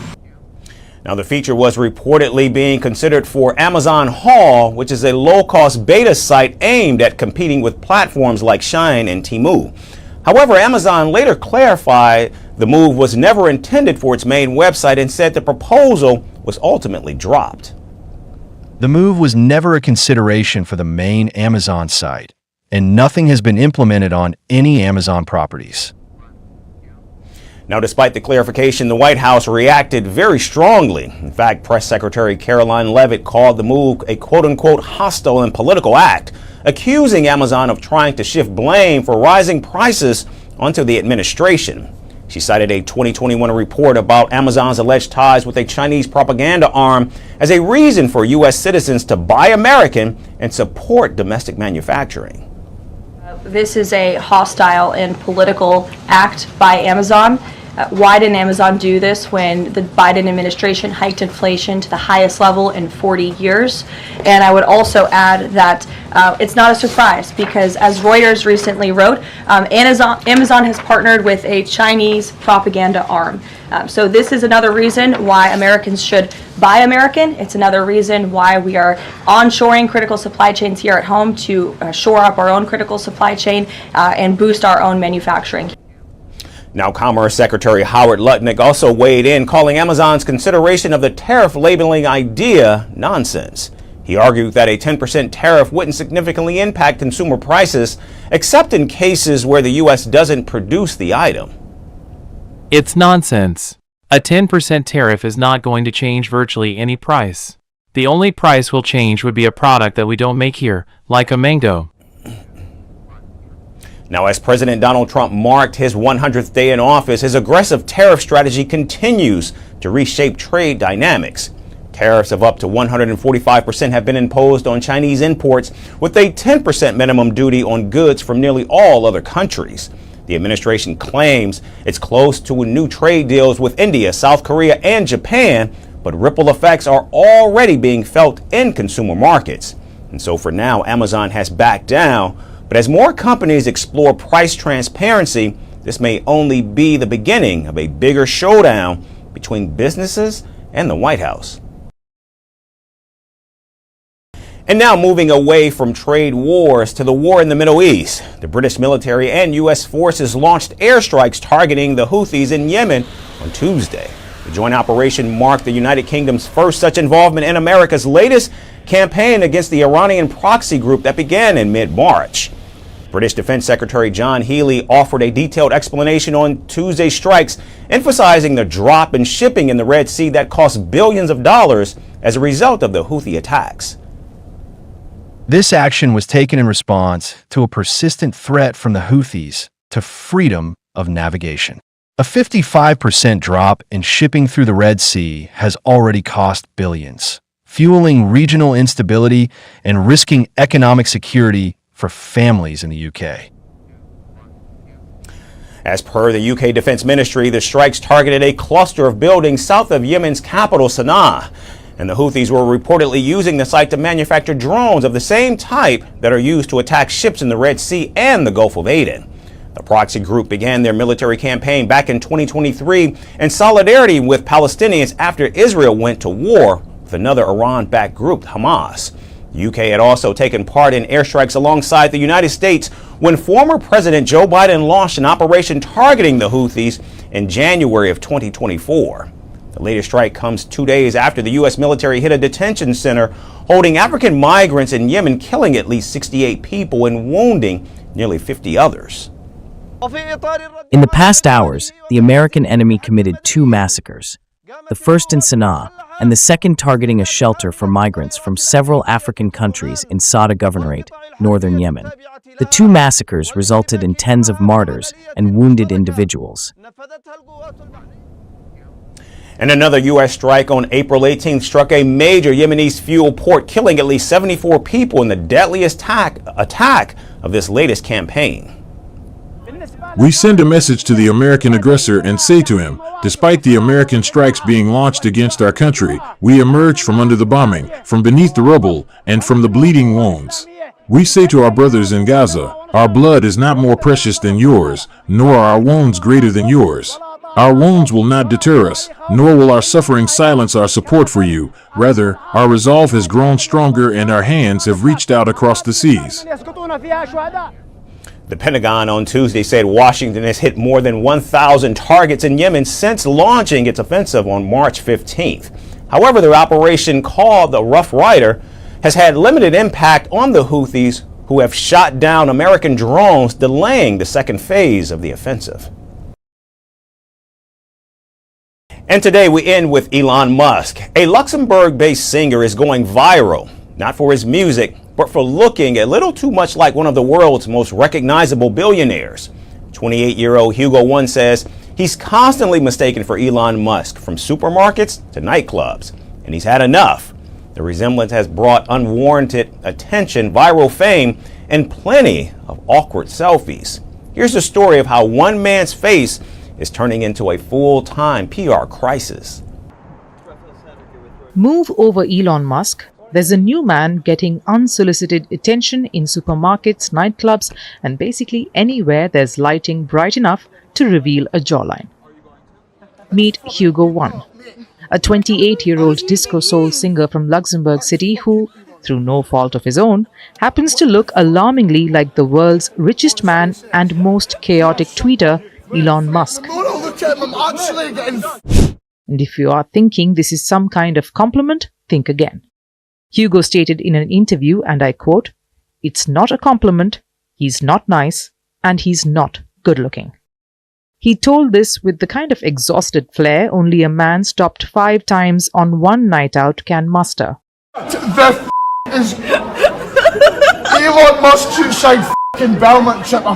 The 28-year-old crooner was just trying to relive his university glory days in Scotland when a bunch of overexcited lads screamed, "You are Elon Musk," at him. And the internet went crazy after that. No, mate. Who do you think he is? Hugo, bless him, did what any modern-day lookalike does. He filmed it.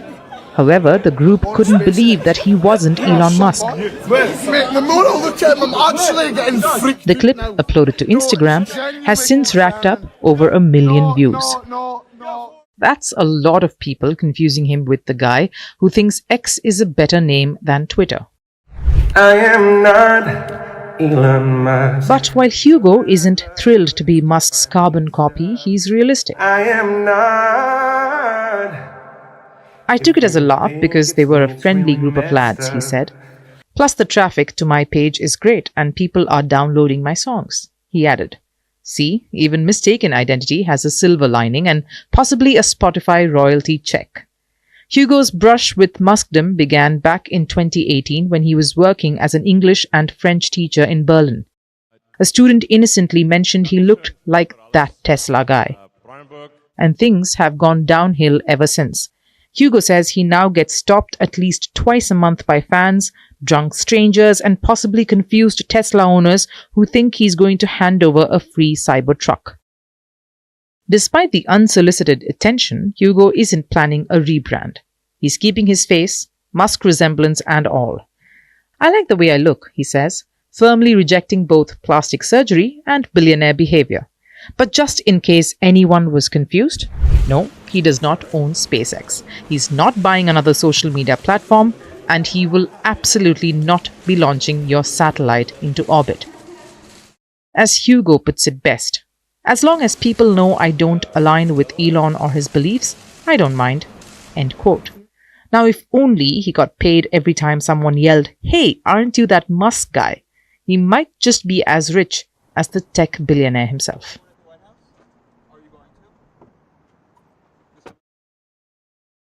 That's all we have time for today. I'm Eric Ham, signing off from our studios here in Washington, D.C. Thanks, everyone, for tuning in. We look forward to seeing you right back here again tomorrow.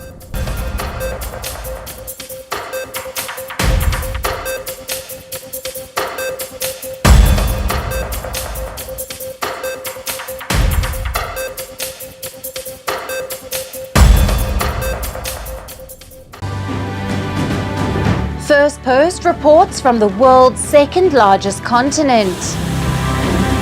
Hello, I'm Alison LaGrange. A very warm welcome from Durban, South Africa. We get you the news and the newsmakers from Africa. From elections to climate change to innovations and opportunities.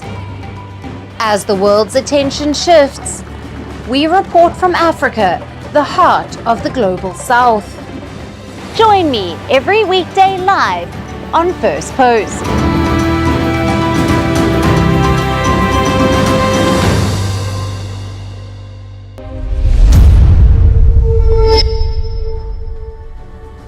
Hello and welcome to Firstpost Africa, where we get you the top stories from the continent and from across the world. I'm Alison LaGrange, coming to you live from Durban, South Africa.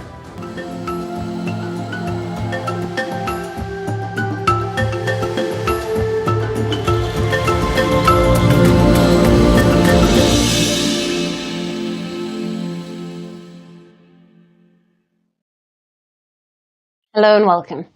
Our top focus is on Nigeria, which is facing a sharp rise in terrorist attacks, raising fears that jihadist groups are regaining strength and staging a comeback. In recent months, Nigeria has seen a surge in attacks by Boko Haram and its breakaway faction, the Islamic State West Africa Province, or the ISWAP. Now, operating in the northeastern part of the country, yesterday the ISWAP has claimed responsibility for an attack in the Borno state. At least 26 people died in that assault. Over the weekend, 22 others were killed in insurgent raids in Adamawa and Borno states. Since January, multiple deadly attacks have claimed dozens of lives. Islamist insurgents, Boko Haram and ISWAP, have been battling Nigerian security forces for over 15 years. At the center of the insurgency is Borno State, the birthplace of Boko Haram, where the insurgency has been active for over 15 years. Both Boko Haram and ISWAP are active here, and they have carried out suicide bombings, mass abductions, village raids, and roadside bombs. Now, one of the most notorious attacks occurred in 2014 when Boko Haram kidnapped over 270 girls from Chibok in Borno. Now, this was an act that drew global outrage. Now, ISWAP has split from Boko Haram in 2016. It is generally more focused on attacking military and government targets, but now it is carrying out deadly strikes against civilians. As ISWAP splits from Boko Haram, the grounds also fought each other, with the groups leading to a decline in attacks. But experts say that their infighting has now subsided, allowing them to redirect their efforts back towards civilian and military targets. These attacks have also raised fears that new tactics have been deployed by the terror groups. These include using armed drones to remote-controlled airborne weapons, roadside IEDs that are the bombs designed to target vehicles, and strategic regrouping in Lake Chad and Sambisa Forest for their operations. Security experts warn that the terrorists are regrouping and are gaining ground with little pushback from the military. The Nigerian military has yet to publicly respond to the most recent attacks. In response to the renewed violence, the government has appointed a new commander for operations in the northeast. Major General Abdullah Salam Abu Bakr had led the fight against Boko Haram and ISWAP. Now, this follows President Bola Tinubu's order last week for a complete overhaul of Nigeria's security strategy. He declared enough is enough as he condemned the latest attacks that have left dozens of Nigerians dead. But will Nigeria's new security strategy turn the tide, or will the fears of a jihadist resurgence continue to destabilize the region? And for more on this, we have with us David Otto, security and political expert, who is joining us live from Abidjan, Ivory Coast. Thank you for being with us. Thank you for having me. Now, what strategic or tactical shifts have you observed in these operations by the terror groups, particularly with their reported use of armed drones and IEDs? And how does this reflect a broader trend of jihadist insurgencies globally?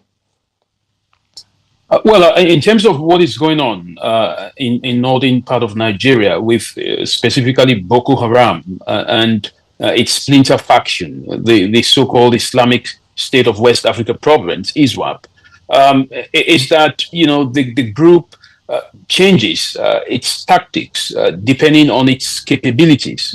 So during the 2009 up until 2015, Boko Haram carried out, attacks that involved hundreds of its militants, against the Nigerian military targets. As you rightly mentioned, they kidnapped, plus 200 girls, from Chibok, carried out, assault on the local population, hard and soft military. So that period is no longer repeatable because, of course, the group has declined in terms of, its militants. A lot more than 2,000 Boko Haram members have surrendered as a result, of the Nigerian counter-terrorism strategy. But what you see now, effectively, is that the group is deploying tactics that does not require personnel to be confronted by the Nigerian military forces. So the use of drones, means that they can carry out an attack from a distance. The planting of IED means that it's a surprise element. So from a tactical point, the group understands that it does not have the capabilities to confront the Nigerian military. From a strategic point, I think it does give them an element, of surprise, against the Nigerian army, against the population. But they also demonstrate that the group has become more or less, kind of, to put it very clearly, they are desperate, in terms of, trying to influence their, their presence, trying to make sure that they still have some successes in terms of, carrying out attacks. But from a strategic point, I think this is not a positive element, to the jihadists. I think it just shows that they are running out of capabilities against the Nigerian military. Sure. And how significant is the latest wave of violence in Adamawa and Borno states in the context of Nigeria's long-running fight against jihadist groups? And does it indicate a failure or a gap in current security and intelligence measures?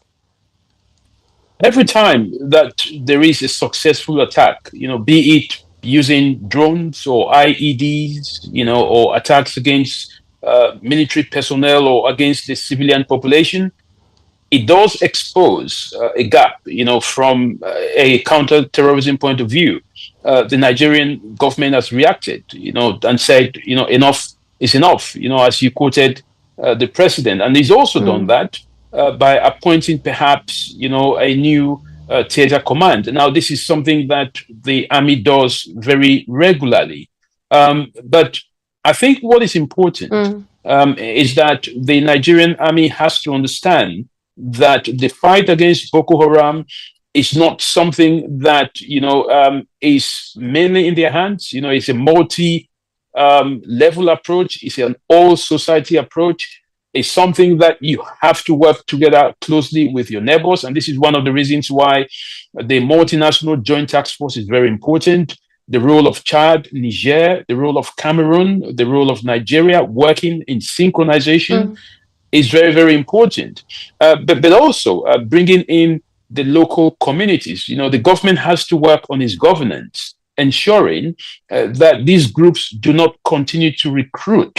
They don't continue to have the capacity to impact, a lot of pain on the local population. So there is a lot of work that the Nigerian government needs to do. There is a lot of collaboration and coordination. But Boko Haram, has been, as you rightly mentioned, over 15 years. And I think it's high time that the government finds a comprehensive strategy and implement that strategy in such a way that it stops these groups from actually operating in the way that they do. Right. And David, further on that, in your view, what immediate and long-term measures should the Nigerian government and its regional partners consider to prevent a full-scale resurgence of jihadist violence in the northeast, particularly in terms of protecting civilian populations and key infrastructure? The Nigerian government already has what they call the NAC test, which is the Nigerian counter-terrorism strategy. And of course, the president talked about overhauling that strategy. I think what he's saying is that, the strategy should be operationalized in such a way that there are preventive measures that are deployed within the affected communities, but throughout the country.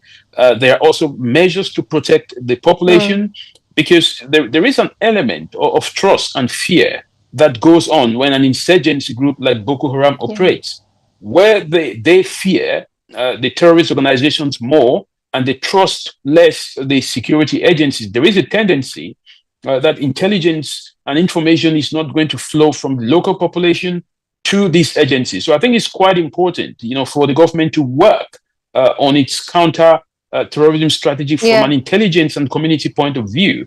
But I think last but not the least, there needs to be a collaboration within agencies in Nigeria, a collaboration within regional agencies, regional countries. And I mentioned the likes of Cameroon, Niger, and Chad.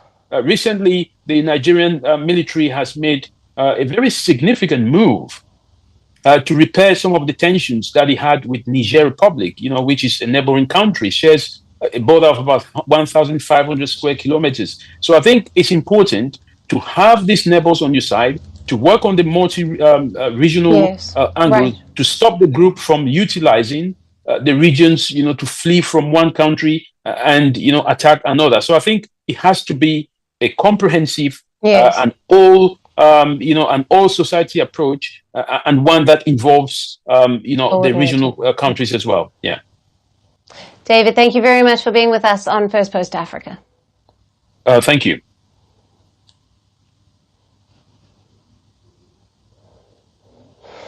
Shifting focus to the Horn of Africa now. Somalia has banned entry to Taiwan passport holders. Taiwan is blaming Chinese pressure on Mogadishu for the decision, as the self-ruled island strengthens ties with Somaliland. Taiwan's foreign ministry reacted to Somalia's civil aviation authorities' notice last week, stating that starting Wednesday, Taiwanese passports will no longer be accepted for entry. Taiwan has strongly protested the move, saying that Somalia is acting at China's instigation, also accusing Beijing of pushing its geopolitical agenda through diplomatic pressure.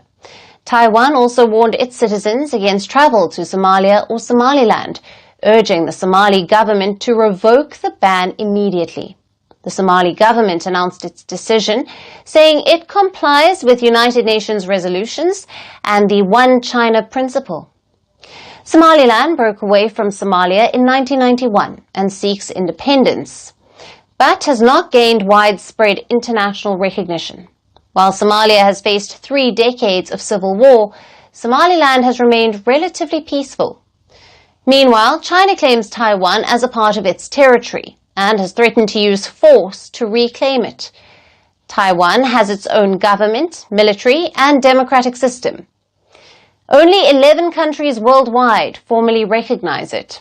With both self-governed regions facing diplomatic isolation, Taiwan and Somaliland have strengthened relations.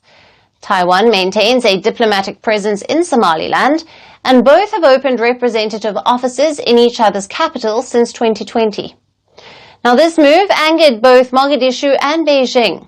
China has criticized the growing ties and, according to reports, has pressured Hargeisa to cut relations with Taipei, while it expresses support for Somalia's territorial integrity. Taiwan's outreach in Africa is facing setbacks under Chinese pressure. Somalia's ban on Taiwanese passport holders is the latest diplomatic blow.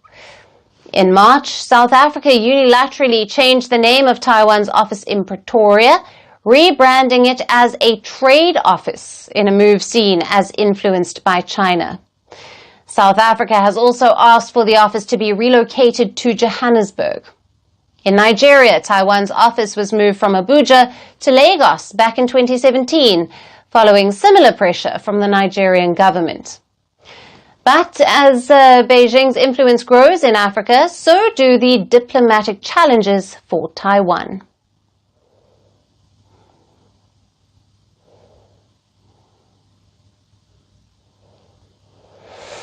In a country where reliable internet often feels like a luxury rather than a right, Uganda is setting its sights on a new kind of solution, one that comes from above, quite literally.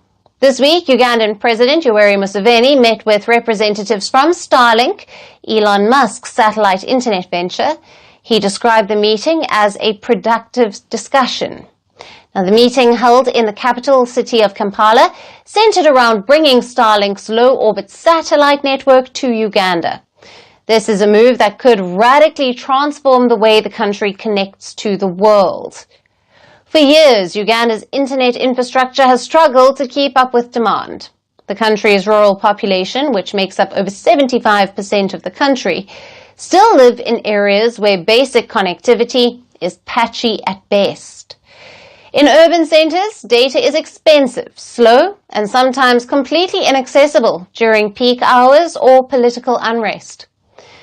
People remember the government's internet shutdowns during elections, and others still complain of the high prices driven by the dominance of a few telecom giants.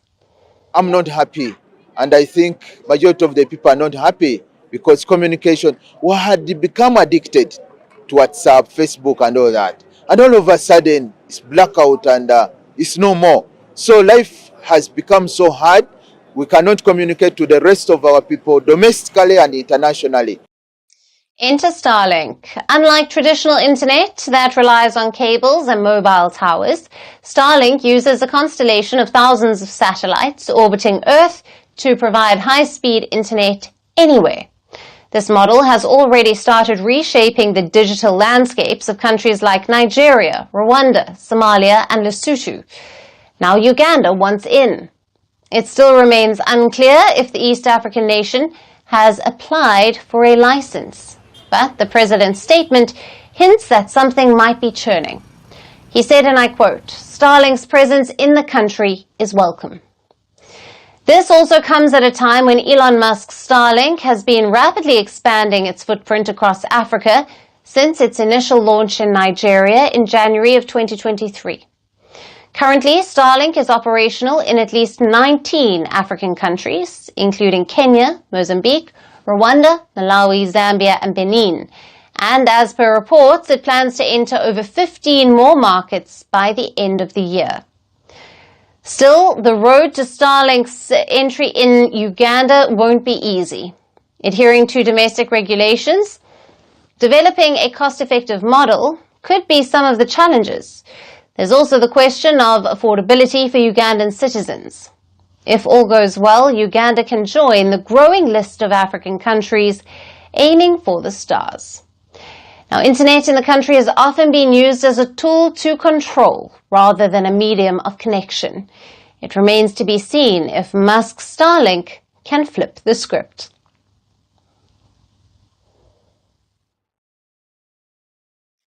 We now move on to East African nation of Kenya, where there is an alarming demand for snake antivenom amid a surge in snakebite cases.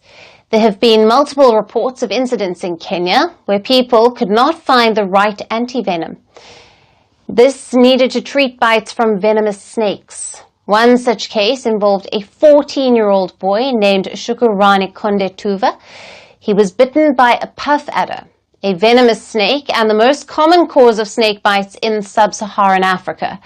His family rushed him to a hospital 2 hours away, but the antivenom that he received did not work. As a result, his left leg had to be amputated above the knee. My child was bitten on March 10th. He was at home eating. The snake was seen, but as people came to rescue the child, it disappeared. But there was a lady who was there. She saw the snake clearly. Many people in the country do not even consult a doctor. Instead, they turn to traditional beliefs and use home remedies. Some even blame their enemies and claim the poisonous snake bites are caused by voodoo.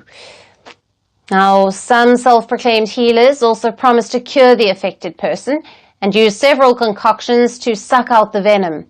Experts have expressed their concerns over the use of such remedies, warning that they are of no use. However, these methods still remain popular in the country, mainly because proper antivenom treatments are very expensive. Antivenom treatment can cost up to $62 per vial, and some patients may require as many as 20 doses. This also highlights the growing demand for antivenom vials in the country. Experts say that Kenya receives 10,000 to 30,000 vials of antivenom each year. However, at least 100,000 vials are required considering the surge in cases. An antivenom is created by milking venom from the fangs of snakes, which is then diluted and injected in small doses into animals such as horses. This produces antibodies that could be extracted for use in humans. Now, the Snakebite Research and Intervention Center in the capital Nairobi is also working on an antivenom specifically for the country, which could also be applicable to multiple species. Experts say that they are aiming for an antivenom that could cure the person with just one effective vial. However, it's expected to be available to the public only after 2 years. Now, according to the World Health Organization, some 5.4 million people are bitten by snakes each year around the world, and roughly half of them are poisoned by venom. Up to 138,000 people die, and 400,000 people suffer permanent physical effects. However, the global health body says that even this number is unreliable, since an estimated 70% of cases are never even reported. So it's time for Kenyans to discard the age-old remedies while treating these snake bites. But for that to happen, they must first have access to modern medicine. And that's it on the show for today. We will see you again tomorrow at the same time. Thank you for watching, and goodbye.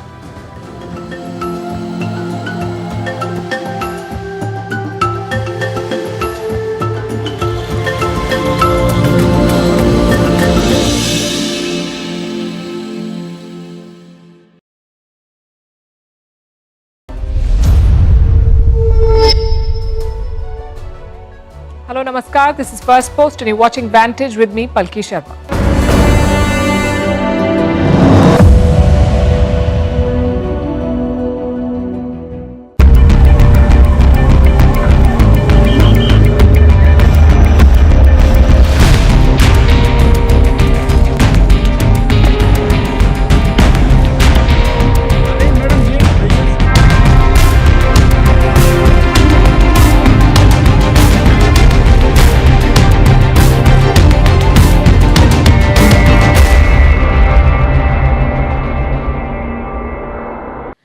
What we expected is happening. The world is buying into Pakistan's panic. They're not condemning Islamabad. Instead, they're counseling restraint to India. The Americans did that yesterday. Secretary of State Marco Rubio had two separate calls. This is the American foreign minister. He had two calls, one with India's foreign minister S. Jaishankar and the second with Pakistan's Prime Minister Shehbaz Sharif.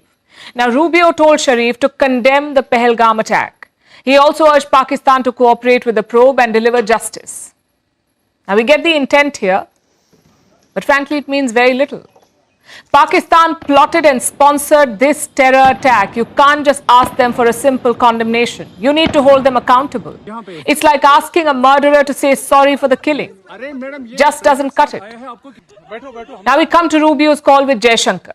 He promised to cooperate with India against terrorism, but he also urged de-escalation.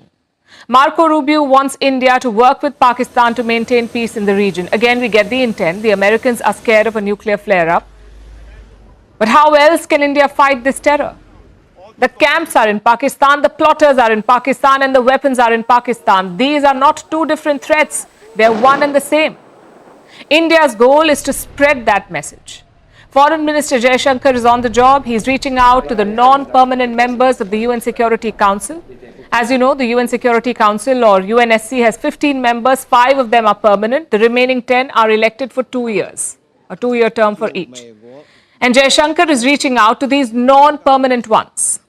Today he spoke to his South Korean counterpart. Yesterday he spoke to the Danish foreign minister. Before that he spoke to officials from Algeria, Greece, Guyana, Panama, Slovenia, Sierra Leone and Somalia. That's 9 non-permanent members of the United Nations Security Council. And the 10th? Well, that is Pakistan, which explains this outreach.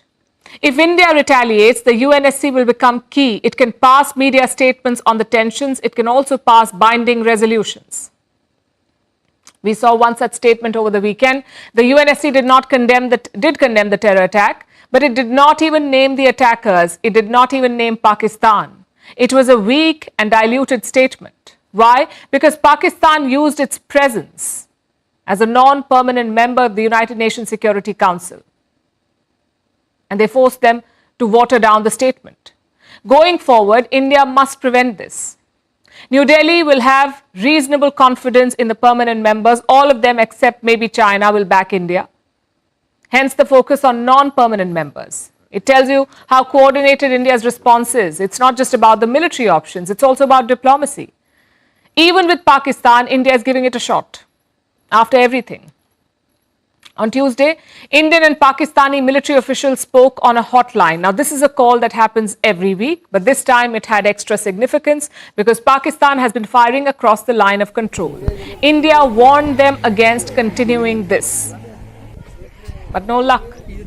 Firing was reported on Tuesday night and Wednesday night. And that makes it 7 nights of ceasefire violations. Meanwhile, the government is taking more measures against Islamabad, both financial and strategic. The Indian airspace has now been shut to Pakistan, so no cargo planes, no commercial planes and no military planes, no Pakistani aircraft can fly over India. This move is certain to hurt Pakistani carriers, especially their flights to East Asia. Experts say they will now have to fly over China or Sri Lanka, and that adds around 2 hours to the flying time. Similar moves are being considered at sea too. Right now, Pakistani ships are allowed to make port calls in India. Reports say New Delhi is looking to stop that. Same in the digital sphere. A number of Pakistani influencers and celebrities have been banned, like actors Ali Zafar and Mahira Khan, and influencers like Hania Amir. If you check their social media accounts in India, they won't be visible. Instead, you will find a message that says, "Account withheld due to legal request." A number of Pakistani news channels had already been blocked in India. Now Pakistani celebrities are also gone. The idea is to fight fake narratives and propaganda and to build pressure. Let's also look at the investigation in Kashmir. Sources say the terrorists may have reached Pehalgam by the 15th of April, and Baisaran Valley was not their only option. They were looking at 3 other targets as well, like the Betab Valley and the Aru Valley. Officials have identified around 20 overground workers. What are overground workers? These are people who support terrorists. They give them shelter, money and logistical help. 20 such people have been identified. A number of these workers have been rounded up for investigation too. And what about the attackers? Well, still no trace of them. The security agencies are still hunting the terrorists, but the terrain is unforgiving. There are dense forests and natural caves. Plus, the attackers appear to be well trained. One official called it a game of cat and mouse. Finding these attackers, finding these terrorists will be India's biggest priority, but the retaliation against Pakistan may come sooner. We'll be tracking the moves closely.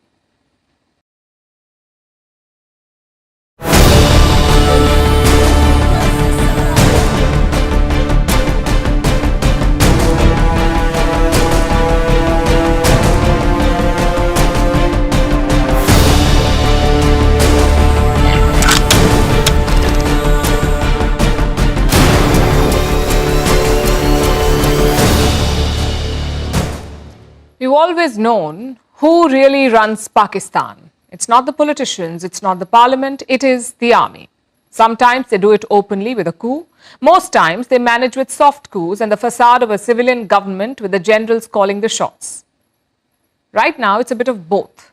Yes, there is a civilian government in place, but the military is not whispering orders behind closed doors anymore. It has grabbed the microphone and appointed a new National Security Advisor, NSA. It's this man, Lieutenant General Mohammad Asim Malik.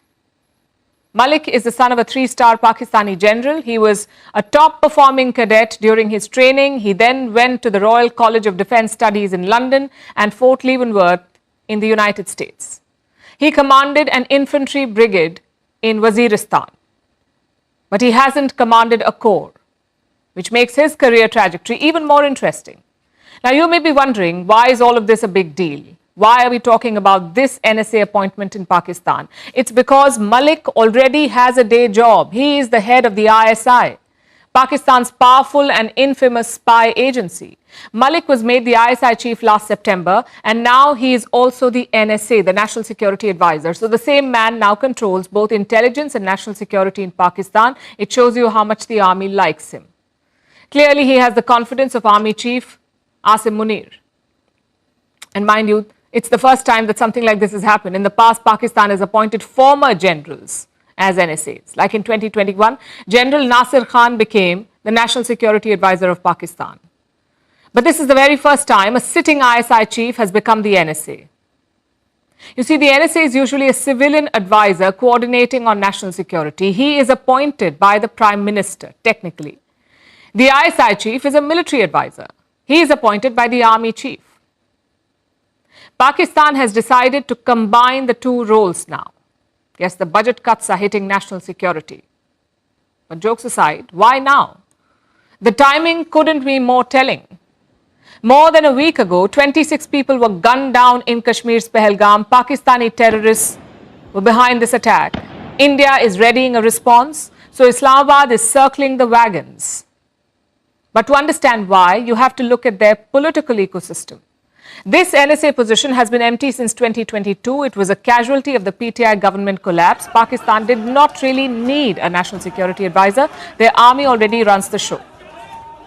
So Malik's appointment is not about filling a gap. It signals at something deeper, a crisis of confidence in the government. Pakistan's economy is flailing, domestic unrest is brewing, they're begging the IMF for more loans. And amid all of this, they face the prospect of punishment from India. So the army has decided it can no longer afford the illusion of shared governance. No more pretending to respect the civilian role.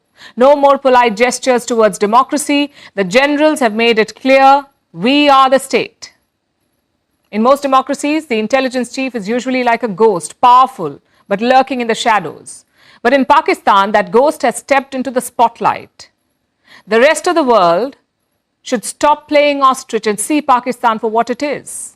A military state that uses terrorism as a policy tool.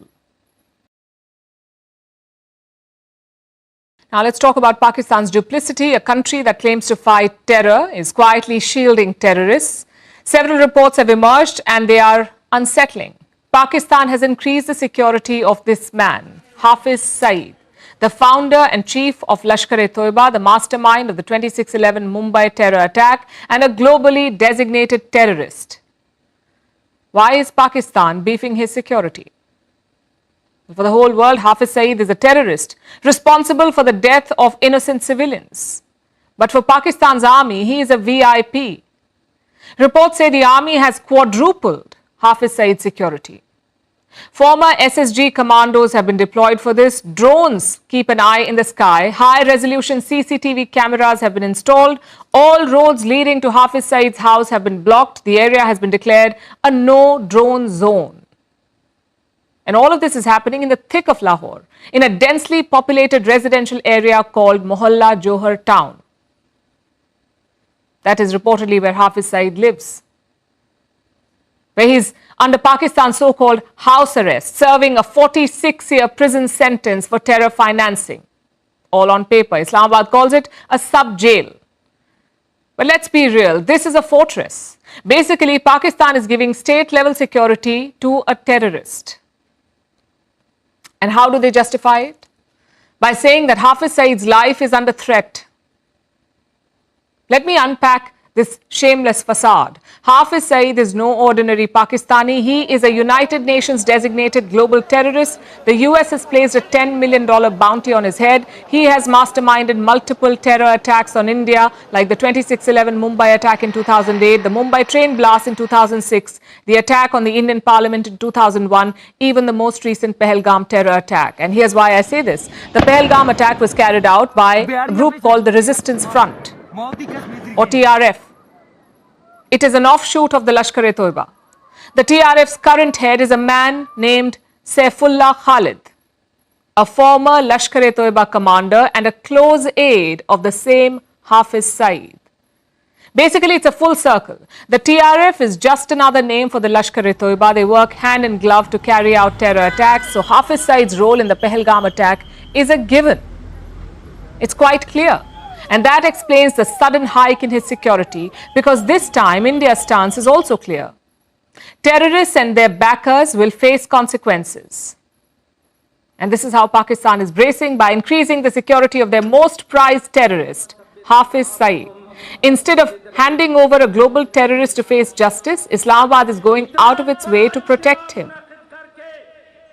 Basically, Pakistan believes that India's response is on its way and Hafiz Saeed, a global terrorist living freely in Lahore, could be a target. So they're turning his residence into a military outpost. And frankly, we're not surprised. Harboring terrorists is Pakistan's core competency. Remember Osama bin Laden? The terrorist who masterminded the 9/11 attacks in the US. It happened in 2001, and Pakistan kept Osama bin Laden safe for years in a compound in a city called Abbottabad. Osama bin Laden was housed right next to a Pakistani military station. It took the Americans 10 years to figure that out. In 2011, they launched a special operation on Pakistani soil and avenged the 9/11 attacks. The rest, as they say, is history.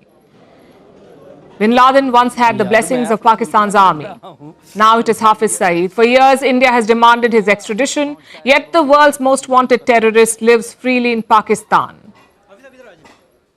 But this isn't just about one terrorist, it's about a state-sponsored ecosystem. Hafiz Saeed may be a VIP in Pakistan, but he's a threat for India and for the rest of the world. So by shielding him, the message from Pakistan to the world is this. In a country that is on the brink of an economic collapse, in a country where citizens go hungry, terrorists and terrorism remains their top priority.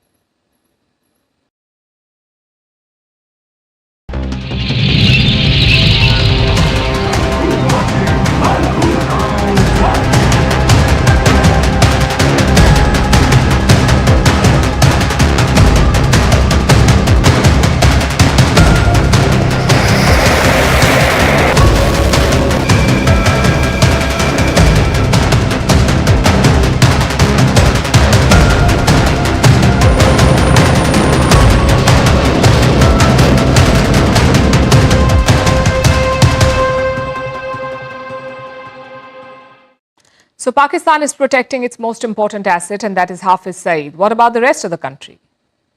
We are seeing some new developments and movements. Of course, none of this is official. It is based on intel reports and surveillance.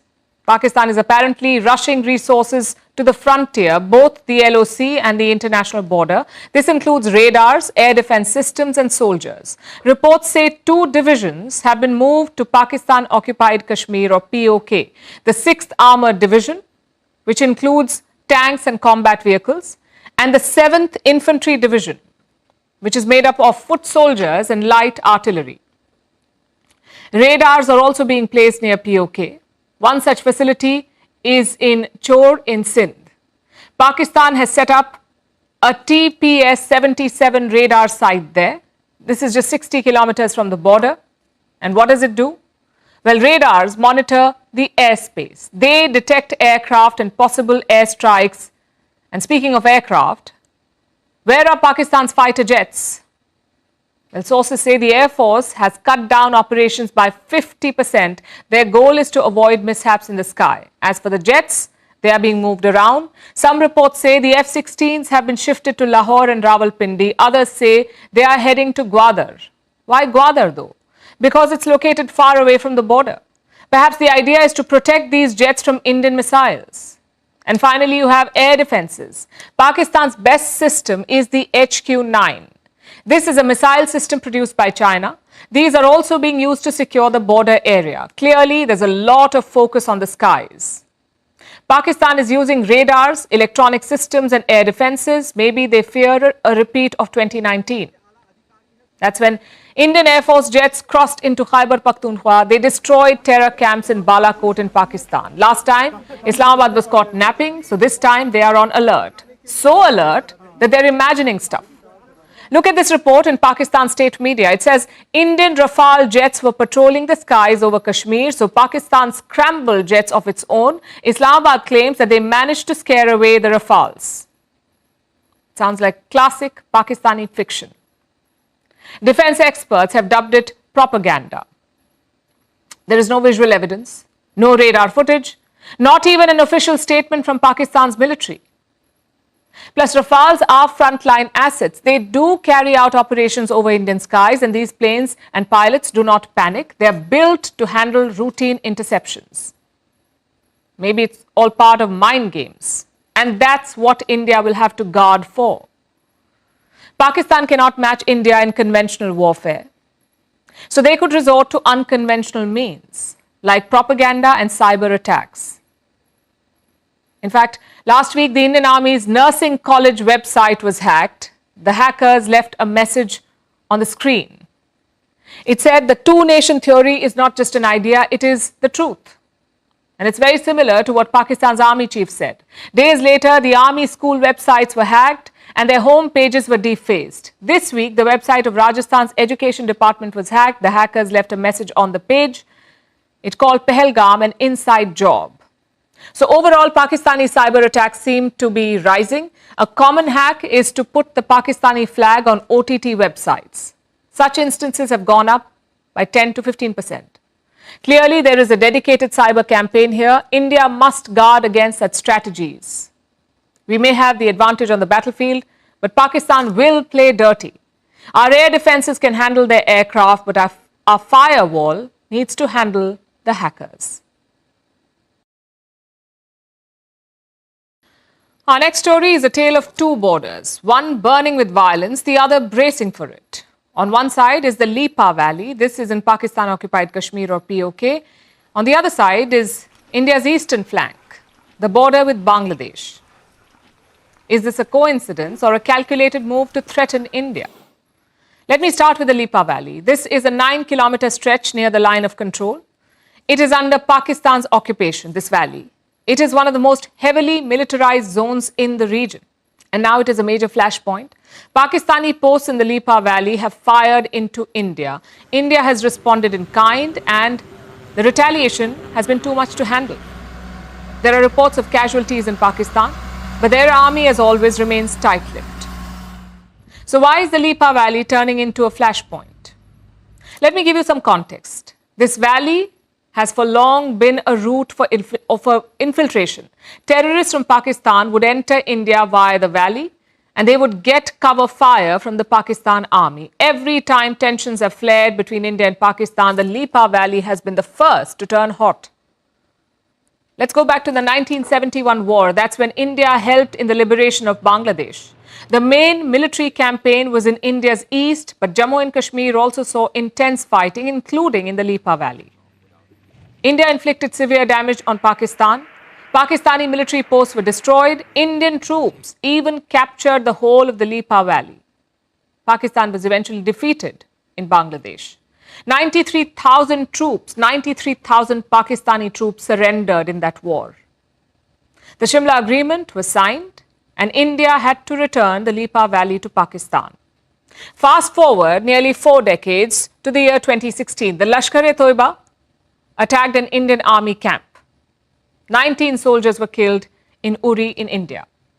India retaliated with cross-border raids. Pakistani posts in the Lipa Valley were destroyed again. Now the area is tense again. India's military planners are considering seizing the Lipa Valley. These are just reports as of now, but the storm is brewing.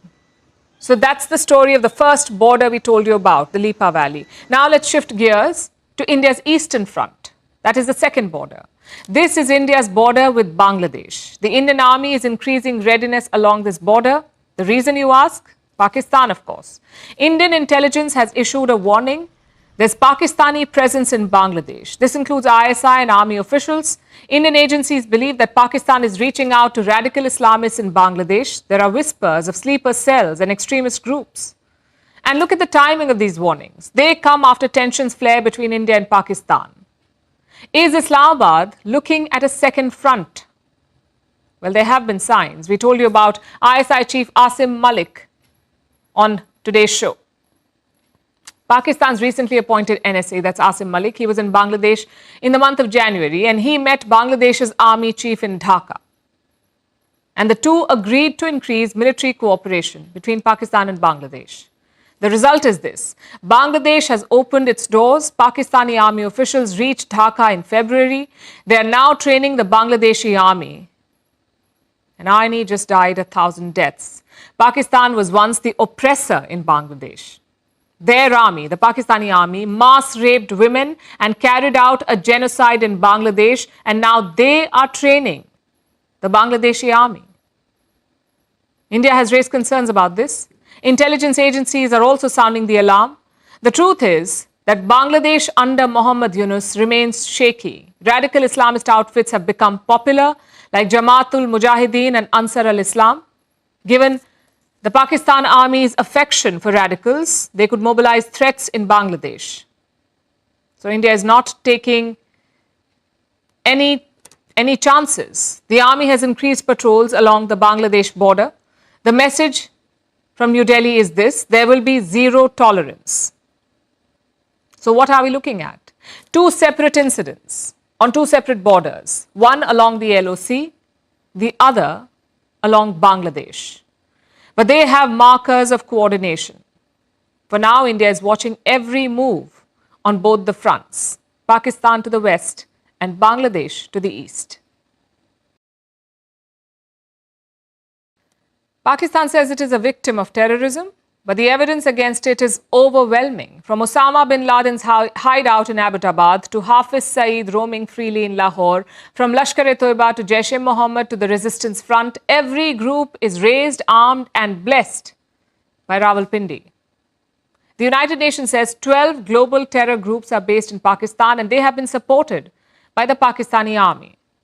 For years, Pakistan has said that it is fighting terrorism, but all they have done is fund terror factories. Governments, international agencies, think tanks, even Pakistanis themselves have shared evidence of Rawalpindi's role in spreading terror across the world. Our next report brings you more. Over the years, the world has spoken about Pakistan's support for terrorism. Whether it's keeping the mastermind of the 9/11 terror attack, Osama bin Laden, in a safe house next to a Pakistani army base, or increasing security for the 26/11 Mumbai attack mastermind Hafiz Saeed at his Lahore residence. State-sponsored terrorism has been Pakistan's forte.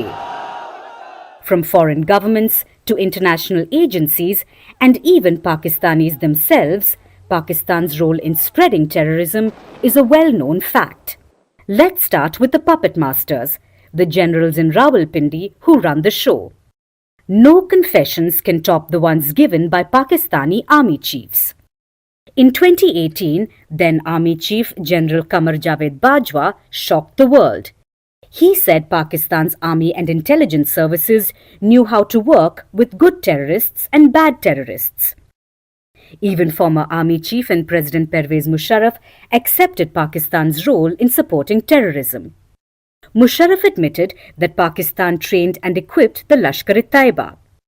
So the Pakistani army, which has been accused of funding, training and supporting terrorists, have openly accepted their involvement. There's a popular saying, countries have an army, but the Pakistani army has a country. So when the Pakistan army paves the way, the country follows. In 2019, then Prime Minister Imran Khan visited the United States, where he accepted that Pakistan had trained the global terror group Al-Qaeda and other jihadist outfits. He also acknowledged that there were thousands of terrorists on Pakistani soil. Similar declarations were made a year prior in 2018, when then Prime Minister Nawaz Sharif opened a can of worms.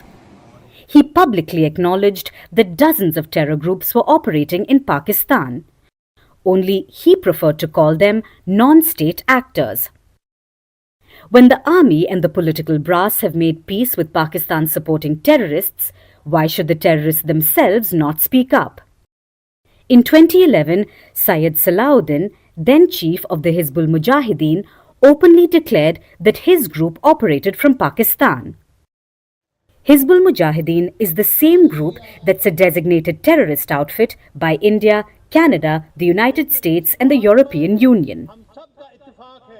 In fact, Pakistan's own Terrorism Investigation Agency confirmed that Lashkar-e-Taiba terrorists that carried out the 26/11 Mumbai attacks trained on Pakistani soil. And there have been other forms of evidence that point all terror-related fingers at Pakistan. Like books written by former ISI chief Asad Durrani, where he accepted that Islamabad supported Hafiz Saeed. Pakistani political scientist Aisha Siddiqa in her book wrote about how the Pakistani army funds extremist groups. There are hundreds of books and thousands of papers that share evidence about Pakistan's support for terrorism. The United Nations says that at least 12 global terror outfits are based in Pakistan.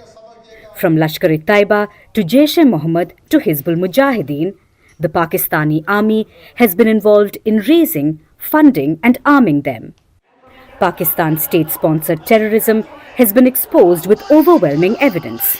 The only thing missing is an official ministry for terrorism.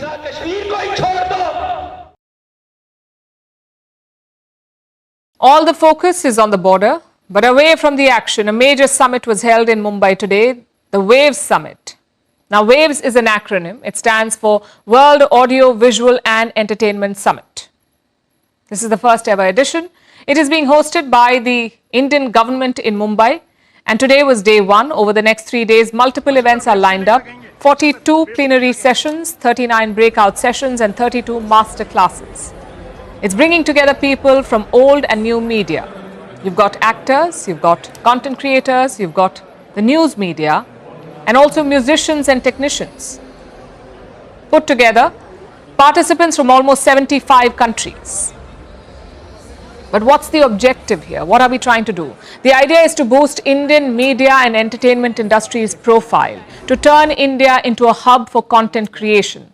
Prime Minister Modi inaugurated the event today, and he spoke about this. He invited creators across the world to come to India. He told them, create in India for the world. Listen in. यही समय है, सही समय है. ये create in India, create for the world का सही समय है. ऑरेंज इकोनॉमी के इस बूम में मैं वेव्स के इस मंच से देश के हर युवा क्रिएटर से कहूंगा, आप चाहे गुवाहाटी के म्यूजिशियन हो, कोची के पॉडकास्टर हो, बेंगलुरु में गेम डिजाइन कर रहे हो, या पंजाब में फिल्म बना रहे हैं, आप सभी भारत की इकोनॉमी में एक नई वेव ला रहे हैं. One word stands out there, and that's the orange economy. Modi said this orange economy will become a key pillar of India's GDP.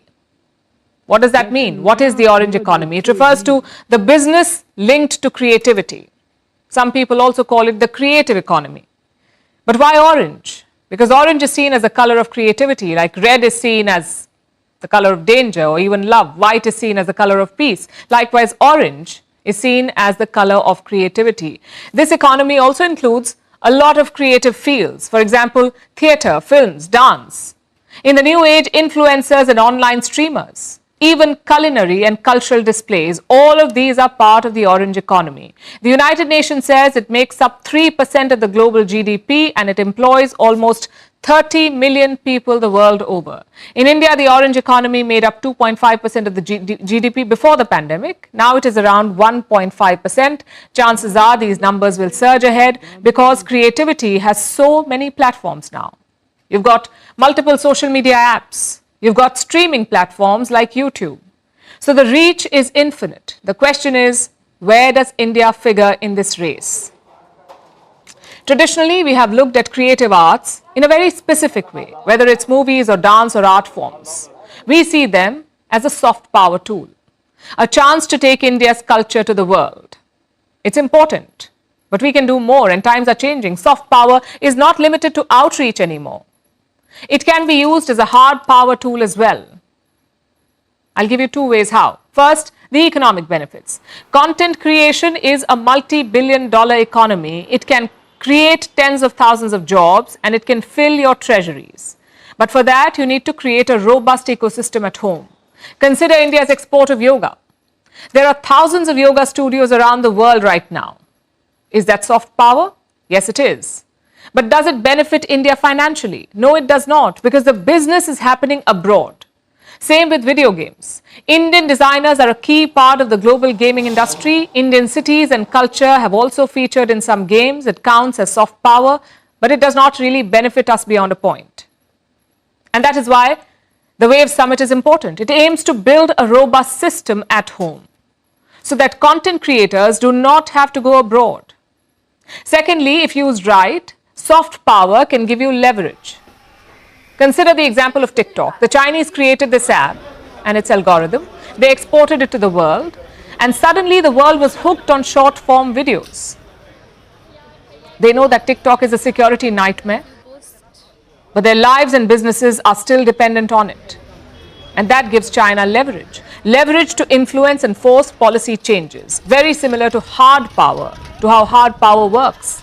Hollywood used to have that sort of an effect, but nowadays it's lost its monopoly. So my point is quite simple. We should start seeing soft power differently. It's not just about entertaining people and building people-to-people ties. There are tangible financial and strategic gains to be made here. The Waves Summit is a recognition of that. Let's see what happens next. If there is one thing that Donald Trump loves, it is a good deal. And after months of intense negotiations, he has finally hammered out one with Ukraine. Washington and Kiev have signed the long-awaited minerals deal.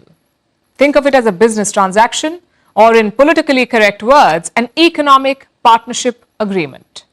It gives the US access to Ukraine's rare earth minerals like graphite, titanium, and lithium. The US will get a share of profits from their future sale. In return, Washington will continue to invest in Ukraine's defense and economic recovery.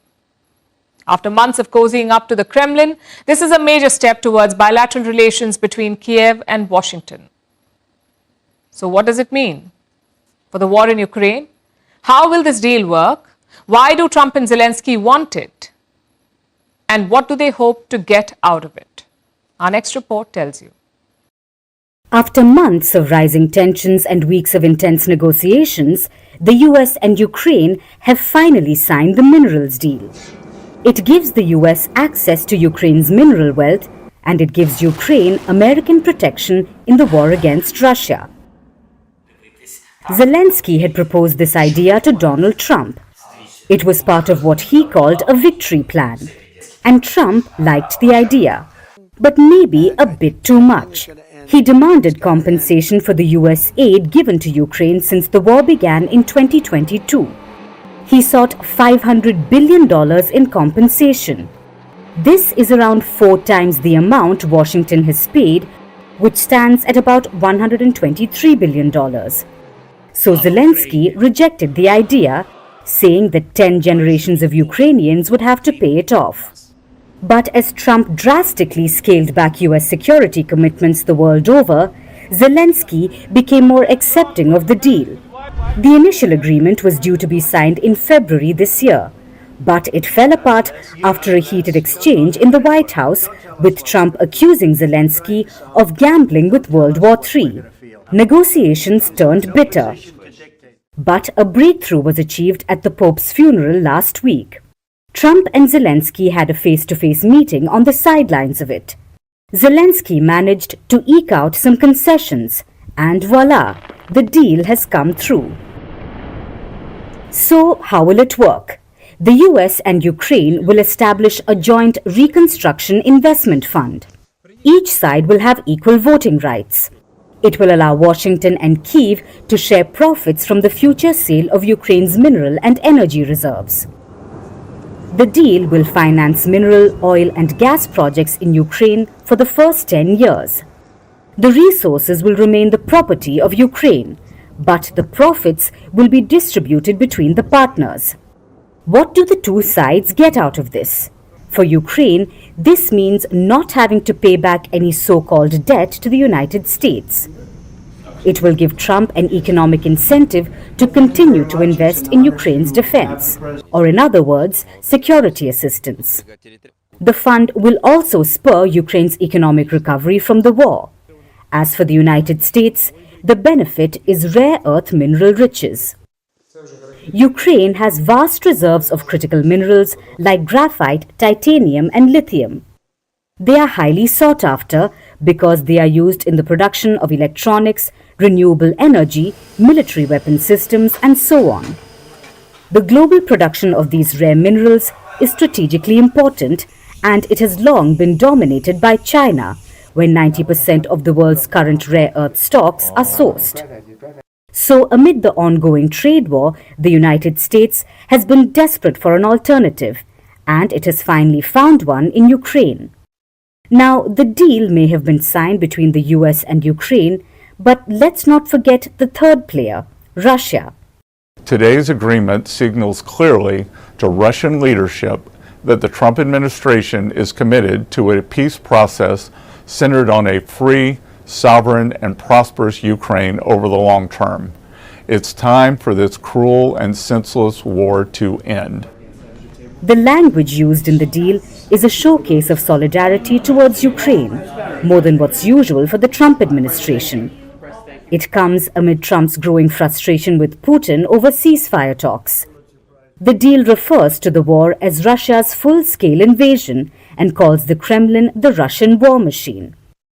It's clear that with one signature, the deal has given Trump a personal stake in Ukraine's fate. It has given Ukraine a big guarantee to brave the war.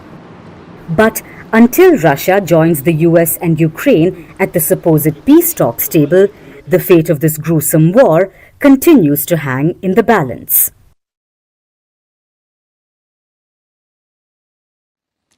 The US-China trade war has been quite the roller coaster.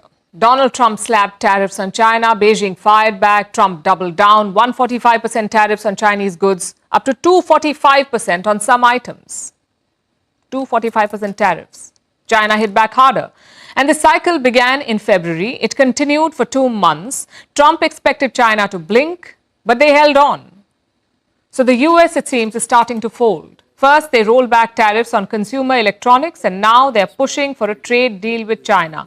Reports suggest the US has reached out to the Chinese. But is the deal really in the works? Let's look at where things stand. Last week, Donald Trump gave an interview to the Time magazine. He said Xi Jinping had called him. China immediately rejected this claim. They said no such call had taken place. Then, on the 24th of April, Trump made another claim. He said that the US and China are talking. Can you clarify with whom the U.S. is speaking with China? They're saying it's fake news that trade talks are happening. Well, they had a meeting this morning, so I can't tell you. It doesn't matter who they is. We may reveal it later. Who were these people? What are they talking about? The US president gave no details. Then came a prompt denial from Beijing. China said no such talks were taking place. In fact, Beijing called it bullying.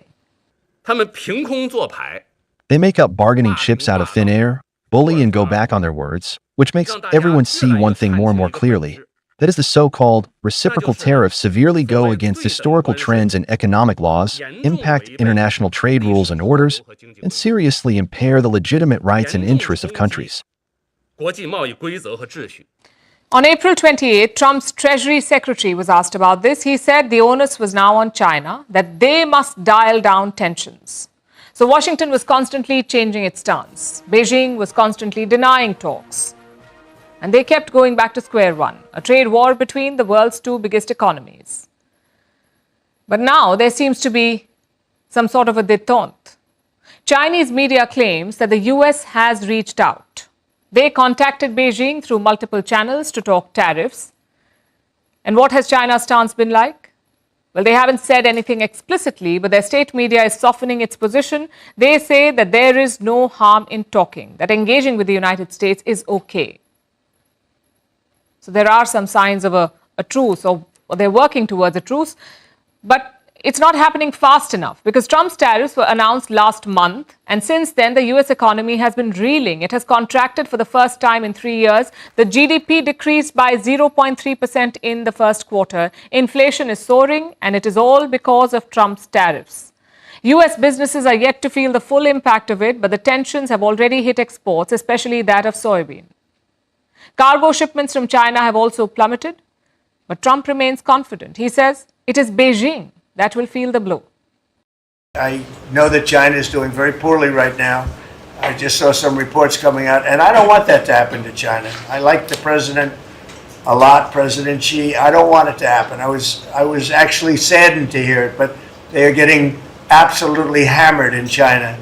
But is China really feeling an impact? President Xi Jinping says Beijing won't back down. China's foreign ministry even released a video. It said it would never kneel down to the United States.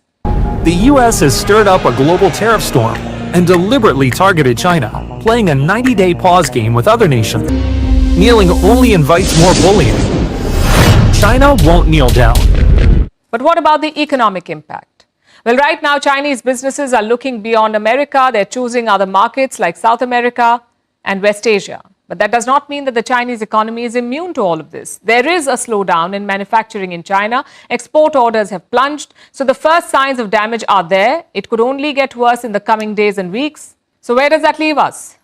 Right now, both countries are stuck in a strange kind of limbo. The US is trying to look tough, but it's clearly hunting for an off-ramp. China is pretending to not care, but make no mistake, it is watching every move. Both economies are bleeding. Neither wants to be the first to blink, but someone will have to. Now, we don't know who that will be, not yet, but if you squint at the signs, they seem to point to Washington.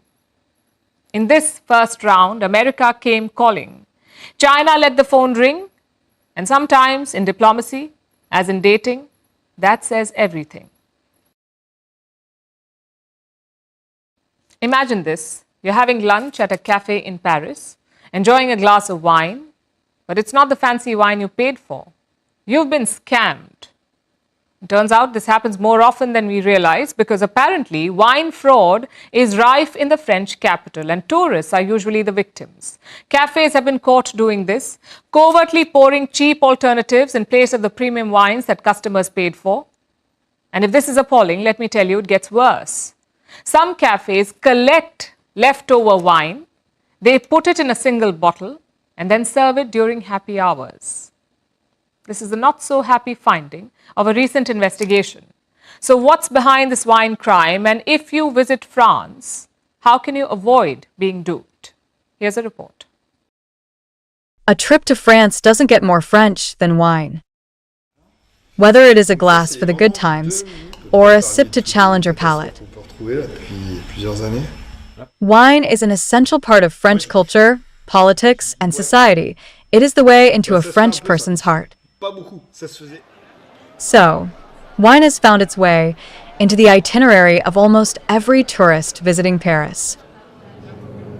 But what if the pricey plunk is not worth the cost? Quite literally.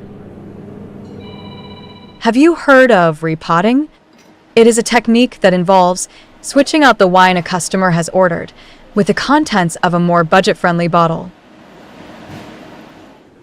This may sound appalling, but it is exactly what many Parisian cafes have been caught doing with tourists, often being the prime victims.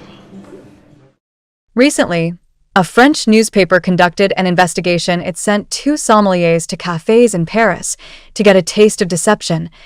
The experts pretended to be tourists. They ordered wine by the glass. And what they received was shocking. A pour of Chablis or Sancerre, which costs about $10, was substituted for a Sauvignon, which was the cheapest wine on the menu, costing about $6. When the investigators complained about this, the waiter brought another glass of the wrong wine. According to the report, such scams are rife in Paris, especially in tourist hotspots. Waiters covertly pour cheap wine in place of the premium glasses paid for by customers. And it gets worse. Sometimes they put leftover wine in a single bottle and serve it during happy hours. Waiters at restaurants and bars have confirmed this practice. They say that it is widespread, and it happens for a range of reasons. Bosses often encourage this wine fraud to maximize profits. Waiters sometimes want to avoid opening expensive bottles, which can spoil if left open for long, and tourists rarely discover the trick. This may sound like mastermind manipulation to cut costs, but if found out, restaurants will have to pay the price. In France, cheating customers over wine is punishable by law. It comes with 3 years in prison and a fine of about $34,000. That said, it is hard to impose. French authorities have been fighting wine fraud for centuries now. Inspectors check serving practices regularly, but their resources are limited. And there are more than 60,000 restaurants, cafes, and bars in Paris alone. So, if you are planning a trip to Paris, how can you be more careful during wine o'clock? You can insist on having wine poured from the bottle in front of you, with the label visible, as is required by law. After all, being cheated out of high-end wine doesn't just hurt one party. Experts say that the repotting scam rebounds on the restaurants and wine producers as well. It spoils the image of fine wine and often pushes customers to order less of it. So the disappointment goes both ways. Especially when wine consumption is falling the world over. France is one of the key global producers of wine. But last year, 3.6% less wine was consumed in country. So the repotting scam may save cost, but it also leaves a bad taste. At a time when wine is already in the red. And now it's time for Vantage Shots, images that tell the story. Turkish police detain hundreds of May Day protesters in Istanbul. Floods and storms batter New Zealand's capital as it is hit by the strongest winds in a decade. And for the first time, a virtual boy band enters the prestigious Billboard 200 global chart. Finally, we are taking you back in history. On this day in 1889, May Day was first observed as a labor holiday. The origin is linked to the international labor movement, especially the movement for 8-hour work days. Today, it is celebrated across the world to mark the achievements of workers. We are leaving you on that note. Thank you for watching. We'll see you tomorrow.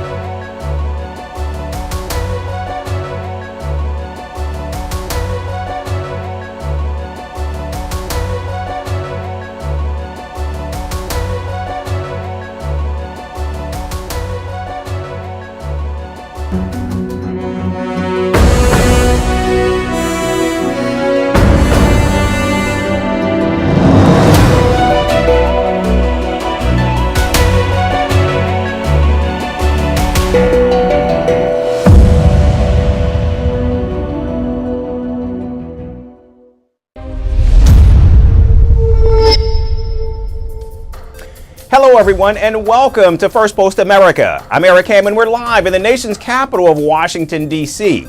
And today on the show, Elon Musk is on the outs, and Kamala Harris returns to the political stage.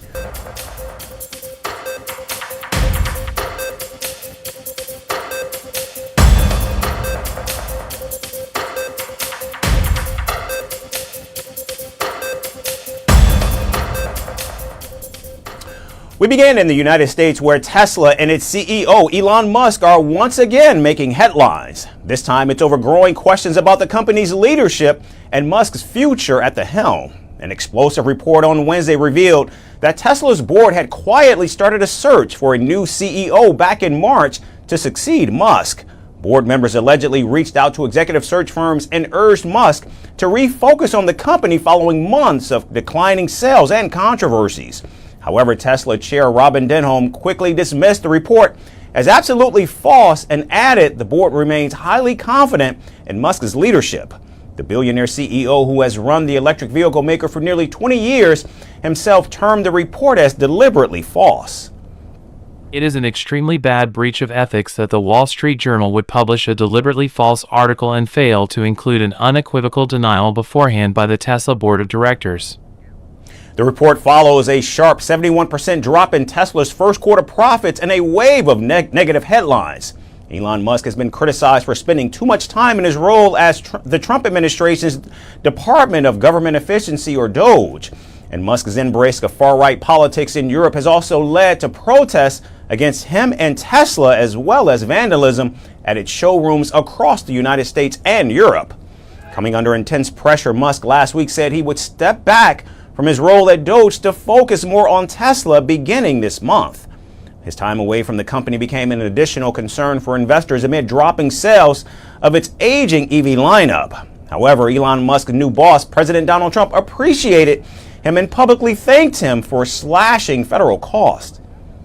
Vast majority of people in this country really respect and appreciate you, and this whole room can say that very strongly. You've really been a tremendous help. You opened up a lot of eyes as to what could be done, and we just want to thank you very much. And you know, you're invited to stay as long as you want. At some point, I guess he wants to get back home to his cars. Meanwhile, reports suggest that Musk has privately indicated he does not want to remain Tesla's CEO forever, and activist investors are calling for stronger oversight and a clear succession plan. For now, however, Tesla is dismissing talks of a leadership change. But with profits down and pressure rising, the company's future and Elon Musk's role leading it both remain under intense growing scrutiny. Meanwhile, in Washington, President Donald Trump says Canadian Prime Minister Mark Carney will visit the White House within the next week as he looks to make a trade deal with the United States. Speaking at a cabinet meeting on Wednesday, the president praised Prime Minister Carney and hoped to have a great relationship with Ottawa. I think we're going to have a great relationship. He called me up yesterday. He said, let's make a deal. You know, he said he couldn't have been nicer, and I congratulated him. You know, it was a very mixed signal because it's almost even, which makes it very complicated for the country. It's a pretty tight race, but he's a very nice gentleman, and he's going to come to the White House very shortly, within the next week or less. President Trump's remarks come days after the Prime Minister Carney led the Liberal Party to a stunning fourth consecutive victory in the general election. The political newcomer's win was a major comeback for the Liberals, who for months now have languished in the polls due to public dissatisfaction with the former Prime Minister Justin Trudeau. When Carney replaced Trudeau in March, he rode a wave of anti-Trump sentiment. And Prime Minister Carney argued his experience handling economic issues made him the best leader to deal with President Trump's punishing tariffs, as well as threats to annex Canada. Now, following his win on Tuesday, the Canadian leader is doubling down on a tough approach to President Trump's tariff war and said Canada will now reduce its reliance on the United States. America wants our land, our resources, our water, our country. Never. But these are not idle threats. President Trump is trying to break us so that America can own us. That will never ever happen. We are over the shock of the American betrayal, but we should never forget the lessons. But you're going to take us forward. We have to look out for ourselves. While Prime Minister Carney could open negotiations with President Trump, he's also expected to start expanding trade with Europe and other democracies to repair some of the damage caused by the newly imposed U.S. tariffs. And even though President Trump has repeatedly threatened to make Canada the 51st state of America, it's highly unlikely Prime Minister Carney would make any concessions about his country's sovereignty. And now we turn to Greenland, which is at the heart of global headlines thanks to President Donald Trump's repeated calls to make it part of the United States. This week, a U.S. private sector delegation is heading to the Arctic island seeking partnerships and access to vast mineral wealth, where American investment reportedly remains limited. But with rising geopolitical tensions in Greenland's future in the balance, will this visit deepen U.S. involvement, or will the island's leaders push back? Here's more on the still evolving story. Greenland, a vast ice-covered island in the Arctic, is rapidly gaining attention as the world's next economic and strategic battleground. This week, a U.S. private sector delegation led by a former Trump administration official is set to visit Greenland. Their aim?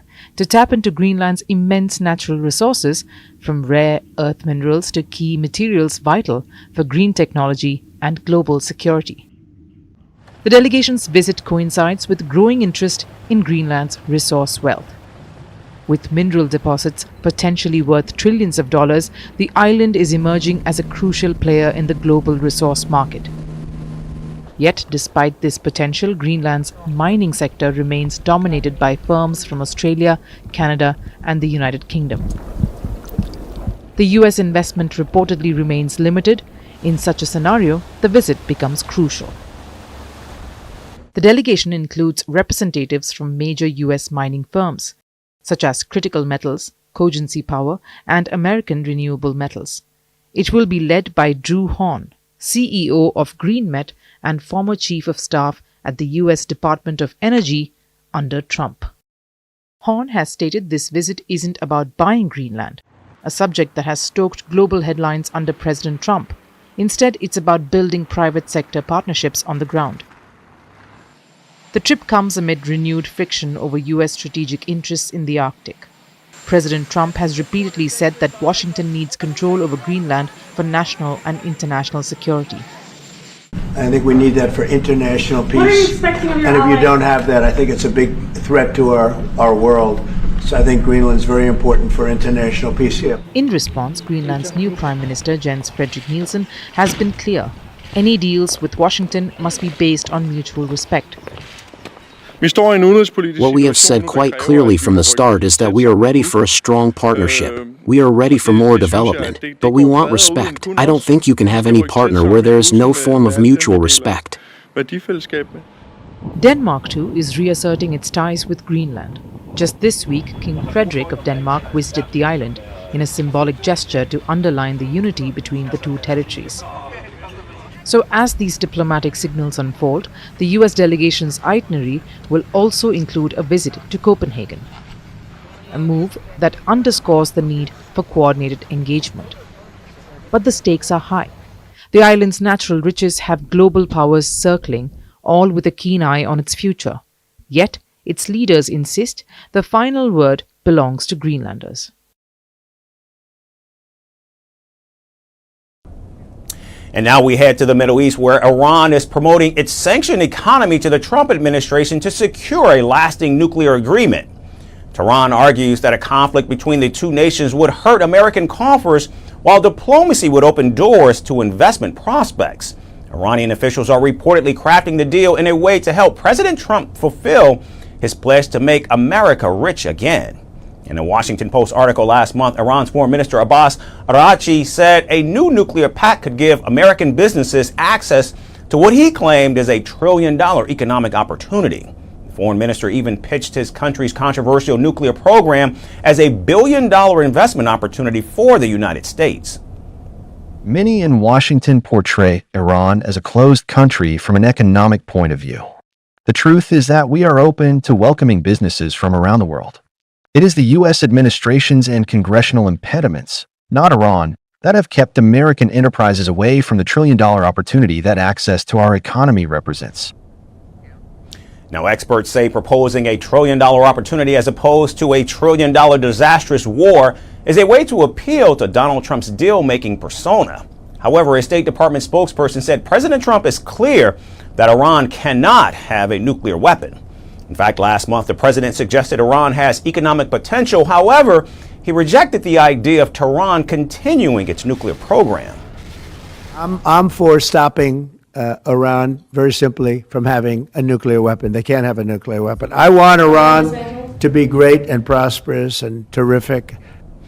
And for Iran, the stakes in the nuclear talks are much higher, as President Trump has threatened to strike its nuclear sites if it does not accept a deal. Since Trump withdrew from the original nuclear deal back in 2018, Tehran's oil exports have declined, foreign investors have left, and the currency has lost about 90% of its value against the U.S. dollar. And now, with the fourth round of negotiations scheduled for this Saturday, it remains to be seen if Iran's economic proposal will please President Donald Trump. And finally, Kamala Harris made a dramatic return to the political spotlight on Wednesday night. Breaking her months-long silence with sharp words, the former vice president accused President Donald Trump of triggering a self-induced economic crisis, threatening constitutional norms, and weaponizing fear. In fact, using a viral animal metaphor, Kamala Harris even urged Democrats to find strength and unity, just like elephants during an earthquake. So as speculation grows about her political future, Kamala Harris has made one thing clear. She is not done with politics, at least not yet. Here's the story with the latest. But we like hard work. Hard work is good work. Hard work is good work. Kamala Harris didn't tiptoe back into politics. She walked in head high, words sharp and with her voice steady. And it is a fight for freedom. On Wednesday night at San Francisco's Palace Hotel, the former vice president re-emerged after months of near silence. She took the stage at the 20th anniversary gala of Emerge, which is a progressive group that trains women to run for office. And when she spoke, she made sure that it wasn't just another speech. It was a statement. I am not here tonight to offer all the answers, but I am here to say this. You are not alone, and we are all in this together. And straight talk, things are probably going to get worse before they get better. Harris tore into President Donald Trump, now marking 100 days into his second term. Now, I know tonight's event happens to coincide with the 100 days. She accused him of pushing the country toward a constitutional crisis, devastating the economy with reckless tariffs and punishing dissent. It's an agenda, a narrow, self-serving vision of America, where they punish truth tellers, favor loyalists, cash in on their power, and leave everyone to fend for themselves, all while abandoning allies and retreating from the world. Now, if that wasn't enough, she sharpened the knife a little more. She claimed Trump was abandoning American ideals and warned that his administration had weaponized fear. They are counting on the notion that if they make some people afraid, it will have a chilling effect on others. But what they're overlooking, what they have overlooked, is that fear is not the only thing that's contagious. Courage is contagious. The courage of all. Then came the moment no one expected. Please allow me to digress, she said, grinning. Okay. It's kind of dark in here, but I'm asking for a show of hands. Who saw that video from a couple of weeks ago? The one of the elephants at the San Diego Zoo during the earthquake? She asked the audience if they had seen a recent video of elephants at the San Diego Zoo during an earthquake. Everybody's asking me what The room leaned in. They felt the earth shake, Harris said. And what did they do? They got into a circle. They protected the calves. They stood together. And as soon as they felt the earth, they got in a circle and stood next to each other to protect the most vulnerable. Think about it. What a powerful metaphor. The message was unmistakable. And while using this metaphor, she made sure that the night wasn't just about symbolism. Warning fellow Democrats to not mistake the moment for chaos, she urged them not to scatter. Some people are describing what's been happening in recent months as absolute chaos. And of course I understand why. But friends, please let us not be duped into thinking everything is chaos. The former vice president spoke for just 15 minutes, but she made sure that every second was pulsed with a purpose. This was her first major public address since losing the 2024 election, but she gave no hint of what comes next. Will she run for governor of California in 2026 or make another presidential bid in 2028? Her advisors say that all options are still on the table. But Harris closed with one final charge. Let's lock it in, she said. We are not going to scatter. This country is ours. It doesn't belong to whoever is in the White House. It belongs to you. It belongs to us. It belongs to we, the people. Thank you. God bless you and God bless America. Thank you all.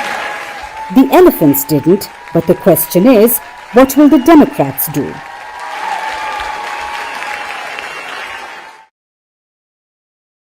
That's the show for today. We certainly thank all of you for tuning in. We look forward to seeing you right back here again tomorrow. Thanks again, everyone, for tuning in.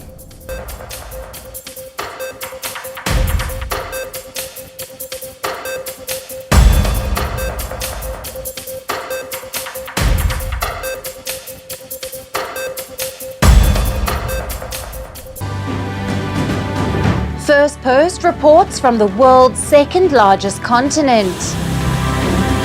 Hello, I'm Alison LaGrange. A very warm welcome from Durban, South Africa. We get you the news and the newsmakers from Africa. From elections to climate change to innovations and opportunities. As the world's attention shifts, we report from Africa, the heart of the global South. Join me every weekday live on Firstpost.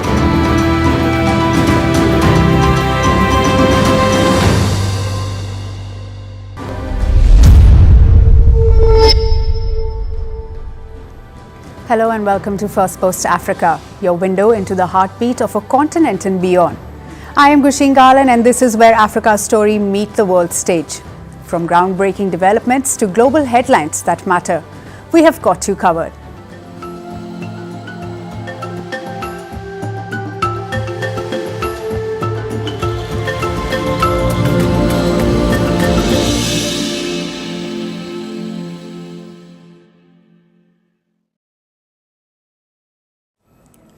We start with Kenya, where a member of parliament has been shot dead on a busy street in the capital.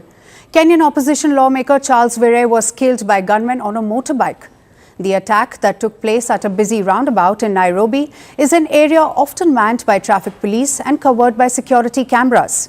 Yet, the identities of both the shooter and the motorbike rider remain unknown.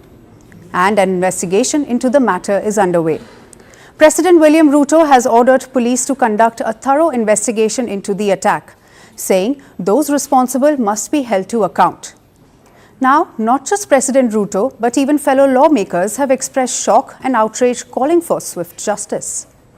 I passed on Ngodowere around 7 in the night at Parliament exit as he was addressing 5 MPs, and he was the one whom the MPs were listening to. I was saddened to have read the message that Ongondowere Mweshimiwa of Kasipul is no more. Call it to the family, and may his soul rest in peace. How I pray that this matter is going to be conclusively brought to book, and we will know who murdered Honorable Charles Ongondowere. Charles Were represented the Kasipul constituency in Western Kenya. He was a member of the opposition Orange Democratic Movement led by veteran politician Raila Odinga. And although Odinga contested the 2022 election results, which he lost to President Ruto, the two recently formed a political alliance. In fact, Ruto even formed a broad-based government in the wake of recent anti-government protests. Police say the nature of this crime appears to be both targeted and predetermined. According to local media, Were had reported receiving death threats 2 months ago. He claimed non-residents of his constituency had been disrupting his public events. Meanwhile, just a day before the shooting, he also reportedly stated that his vehicle was blocked after leaving a funeral, and that he believed could have been attacked had it not been for his security detail. Family members have also said he repeatedly warned that his life was in danger. While many have described Charles Were as a sincere politician, his past controversies have also been highlighted in the wake of his killing. For instance, a case from 2010 involving the disappearance of a woman who visited his home in search of work. Her mother claimed her daughter disappeared after visiting Were's house and was never seen again. The killing comes amid growing political dissent in Kenya. Last year's protests against tax hikes evolved into a broader movement against the Ruto government. Multiple protesters were killed, bringing the conduct of security forces under intense scrutiny. And since then, there has been a troubling rise in enforced disappearance, often targeting government critics and protesters. Will this latest incident deepen political tensions in Kenya? To discuss further, we have with us Luke Anami, who is an international affairs expert from Nairobi, Kenya. Luke, welcome to Firstpost. Yes, thank you so much for your welcome, Gavin. Luke, what does the method and timing of MP Charles Were's assassination suggest about the level of planning and possible motives behind the attack? Yes, the level of planning, first of all, it suggests that this was a well-planned and meticulously carried out a killing, if you can call it an assassination. And it really was well planned in terms of execution. And you could see that clearly this was a marked man, just as you have well indicated that he was a marked man. Kasipul is one of the constituencies in Western Kenya that is known for a lot of violence during election, and a lot of enmity within the constituency has actually spiraled over to national level. And so one would term this a local matter that was actually boiling, but the government was not paying close attention to it. The timing is also very important. Just recently, the BBC had released a documentary which indicated that how Kenyans were killed at Parliament on 25th of June during the riots against the Finance Act of 2023. And the timing is very key in terms that it actually comes at the time when Kenyans are debating how the killings have been being carried out in the past. Kenyans losing a lot of losing their lives to the police and security people. But this one comes into the new twist.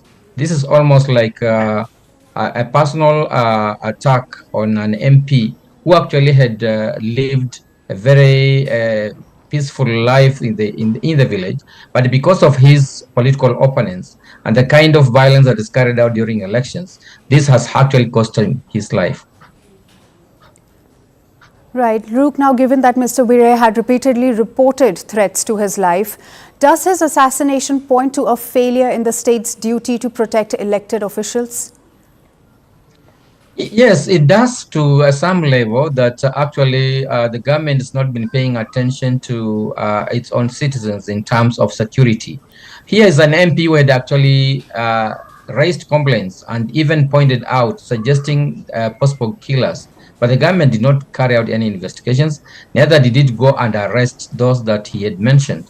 What the government did was it just gave him a bodyguard who was armed. Unfortunately, the bodyguard who was with him during the attack yesterday night could not respond on time.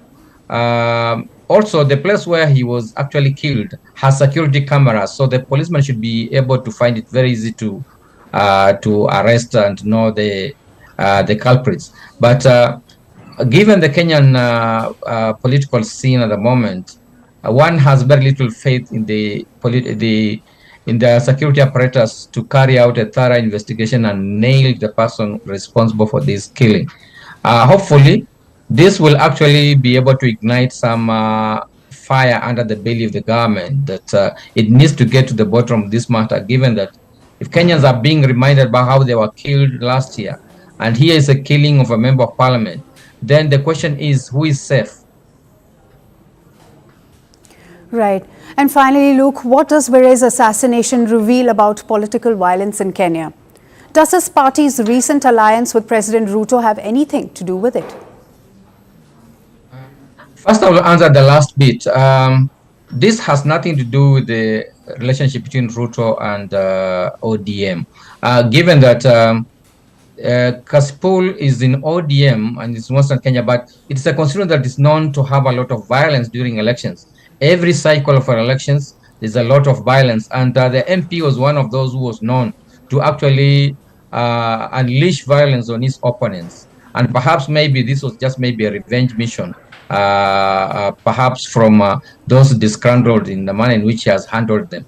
On the other issue is that yes, it puts pressure to President William Ruto's government to actually come and say, okay, this is a member of parliament who belongs to a party that has actually come to support us.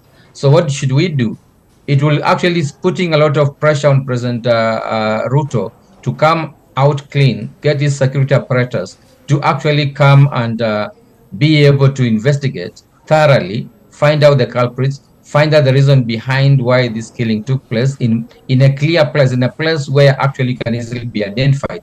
Nairobi is manned by very good cameras all over the. So I've had the privilege to be in the police offices and been able to see clearly the cameras and how they work. So that should actually be a very easy case for the government. But then the question and the test is: will the government crack it this time round? Will the President William want to place his partner Raila Odinga that he can actually get to the bottom of this matter and dispose it off? So all the eyes are on the president and his security apparatus, and how this will actually be used to ensure that this kind of killings do not occur. Violence is part of Kenya's politics right from more than a decade, 2 decades now.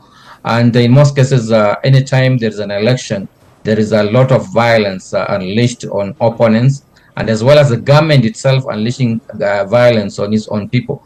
And in this case of Kasipul, the government's did not like the opposition. So you can see that when there is violence in Kasipul, the government paid less attention because it didn't see it's a region which is not, it doesn't get votes from, and it didn't see the need to actually send security to do all those investigations and reduce the violence. And you can see now this is a symptom of recurring of violence in election year. We just have 1 year to the election, and this can be a point of a very, very, very tense moment for Kenyan politicians as well as the rest of the public.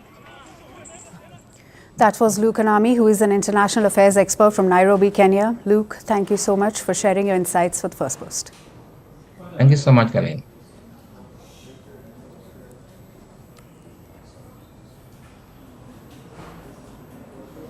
For our next story, we'll look at South Africa, where the ghosts of the apartheid era continue to crawl back into the country's current political landscape. It stirs old wounds and raises questions about power and progress. The struggle for justice in the country still isn't over. And even after the end of white minority rule 30 years ago, victims are still awaiting reckoning. President Cyril Ramaphosa announced a judicial inquiry, and the inquiry proposed is to find out if his past governments deliberately blocked justice for apartheid-era crimes. Now the move follows a lawsuit filed by 25 families.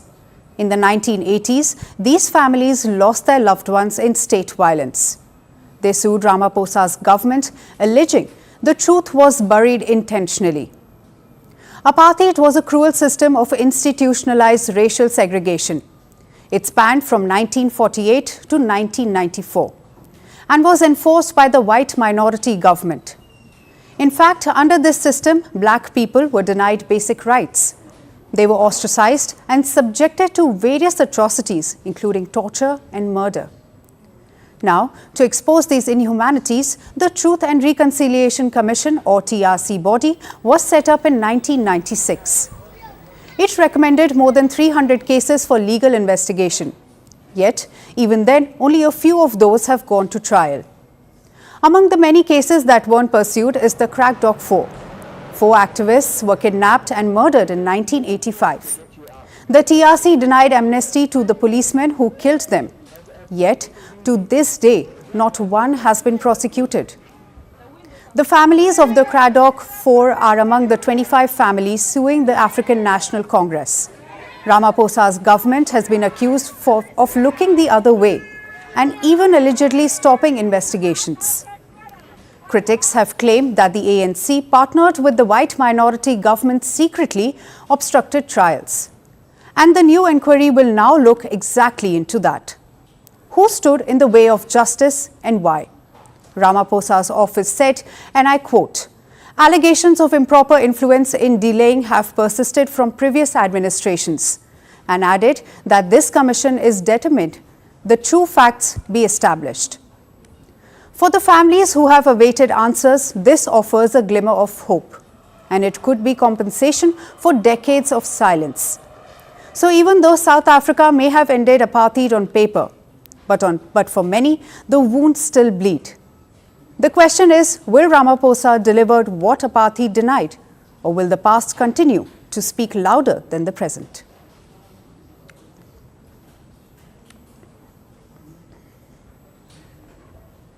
Shifting focus to Ghana in West Africa, where gold isn't just a commodity anymore. It's a strategic tool to defend the national currency. Ghana, which is Africa's top gold producer, is rolling out an ambitious gold purchase program aimed at shoring up its foreign reserves and stabilizing the Ghanaian cedi. The government has just signed a new deal with 9 additional mining companies, requiring them to sell 20% of their gold output to the state. This builds on a 2022 agreement with other industry giants. And under that deal, companies began selling a fifth of their annual production to the Bank of Ghana, settled not in dollars but in local currency. Ghana heavily relies on imports, which requires a steady supply of foreign reserves to support its economy. So, by purchasing gold in local currency, the government aims to reduce pressure on cedi by lowering the demand for foreign exchange and boosting Ghana's gold reserves. And seems like the plan has been working. Since launching the initiative, Ghana's gold reserves have risen sharply from just 8.7 metric tons in 2022 to more than 30 metric tons today. That's helped push the country's gross reserves to $9.4 billion. However, the latest deal also brings smaller and mid-tier producers into the fold. Together, these 9 new companies are expected to deliver roughly 200 kilograms of gold every month. But there's also a bigger play here, and that is fighting smuggling. The state-backed body Gold Board, which oversees the program, says formalizing gold purchases from smaller miners will help clamp down on illegal exports and boost local earnings in the sector. With gold prices soaring nearly 30% this year, driven by global uncertainty, geopolitical tensions, and the lingering effects of US tariffs, Ghana is betting big on the metal. It's a deliberate strategy to use gold as a currency shield. easing pressure on the Ghanaian cedi and reducing dependence on foreign currencies. Now, with this, Ghana is reinforcing its economic defenses amid turbulent global markets. It's a gold strategy not just for trade, but for national stability.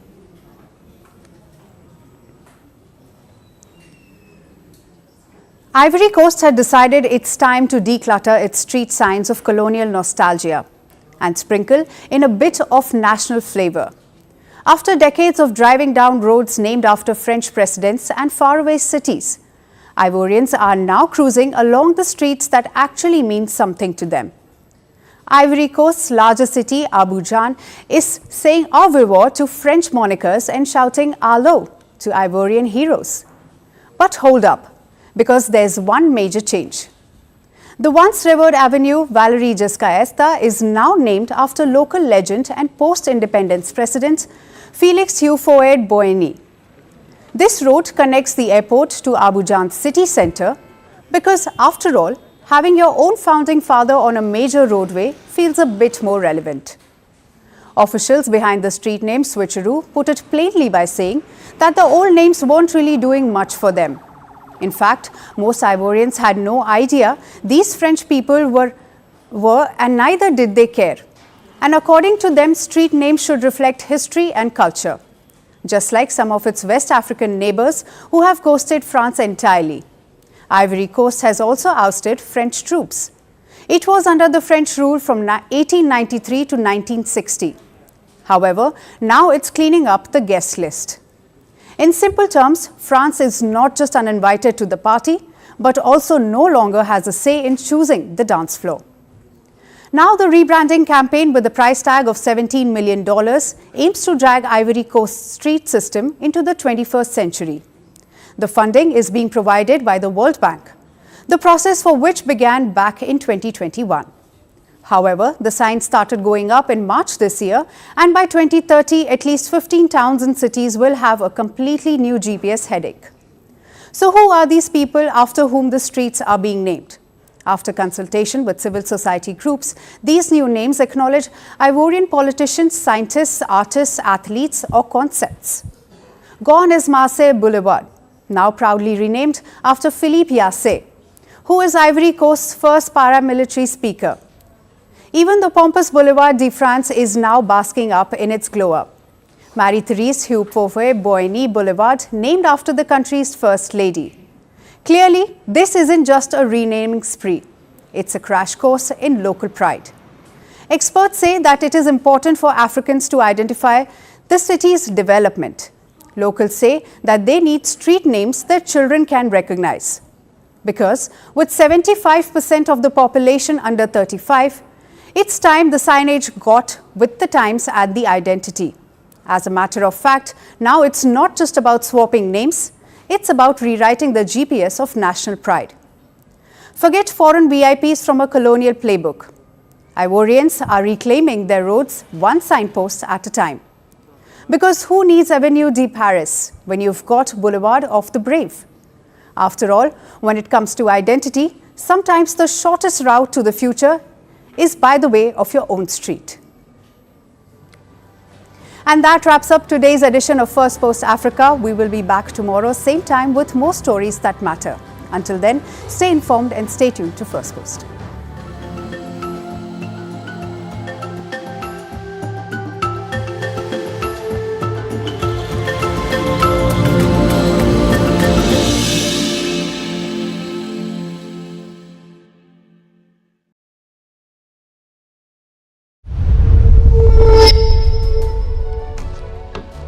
Hello, Namaskar. This is Firstpost and you're watching Vantage with me, Palki Sharma.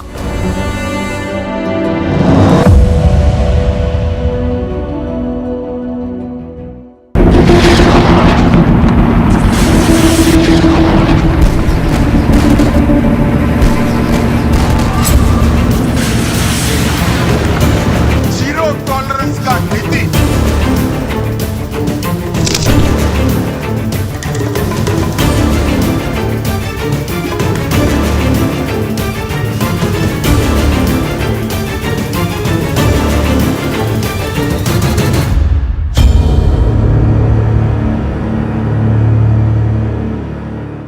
tensions are simmering at the India-Pakistan border. We've got daily ceasefire violations, drills and threats, hotline conversations and diplomatic offensives. India has made its intention quite clear. It is waiting for the right moment to strike back. In the meantime, the military is preparing. India's Navy is holding drills off the Arabian Sea coast. They're firing anti-ship and anti-aircraft missiles. Several rounds have already been completed. The latest is from April 30th to May 3rd. The Navy has designated an area for this drill. It is located just 80 to 85 nautical miles from Pakistan's warships. They too are holding drills in the region. So India is asking them to stay clear of the area. Let me quote what one officer said about this.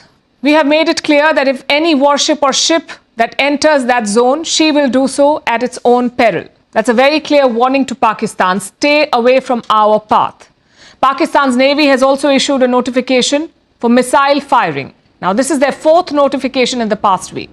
But so far, they haven't fired anything. Only warnings, no missiles. What they have done is release a video. It shows a montage of Pakistan's naval drills. Take a look at this.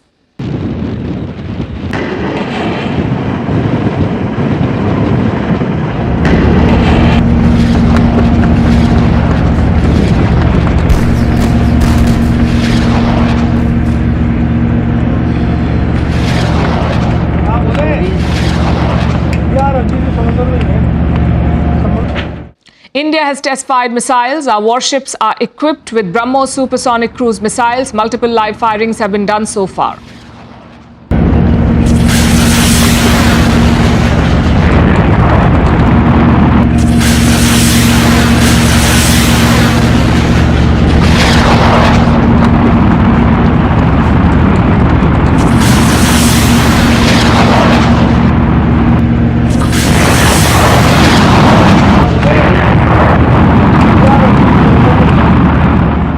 The Indian Air Force is also stepping up. Last week, we saw the Akraman military drills. India's Rafales and Sukhois practiced ground strikes over the central part of the country. Today, we saw another impressive display. Indian fighter jets flew over the state of Uttar Pradesh. They landed on an expressway there. Take a look at this.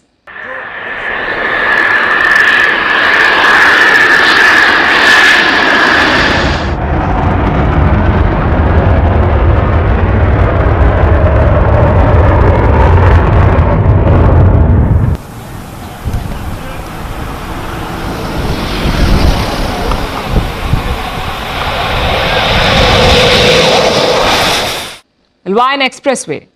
Think of it as a backup option. Say the enemy destroys your air bases. You will still need to land and operate your warplanes.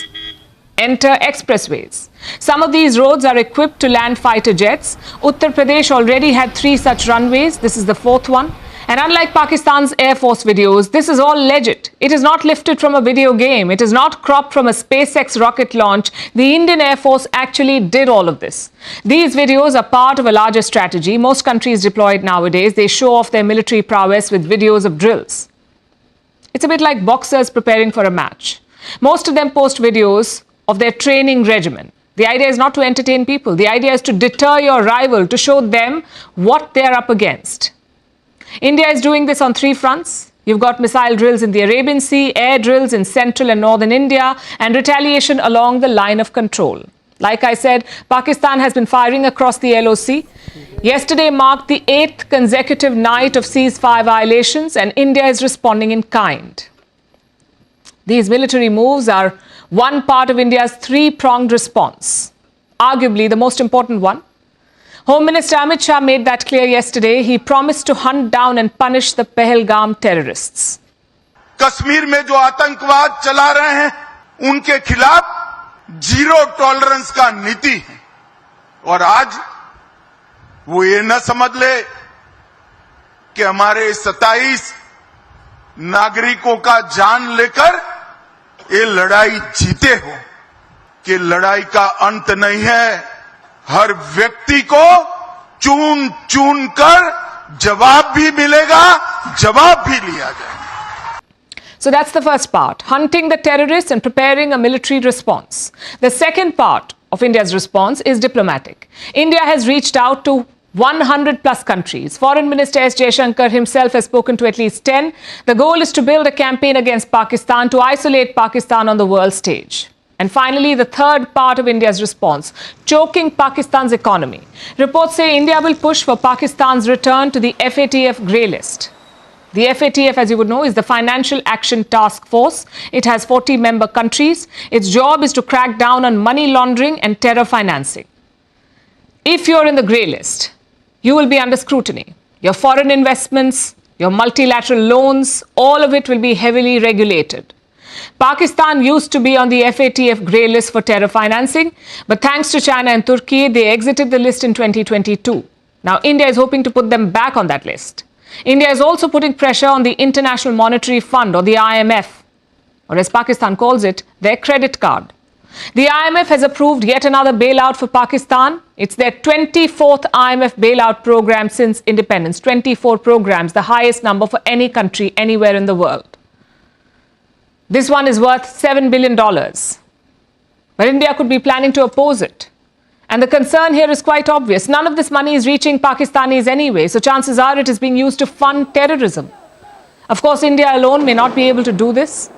Our voting share at the IMF is only 2.75%, but that's where diplomacy is so important. New Delhi must build a global campaign against Pakistan, cut off their political support, choke their financial bailouts, and then cripple their terror networks.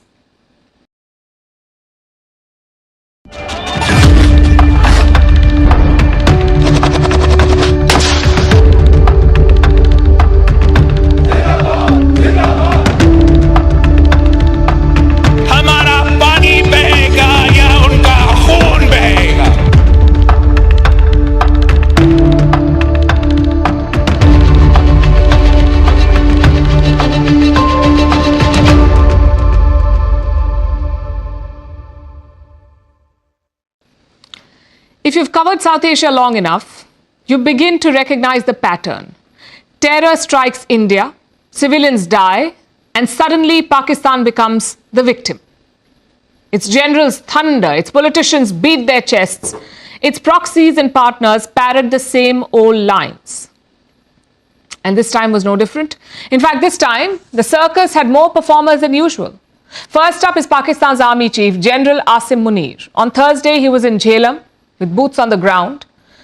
The optics were classic. Choreographed war games and carefully curated photo ops, standing on military tanks. But that wasn't enough. Asim Munir needed some headlines, so he reached for the script. He said, and I'm quoting, "Any misadventure by India would be met with a notched-up response." These were his words. Basically, if India hits back, Pakistan hits harder. That's what he said. It's textbook bravado and nothing new for Asim Munir. After all, he's the same man who called Kashmir Pakistan's jugular vein. So this is right up his alley. But Asim Munir seems to have tough competition from another man, and that is Bilawal Bhutto Zardari, the OG Nepo baby of Pakistani politics. At one point, he was the country's foreign minister, but now he cannot seem to make up his mind. Is Pakistan the villain or is Pakistan the victim? Bilawal Bhutto Zardari is confused. Look at his latest statements. First, Bilawal threatened India over the suspension of the Indus Waters Treaty. He said the Indus belongs to Pakistan. Either the Indus water will flow or it will be the blood of Indians. Bharat को कहना चाहूंगा कि सिंधु हमारा है और सिंधु हमारा रहेगा। या इस दरिया से हमारा पानी बहेगा या उनका खून बहेगा। A few days later, Bhutto was beating the war drums again. Again over the Indus Waters Treaty, he invoked the Indus Valley civilization. He painted himself as its heir. And he warned India against touching the rivers. हम जंग नहीं चाहते, मगर वो सिंधु पे हमला करे तो उनको मालूम है कि या इस सिंधु से पानी बहेगा या खून बहेगा। But then in an interview today, he changed tack. Bilawal Bhutto Zardari was speaking to Sky News and he admitted what Pakistan has long tried to bury, the country's long-time links to terrorists. Bilawal says Pakistan has suffered because of its own choices and that Pakistan needed reforms. Well, is it an honest statement? Maybe. But it also raises a question. Which Bilawal is the real one? Is it the one who wants reforms? Or is it the one who thinks that rivers and rhetoric will rewrite geography? And while Bilawal was changing his stance, there's one man who knows what he wants. Maulana Fazlur Rahman, the chief of Jamaat-e-Ulema-e-Islam. He had a surprisingly different take. First, he hit out at the Pakistan army for the tensions. Then he said, fight with India all you want, but do not open a second front with Afghanistan. Why? Because the nation won't support it. Well, he's not wrong technically. Pakistan is not equipped to handle one burning border, let alone two. So the cleric is asking Islamabad to not tempt fate. But not all his namesakes are of the same opinion. We are talking about General Fazlur Rahman. He is a retired Bangladeshi general. And he went rogue on Facebook. He suggested that if India ever attacks Pakistan, Bangladesh should occupy the northeast. India's northeast. He's saying Bangladesh should occupy it. He also floated the idea of forming a joint axis with China. Now, it's hard to tell what this is. Is it delusion, fantasy, or just plain madness? But it does tell us something about the whole situation. The poison Pakistan spreads is contagious. It is now poisoning the subcontinent. Also, just when you thought that things could not get worse, there was Gurpatwant Singh Pannu, part-time Khalistani, full-time viral video creator. Pannu too had a warning for India. If it attacked Pakistan, Punjab would be liberated. Now let's pause here for a second. Pannu is cheering for Pakistan, the same Pakistan that forced thousands of Sikhs into exile during partition. Why is he speaking for them? You see, Pannu is Pakistan's favorite houseplant. They water him occasionally to make sure that he's always available to play the separatist card. And that is exactly what he's doing, making some noise. The problem here is that all these people mistake noise for power. This isn't just about one general or one politician, it's about a whole ecosystem. Pakistan is in a rot, and when states fail to fix themselves, they hunt for demons. India is the easiest one to conjure. At the end of the day, this show of power is just a performance. And Pakistan should know that sooner or later, even the biggest run and the best run circus runs out of applause. India responds in a way that doesn't lead to a broader regional conflict.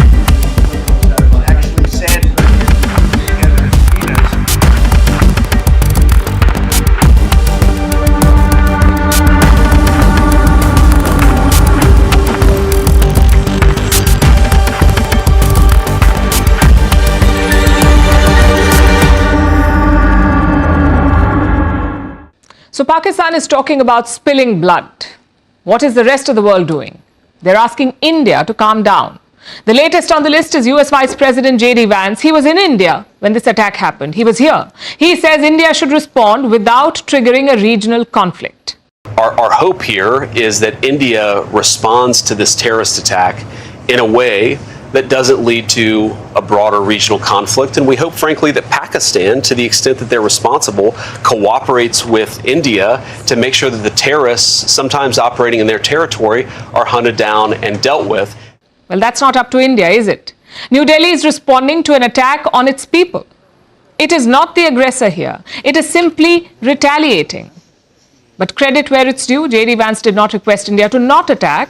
He acknowledged that India has a right to hit back. Now look at the second part of his statement. And I'm quoting here. We hope that Pakistan, to the extent they're responsible, cooperates with India to make sure that the terrorists sometimes operating in their territory are hunted down and dealt with. That's the statement. So many caveats there. Pakistan, to the extent that they are responsible, and terrorists sometimes operating from Pakistan.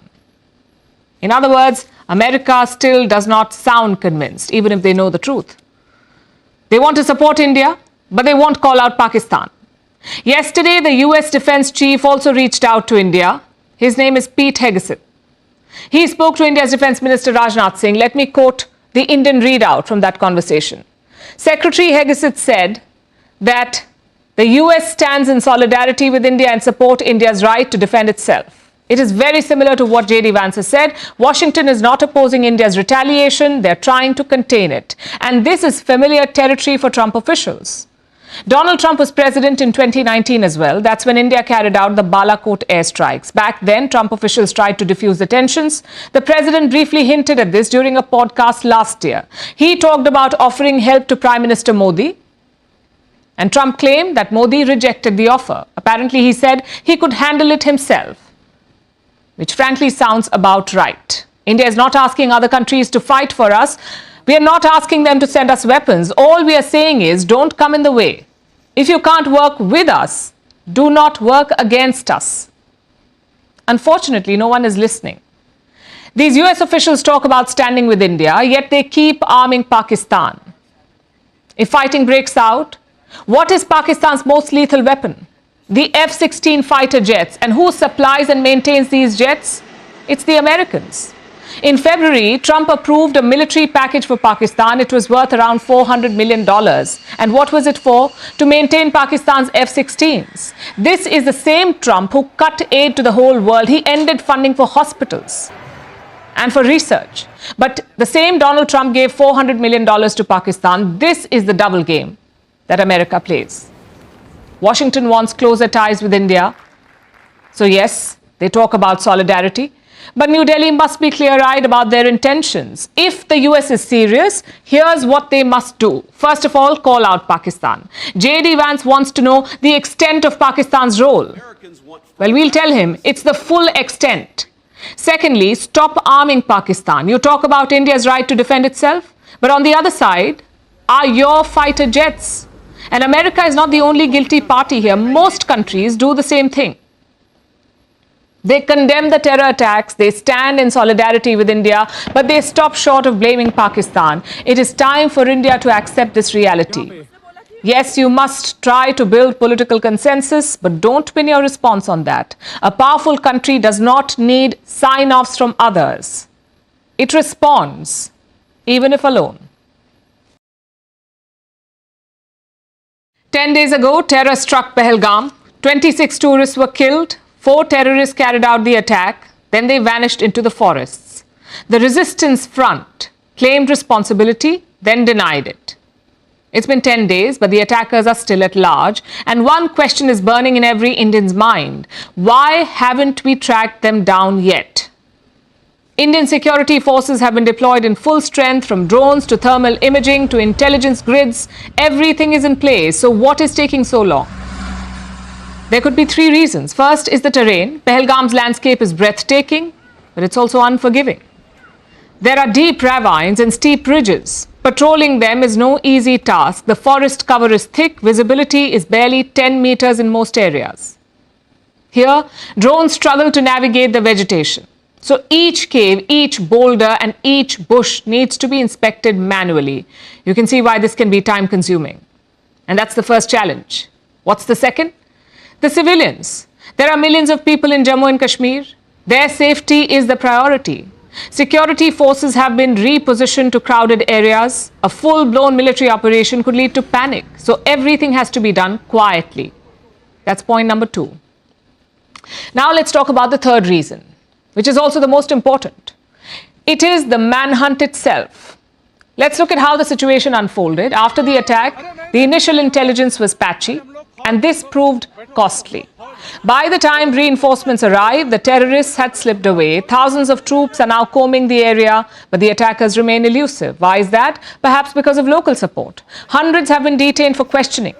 90 of them are reportedly overground workers. These are people who may have helped the Pahalgam attackers, like giving them shelter or providing intel about Indian forces.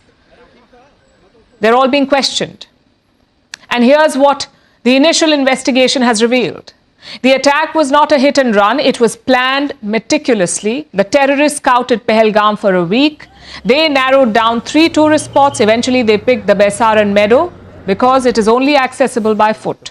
They knew that Indian forces would take time to respond, and their exit routes gave them a lead in the chase. Indian agencies say overground workers helped in mapping the escape, and the attackers are no ordinary bunch. This group is being led by a former SSG commando, basically a special Forces soldier of the Pakistan Army. He is leading this bunch of terrorists, somebody with years of training in jungle and mountain warfare. Indian officials say the terrorists are self-reliant. They have food and water and satellite-linked encrypted communications, so the attackers could stay hidden for days. Or worse, they could blend in with the locals. And this would complicate the operation for India. But the Indian forces have been making headway. They have located the attackers at least 4 times. An exchange of fire has been reported. This happened 4 days ago on the 28th of April. Latest reports say the terrorists are now in Anantnag, which is about 40 kilometers from Pehalgam, and the attackers are taking advantage of the terrain. Security officials say tracking them is like finding a needle in a haystack. Also, this is not the first time that terrorists have escaped into dense forests. Something similar happened last year, in 2024. Terrorists attacked a bus carrying Hindu pilgrims. This was in Jammu's Riyasi district. 9 people were killed in that attack. At least 41 others sustained injuries. The terrorists fled the scene. They were never traced. There are more such incidents, in fact. In 2023, terrorists attacked a village in Jammu's Rajouri district. 7 people were killed in this attack. The attackers were identified, but they too were never found. So 3 attacks, all in Jammu and Kashmir, and no signs of the terrorists. Do you know what's the common factor in all of these cases? All these attacks were carried out by the resistance front, the same TRF. Clearly, there is a pattern. Finding the attackers may take days, even weeks. Every inch of the forest is being searched, and the clock is ticking. These terrorists cannot be allowed to regroup, or worse, strike again. Security is not Pakistan's only worry. A bigger worry could be water. And I'm not talking about the Indus water treaty suspension. I'm talking about their Canal project. It has triggered massive protests in some parts of Pakistan. It is also pitting 2 provinces against each other, Sindh and Punjab. So what's so controversial about it? First, some background. Pakistan is an agrarian country. Agriculture makes up 25% of its GDP. It also employs around 37% of their population. Yet, productivity is low. Pakistan does not produce enough food to feed its own people. It ends up importing food from abroad. In 2023, they spent $9 billion on food imports. A weak economy cannot afford that. So the government unveiled a new project, the Green Pakistan Initiative. This project has a budget of more than $3 billion. Its biggest component is building canals, specifically 6 of them. The plan was to expand cultivation to new areas. And to do that, you need water. You need canals. But one of the proposed canals triggered a storm. It was intended to deliver water to a region called Cholistan. This is located in the Punjab province. Almost 90% of it is desert land. Pakistan says the canal will use flood water released by India. But the people of Sindh do not buy it. They live downstream on the Indus River, so they believe the canal water will come at their expense. Add to this provincial tensions. Sindh has always detested Punjab's domination of Pakistan, whether it's in the politics or films or cricket. So the whole thing blew up into a major flashpoint. Protesters blocked highways in the region. Dozens of trucks and containers were stuck with their cargo. And in several places, things turned violent. Take a look at this.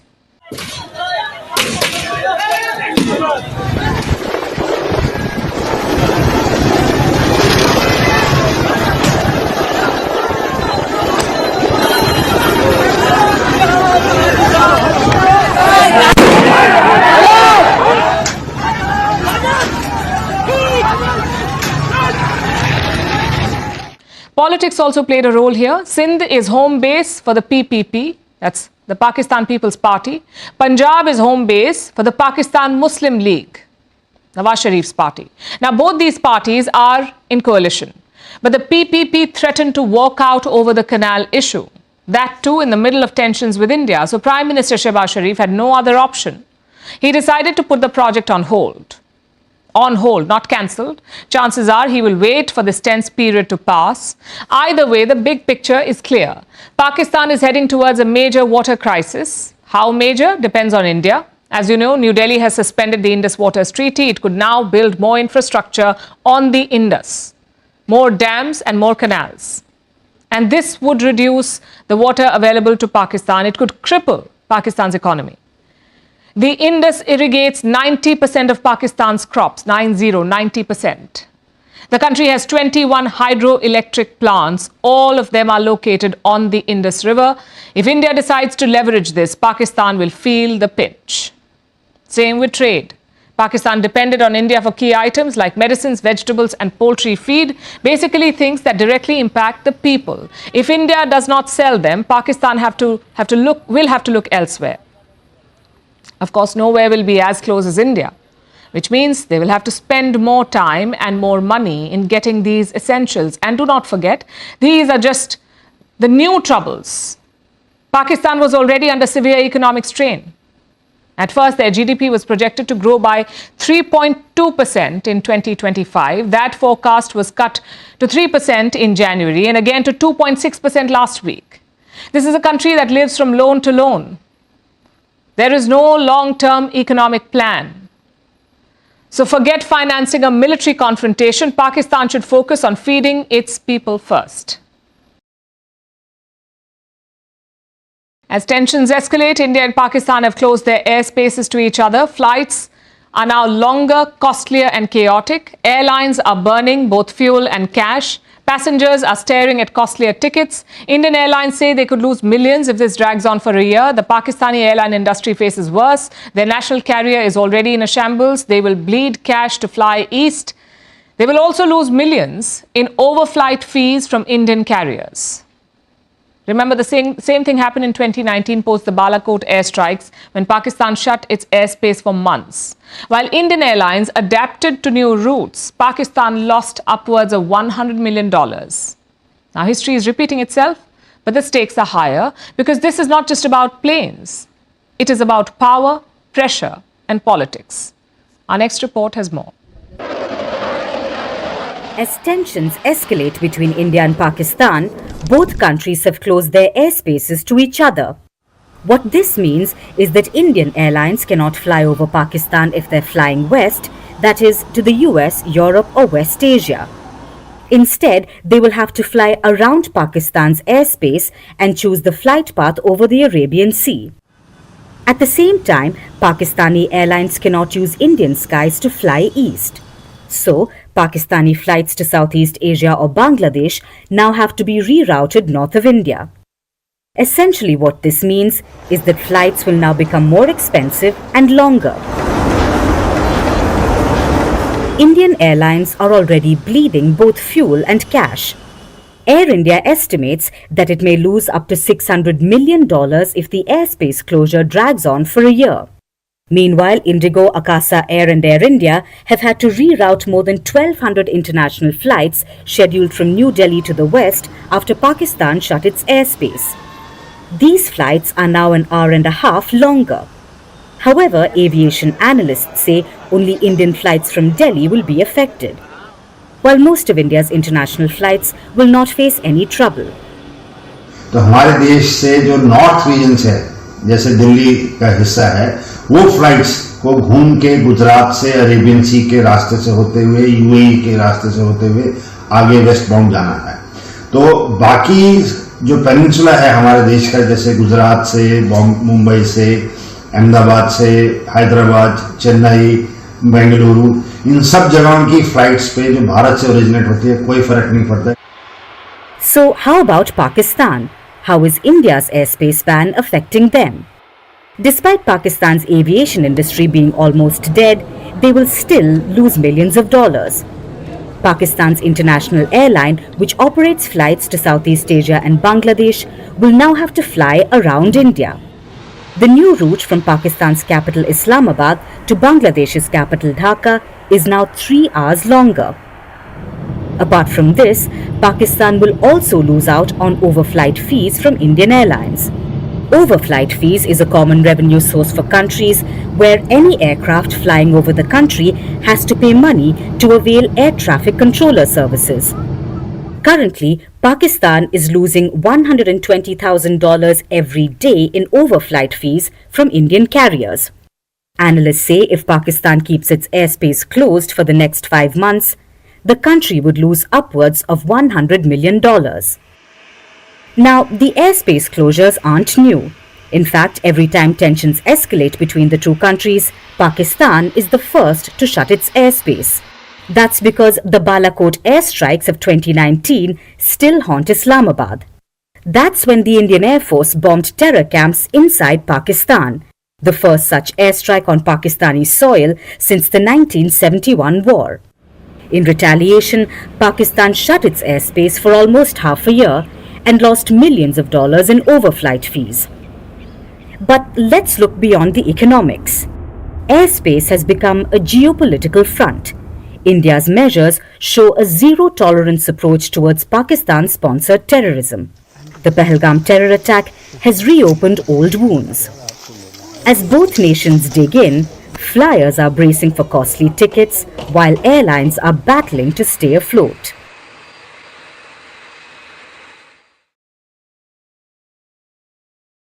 The thing with Donald Trump is, you never know when the hammer is going to fall. No one does, not even the guy swinging it. We saw it during his first term. His cabinet turned into a revolving door. People in, people out. You blink and suddenly they were gone. This time things felt a little different. For the first 100 days of Trump 2.0, things felt calmer, more stable. But here we are, Season 2, Episode 102, and the first heads have rolled. National Security Advisor Mike Waltz and First Buddy Elon Musk. They are both out. What led to this? We'll start with Mike Waltz. The former congressman was appointed the National Security Advisor of the US, but from the beginning, he was on thin ice. He did not work well with the rest of the cabinet. He berated White House officials. He was dismissive of Chief of Staff Susie Wiles. Waltz was not a team player, and that irked many in the Trump administration. But what sealed his fate was Signalgate. On March 11, Mike Waltz added Jeffrey Goldberg to a Signal chat. He's the editor-in-chief of a news magazine called The Atlantic. Goldberg first thought that it was fake. But then he found himself inside a war room, a group chat with 18 senior Trump officials openly discussing an attack on the Houthis in Yemen. In fact, the airstrikes were confirmed on this Signal chat, and those messages were met with celebration. Now, this is a very serious security slip. And who was responsible for it? Mike Waltz. After all, he was the one who added Goldberg to the chat. Well, yeah, Mike Waltz, I guess he said he claimed responsibility, I would imagine. Had nothing to do with anyone else. It was Mike, I guess. I don't know. I was told it was Mike. But again, the attacks were unbelievably successful, and that's ultimately what you should be talking about, I think. No, Mike did. He took responsibility for it. This escalated into a big controversy for the Trump administration, and that meant more headlines. Something that Donald Trump does not like. He did not mind the mistake so much, but he really minded the bad PR. Reports suggest that Trump wanted to fire Waltz immediately, but his chief of staff suggested otherwise. A dismissal would implicate the administration. So they opted for a so-called soft landing. They have removed Mike Waltz as the National Security Advisor. They have appointed him as ambassador to the United Nations. Now, a small point to note here. This appointment needs the approval of the US Congress. The administration knows that it's very unlikely. The approval may not come. So Mike Waltz will be out, and Trump won't even have to fire him directly. It would be the perfect narrative. So he wasn't let go. He is being made ambassador to the United Nations, which of course is a Senate-confirmed position. I think you can make a good argument that it's a promotion. But we brought Mike on to do some serious reforms of the National Security Council. He has done that. I like Mike. I think he's a great guy. He's got the trust of both me and the president. But we also thought that he'd make a better UN ambassador as we get beyond this stage. And what does Waltz have to say about this? Well, not very much. Signal got him into a bad position, but it looks like the former NSA cannot let go of it. He was pictured using it just a day before his ouster. Yes, old habits die hard. And while Mike Waltz was a direct change, there was another casualty this week. I'm talking about Elon Musk. Musk bragged about juggling a lot of hats. Tesla CEO, Doge chief, Trump's first buddy. Elon, I love the double hat, by the way. He's the only one that can do that. Get away with it. Well, Mr. President, they say I wear a lot of hats. It's true. Even my hat has a hat. But now it looks like Elon Musk just ghosted the White House. There's not a good feedback He loop packed his bags and bounced. Why? Because according to Elon, he does not need to be there. He claims that Doge is like Buddhism. And he's basically Buddha with a blue check mark. He may have left the building, but his Doge cuts will continue to move forward. Also, he's got a day job to get back to. He has to stop Tesla's plummeting sales. Been a tremendous help. You opened up a lot of eyes as to what could be done. And we just want to thank you very much. And, you know, you're invited to stay as long as you want. At some point, I guess he wants to get back home to his cars and his... This is a textbook example of deja vu. The first Trump administration was defined by churn. He had 4 national security advisors, 3 chiefs of staff, and 2 press secretaries, all in the first 2 years of his term. So the real question now is not who's next, it's who survives long enough to make it to the credits.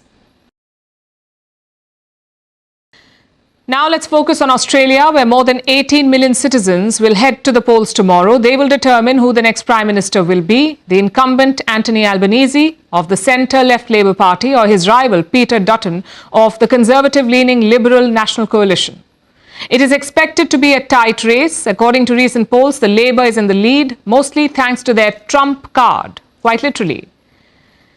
The opposition leader's likeness to the US president has earned him a crass nickname and a rating dip.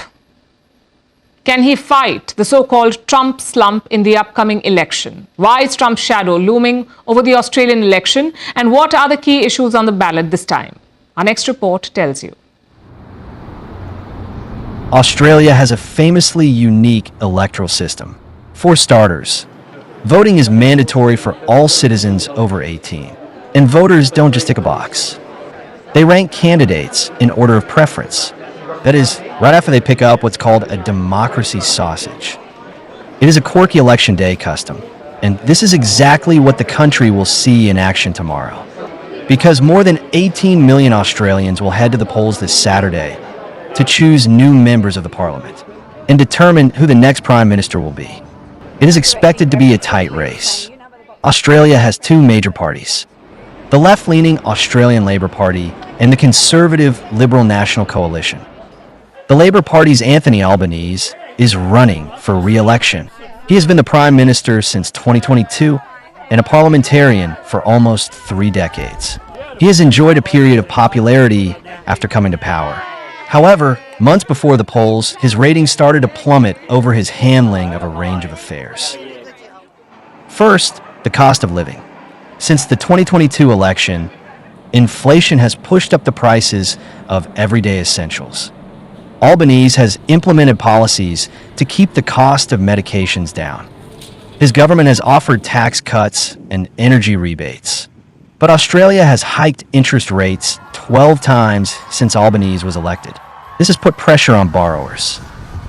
Add to this the second major issue. Housing is in bad shape. Australia is one of the least affordable housing markets in the world. These issues have shown Albanese in poor light, pushing up the ratings for his challenger Peter Dutton. Dutton became head of the Liberal National Coalition after the party's defeat in 2022, and he is contesting his first election as opposition leader. He has years of experience holding key portfolios, such as defense and home affairs. He is known as a staunch conservative, and while he has been a controversial figure, he has given Albanese tough competition. That is, until the Trump effect came into play, as U.S. President Donald Trump disrupted the White House.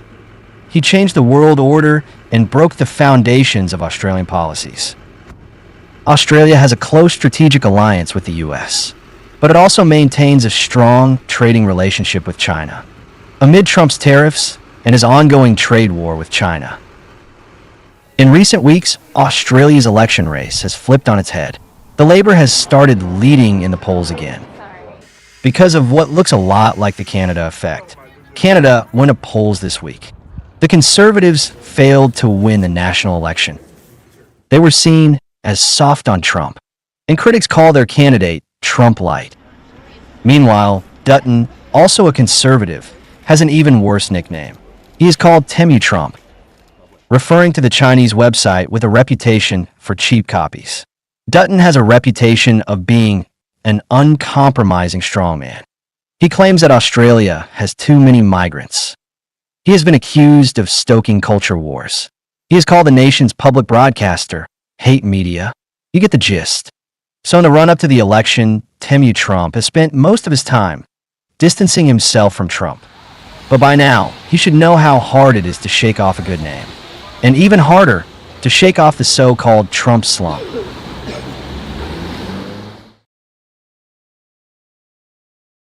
The CIA is on a recruitment drive. This is a US intelligence agency and it has released 2 glossy videos on social media. They show people stuck in a lowly job working for a wealthy, corrupt official.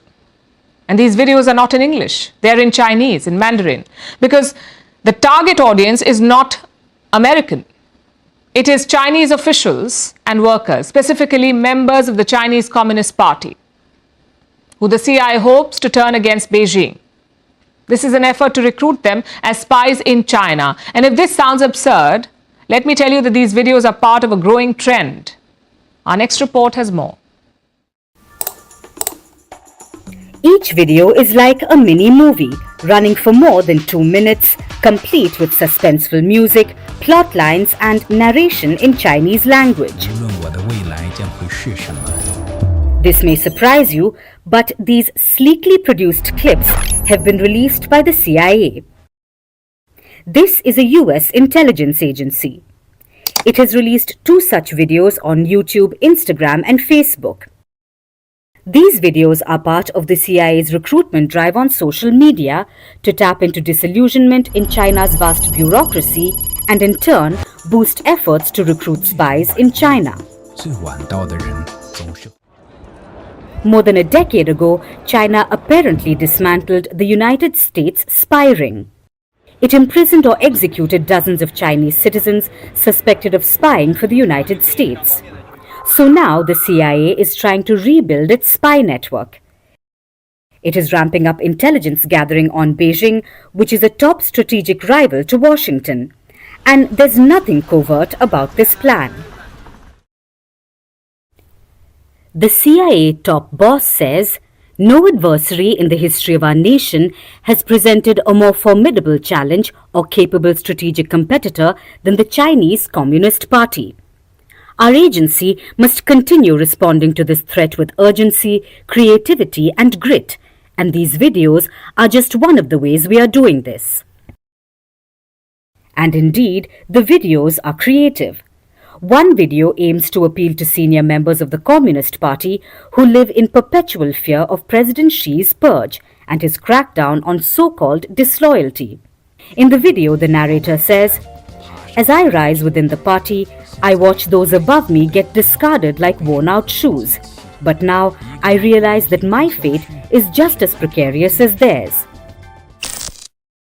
In another video, a growing sense of disenchantment among Chinese youth is captured. It shows the slowing economy, the lack of jobs, the toxic work culture, and despite the myriad struggles, a life of privilege and wealth seemingly out of reach. Both videos end with scenes of the protagonists contacting the CIA on their website to supposedly build on their own dream instead of following the hollow promises of their supreme leader.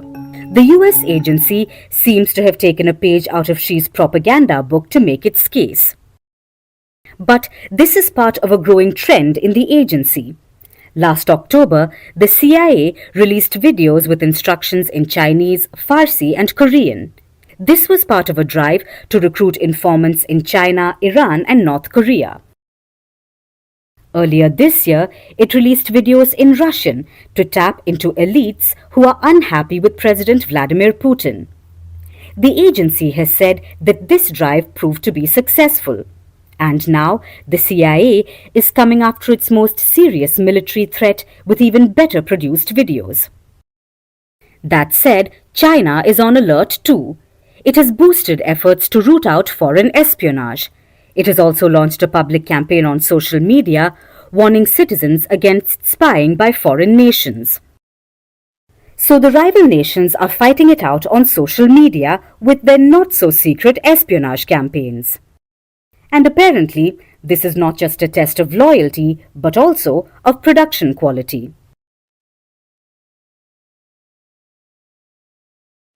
The year was 1972. The Soviet Union launched a spacecraft. It was meant to land on Venus.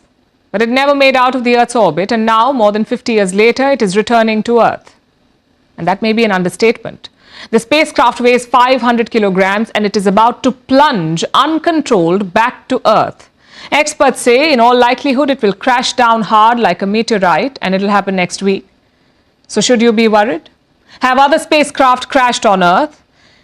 Also, what about the tens of thousands of junk objects floating in space? What risks do they pose? Our next report tells you. A spacecraft called Cosmos 482 was launched in 1972.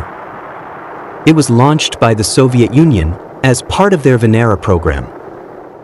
The spacecraft was meant to land on Venus and gather information about the planet, but it did no such thing. In fact, thanks to a rocket malfunction, Cosmos 482 never made it out of the Earth's orbit. So it has had more than 50 years good years in space. But now, it seems to be ready to make its return. Cosmos 482 may soon plunge uncontrolled back to Earth, and this is concerning news. The spacecraft weighs about 500 kilograms, and scientists say that it may crash on Earth, like a meteorite would, at the speed of about 242 kilometers per hour. It could happen around May the 10th, and it could re-enter anywhere as far north as London or Alberta in Canada, as south as America's Cape Horn. So should we be scared? Though it is not clear how much of it will come down, scientists say that it is quite possible that the spacecraft will survive re-entry.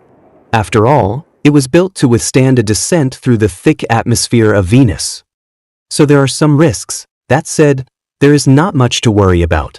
Most of our planet is water, so there are high chances of the spacecraft ending up in an ocean. Plus, because it is similar to a meteorite fall, the risks are just as high. Several meteorites fall on Earth each year, but it is rare for them to hit or harm someone. That said, this expectation of the spacecraft's crash raises other concerns, that of space debris, which refers to the man-made junk in space. This includes defunct satellites, spent rocket parts, and fragments from collisions. Over the past few years, the amount of space debris has increased dramatically. Around 46,000 objects are estimated to be orbiting Earth. It poses risks to satellites or space projects and the atmosphere. And while it is rare, there is a concern for safety of humans on Earth. For instance, earlier this year, a 500-kilogram ring of metal fell from space on a Kenyan village. It was left over from a rocket launch mission from 6 decades ago. Thankfully, its crash didn't hurt anyone. But if it had, the consequences would have been catastrophic. Last March, a big chunk of debris from the International Space Station tore a hole through the roof of a home in Florida. The following month, many sizable chunks of metal from a SpaceX capsule were found on a Canadian farm. So this problem is not limited to one country or one space mission. It is a global concern. And scientists are trying to come up with solutions, like designing some space parts for a shorter duration or monitoring older spacecraft for re-entry. But until there is a solution, the global mentality around space waste must change. Because what goes up might just come down. And now it's time for Vantage Shots, images that tell the story. A video of Canadian Prime Minister Mark Carney dancing after his election win goes viral. North Korea celebrates May Day with sports and games, and the Vatican prepares to select the next pope. Finally, taking you back in history, on this day in 2011, Osama bin Laden was killed in Pakistan. US Navy SEALs shot the Al-Qaeda founder in his compound in Pakistan's Abbottabad. The raid was approved by US President Barack Obama. Osama bin Laden's compound was just kilometers away from a Pakistani military academy. We're leaving you on that note. Thank you for watching. Have a good weekend.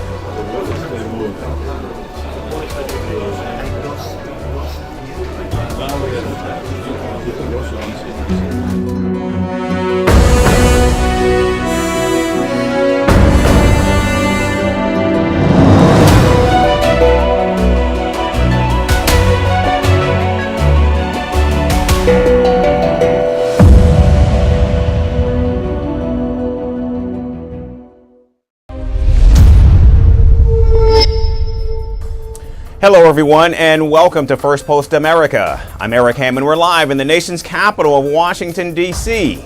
And today on the program, palace intrigue at the White House and a major twist in the upcoming Australian elections.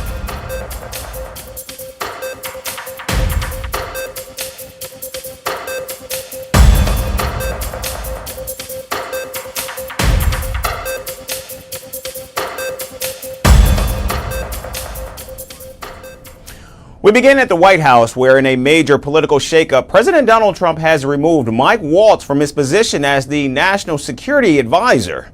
Secretary of State Marco Rubio has temporarily placed Waltz, who has now been nominated as the ambassador to the United Nations.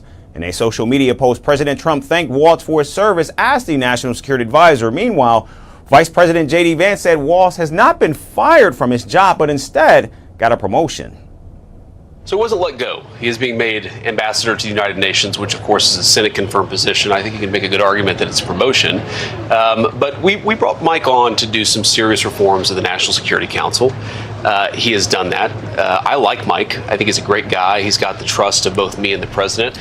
Now, Mike Waltz is the first senior member of the Trump administration to transition out of his original position since the president took office back in January. The move comes months after he faced backlash for mistakenly adding a journalist to a private group chat on Signal, where several Trump officials discussed plans to attack the Houthis in Yemen. The leak turned out to be a huge embarrassment for the Trump administration and forced Waltz to take the blame. While President Donald Trump defended Waltz at the time of the scandal, reports say the 51-year-old remained under scrutiny at the White House. He was also facing criticism within the NSA after at least 20 of his staffers were fired last month. Now, it's unclear how the confirmation votes might align for the former member of Congress. However, one thing is certain: Democrats will certainly grill him about many of the Trump administration's efforts surrounding a slew of foreign policy issues, including talks with Iran and the war in Ukraine. Democrats will also likely try to include Trump's embattled Defense Secretary Pete Hegseth in their questioning of the soon-to-be nominee to the UN. Hegseth was also involved in the Signal scandal and has been accused of sharing the same war plans in another chat with his family. The Trump security team is a hot mess, and the one who should go is not the fall guy, Michael Waltz. It is the Secretary of Defense, Pete Hegseth, who is responsible. He should be held accountable. He should be fired right now. Now, it's no secret that President Trump has a history of being short-tempered with his cabinet members. During his first term, 3 national security advisors and 7 other high-ranking officials either resigned or were removed forcefully. And now the looming question, is this the beginning or the end of the shakeup inside the Trump administration? And staying with the palace intrigue inside the White House, the administration has used a viral internet meme to push its message about President Trump's immigration policies.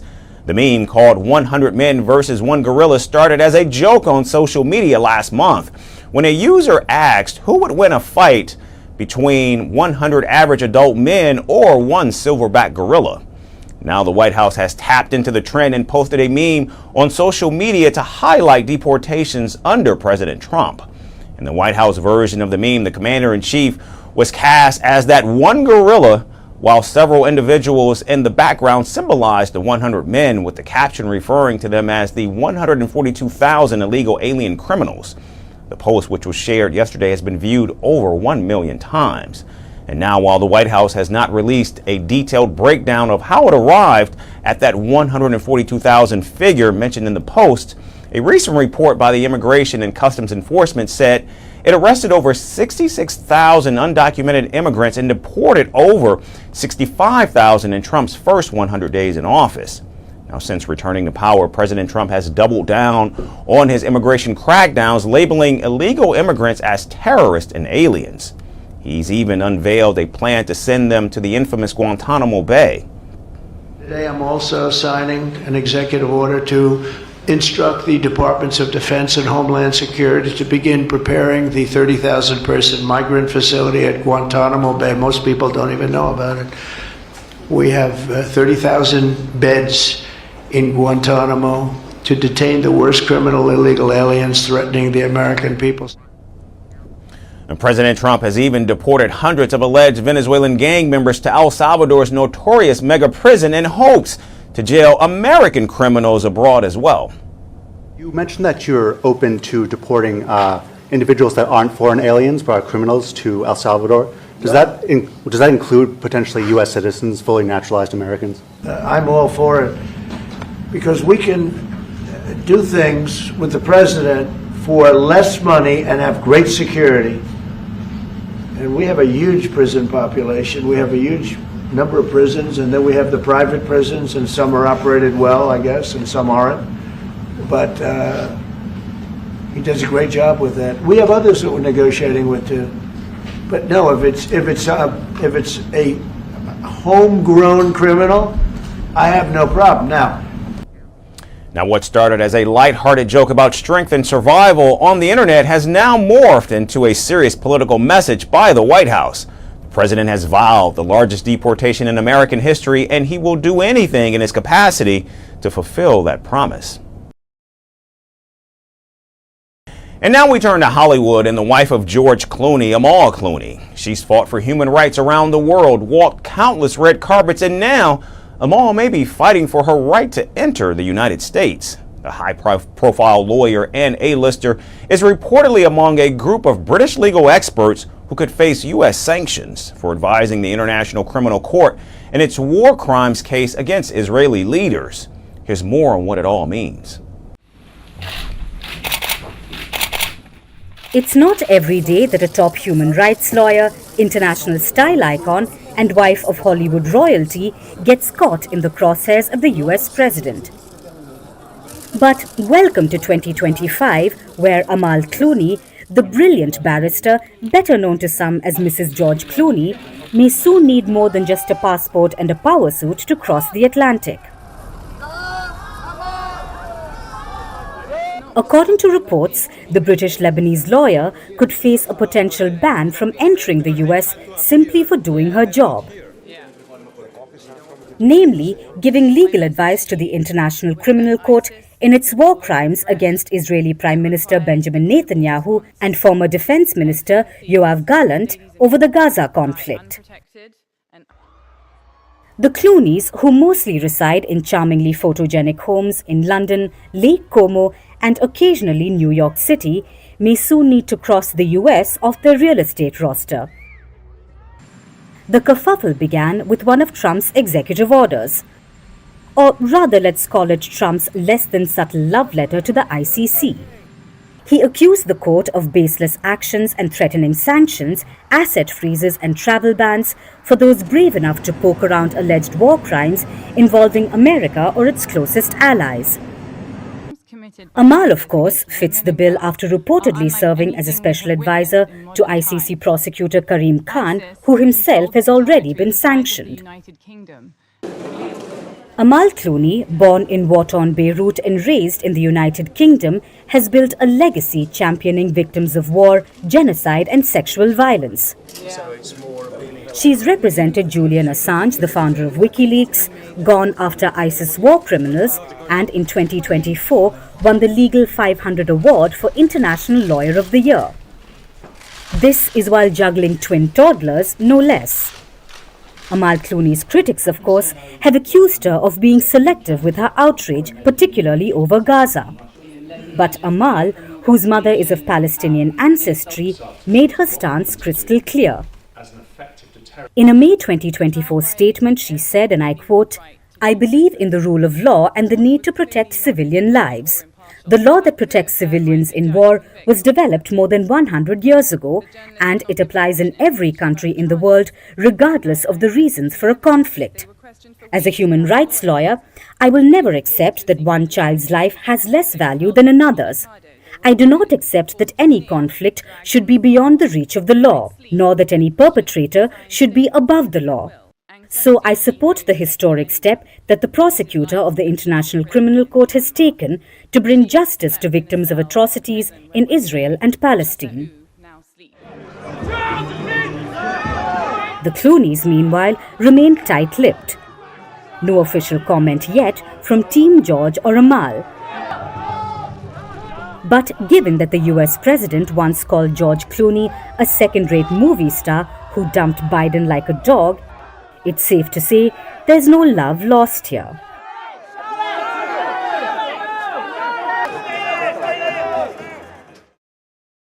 And after months of avoiding outlets he perceived as unfriendly, tech billionaire Elon Musk finally sat down with dozens of journalists in the West Wing's Roosevelt Room on Wednesday. Musk reflected on his 100 days working with the Trump administration and admitted spending less time in Washington for a while now. The tech mogul acknowledged the shortcomings of the Department of Government Efficiency, saying it only slashed $160 billion in federal spending, which is way less than the $2 trillion goal he had set last year. He also disclosed that in the process of firing thousands of federal workers, some vital employees were accidentally let go. Now, when asked about who will lead Doge in his absence, the world's richest man compared himself to the iconic religious figure Buddha and Doge to Buddhism. Doge is a way of life, like Buddhism. Buddha isn't alive anymore. You wouldn't ask the question, who would lead Buddhism? Now, Elon Musk intends to step back from his role in the department this month and focus more on his businesses. His decision to pivot away from Doge came after Tesla reported a 71% year-on-year decline in first quarter profits. The large slug of work necessary to get the Doge team in place and working in the government to get the financial house in order is mostly done. So I think I'll continue to spend, a day or two per week on government matters for as long as the president would like me to do so, and as long as it is useful. But starting next month, I'll be allocating far more of my time to Tesla. The Wall Street Journal reported recently that the automaker began a search to replace Musk as CEO in March. However, Both Tesla and Musk have denied the report. Meanwhile, President Donald Trump, who tapped Musk for the Doge role even before taking office, said he would have liked to have kept the Tesla CEO for a long time. Can't speak more highly about any individual. He's an incredible guy. He's a brilliant guy. He's a wonderful person.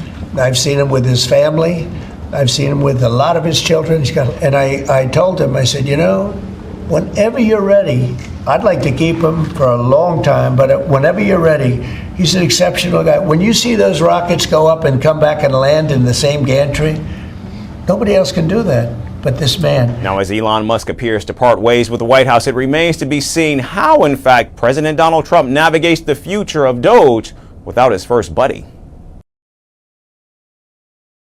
And we end today's show with a preview of the upcoming Australian elections. With just hours left before the nation votes on May 3rd, the battle for Chinese-Australian votes has taken center stage. Once leaning conservative, this community played a key role in Labor's 2022 victory. And now the Liberal Party is making a last-minute push on Chinese social media platforms like WeChat and RedNote to win them back.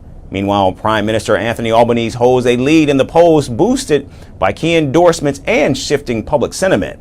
And as the campaign reaches its final stretch, here's our final report on what's shaping up to be one of Australia's most decisive elections. As Australia prepares to vote on May 3rd, a crucial group has taken centre stage. Chinese Australian voters. Once loyal to the Liberal National Coalition, many turned away in 2022. But now the opposition is trying to win them back.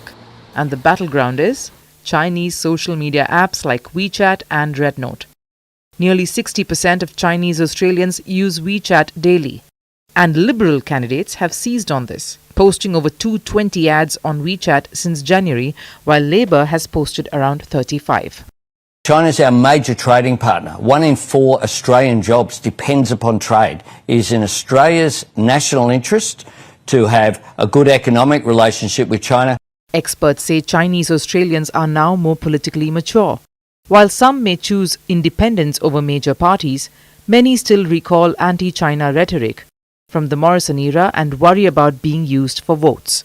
I don't know the president of China, but I believe very strongly in the relationship that we have because of the reasons the Prime Minister outlines. I want to see the relationship grow. Despite challenges, polls suggest the election will be a close one. Labour leads the opposition coalition 53 to 47%, according to Resolve Strategic. And Anthony Albanese is the preferred Prime Minister with 47% to Peter Dutton's 31%.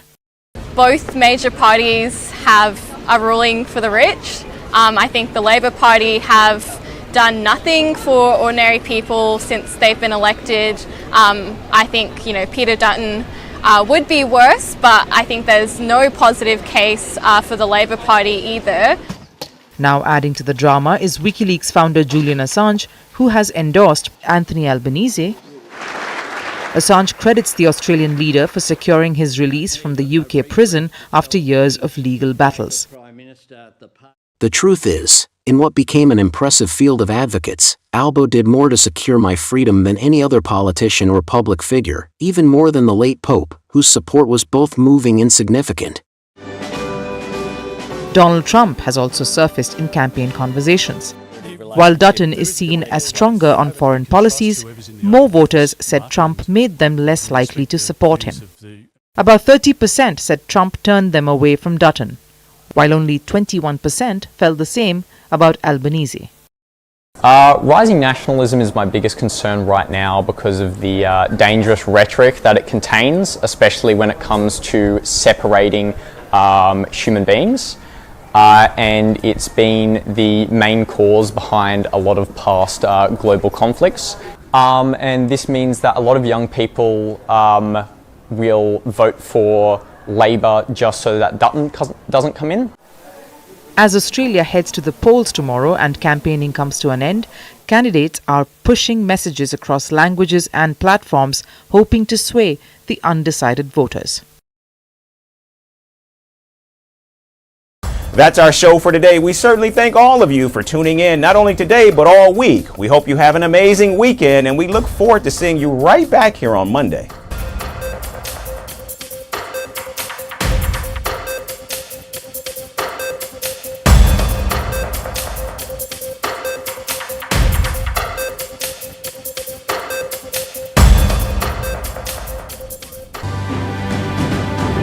Firstpost reports from the world's second largest continent. Hello, I'm Alison Lagrange. A very warm welcome from Durban, South Africa. We get you the news and the newsmakers from Africa. From elections to climate change to innovations and opportunities. As the world's attention shifts, we report from Africa, the heart of the global south.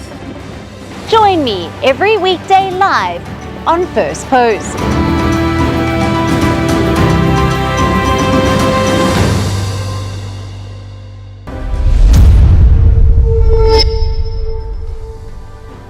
Hello and welcome to Firstpost Africa, your window into the heartbeat of a continent and beyond.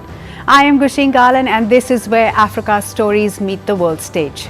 From groundbreaking developments to global headlines that matter, we have got you covered.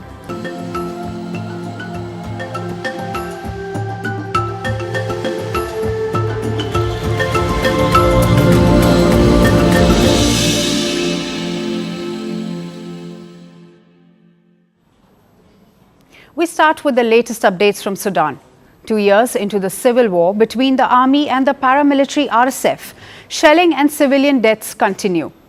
In the latest escalation, Sudan's paramilitary rapid support forces shelled the presidential palace, marking their second attack on the capital Khartoum in less than a week. The palace had been recaptured by the army in March after the RSF seized it shortly after war broke out in April 2023. Reports say the RSF fired long-range artillery from the El Sahad district across the White Nile, and this marks their closest advance since the army recaptured Khartoum. Until now, no casualties have been confirmed from the latest shelling. However, after retaking Khartoum, the army seemed to gain the upper hand. But the RSF is not far behind and has since ramped up its attacks in recent weeks. Since losing Khartoum, the RSF has shifted focus to the western region of Darfur. And an intense battle is ongoing for the strategic city of Al-Fashar. It is the last major city under army control in the Darfur region.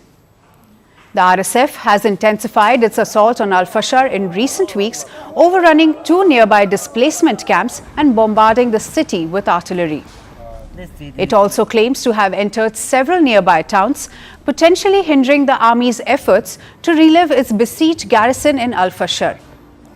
Meanwhile, the United Nations confirms that at least 542 civilians have been killed in North Darfur in the last 3 weeks. The conflict has essentially split Sudan. The army controls the north, east and center, while the RSF holds most of the west and parts of the south.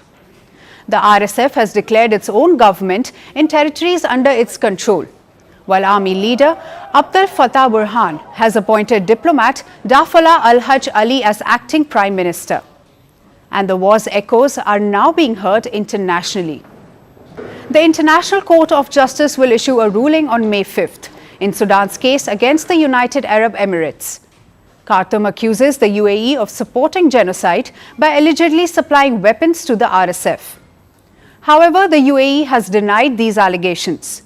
It has instead claimed that it intercepted millions of rounds of ammunition intended for the Sudanese army at an unspecified airport. And the army in return has dismissed the claim as a fabrication. So the conflict is deepening, with new fronts opening at home and growing reverberations. With international courts, regional powers and millions of civilians now drawn into the fight, path to peace still remains elusive. For more on this, we have with us Mikhail El-Morabi, who is a consultant with the Sudanese government. Mr. El-Morabi, welcome to Firstpost. Thank you for the first post, and I hope we Given can the RSF's renewed shelling of the presidential palace in Khartoum, does this indicate a shift in battlefield dynamics in light of the army's recent gains? Not at all. Actually, on contrary, it confirms the loss of control. It's just a tactic of causing noise to remain in the headlines of the media stories and to bring us to answer this question. It's simply false.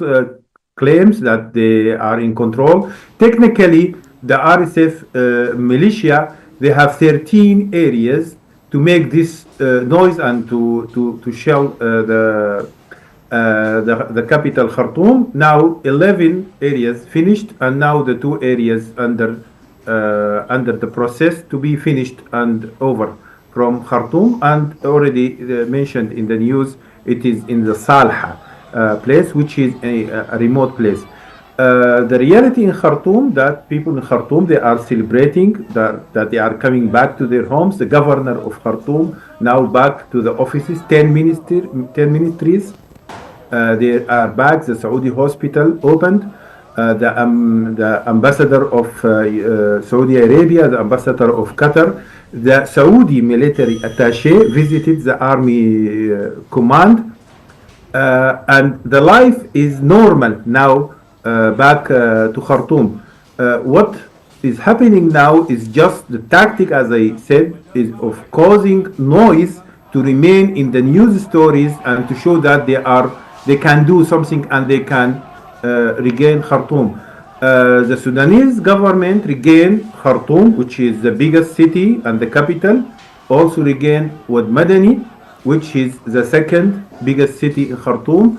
The state of Jazeera, all the area of the middle of Khartoum, north, east, and Kordofan, most of Kordofan. And now they are advancing to Darfur or Al-Fashir. And my concern is that I don't call the area that the RSF deploy their criminal elements, I don't call it control, because the control gives you the sense of governance. There is no governance, just human rights violation and genocide. So in the area of the Sudanese government and the army, I can say that there is control, there is government. Sudanese people already celebrated the secondary certificate, which is the strongest and the well recognized in the region. And the Sudanese government implemented these exams within the war, and that proves the power of real government controlling people and provide them with education and health and services. While in the area of RSF, I cannot say control. So it is the idea of dividing Sudan between what so-called RSF and the Sudanese government, that is untrue at all. In the area of RSF, you just find the genocide and killing people, and no education, no health, nothing there. Mr. El-Norabi, what are the strategic implications of the RSF's ongoing offensive in Al-Fashir, and how close are they to a full collapse of central authority in Western Sudan? They launched more than 188 attacks on Al-Fashir, and they killed the civilians and the citizens, the refugees and the displaced people in Zamzam camp just close to Al-Fashir. What they are doing is just killing people, shelling people, bombing the city, but they couldn't do anything. And as of Al-Fashir, just for the history and just for the records, Darfur remain when the British Army in the 1901, they came to colonize Sudan. They colonized Sudan, and after that they remained 16 years to get into Al-Fashir, or to get into Darfur. So the area is very complicated. I know that the Sudanese army will still advancing to the Al-Fashir area, to the Al-Di'ain, to Niala, to all the cities of Darfur, and now the Sudanese army is advancing. The job in Khartoum done, accomplished. The job in Madani done, accomplished, and in other areas, Al-Ubayd, other cities of Kordofan, all things are coming soon. Minding all the complications and with both factions now establishing parallel governments, is there any realistic diplomatic pathway left for unification or a negotiated settlement? I think the parallel government is just a tired lie. Actually, I like the term that the Kenyan media They try to make this government in Kenya, and the Kenyan media, they call it the butcher government, not the parallel government. Actually, it's just like a state-led or government-led, just like a booklet, something small. And if you ask me who is the president of this government, no one knows. So that it is a big lie saying that there is a government. There is no president.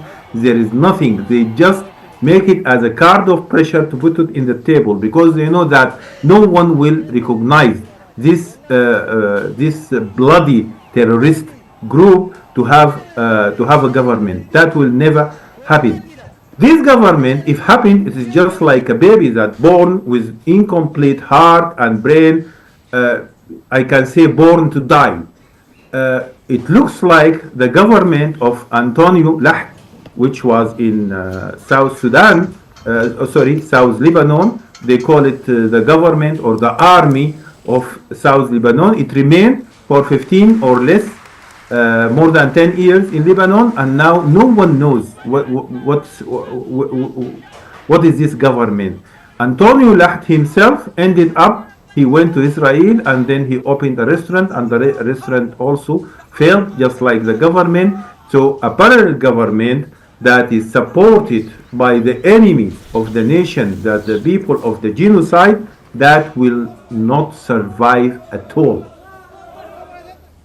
Mr. Meki El-Morabi, thank you for sharing your insights with Firstpost.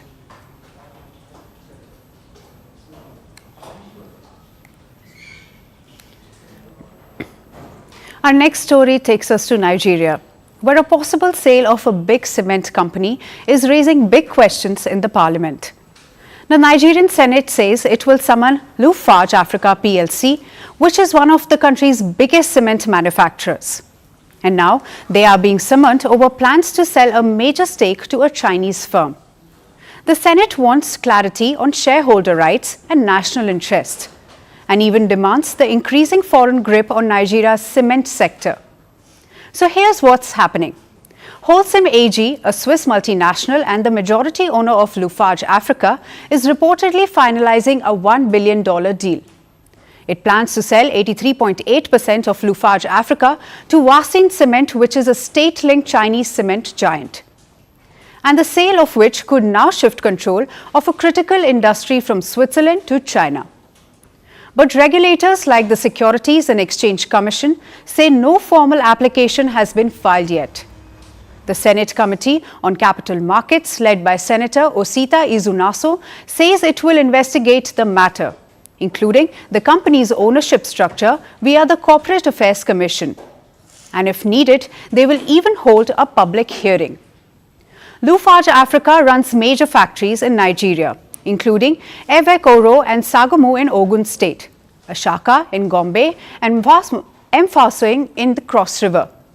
It also supplies ready-mix concrete in Lagos, Abuja and Port Harcourt, and has a total cement output of 10.5 million metric tons per year. The Federal Competition Commission and Bureau of Public Enterprises assured lawmakers that Nigerian shareholders' 16% stake won't be affected. But there's still concern about transparency and the lack of local access to the deal. Cement powers infrastructure, housing and industry. And if foreign firms control it, Nigeria could lose economic leverage. But Lafarge is just one piece of a much larger puzzle. China's grip on Nigeria's economy has been growing for years. From trains to telecom, Chinese companies are deeply embedded in key sectors. Taking, for instance, the Lagos-Ibadan and Abuja-Kaduna rails are built and financed by Beijing. Nigeria's power plants, even those are built by Chinese firms. And even in the telecom sector, China's Huawei and ZTE supply core infrastructure. So now, with a takeover proposed of a major cement company, senators fear this may tip the balance further.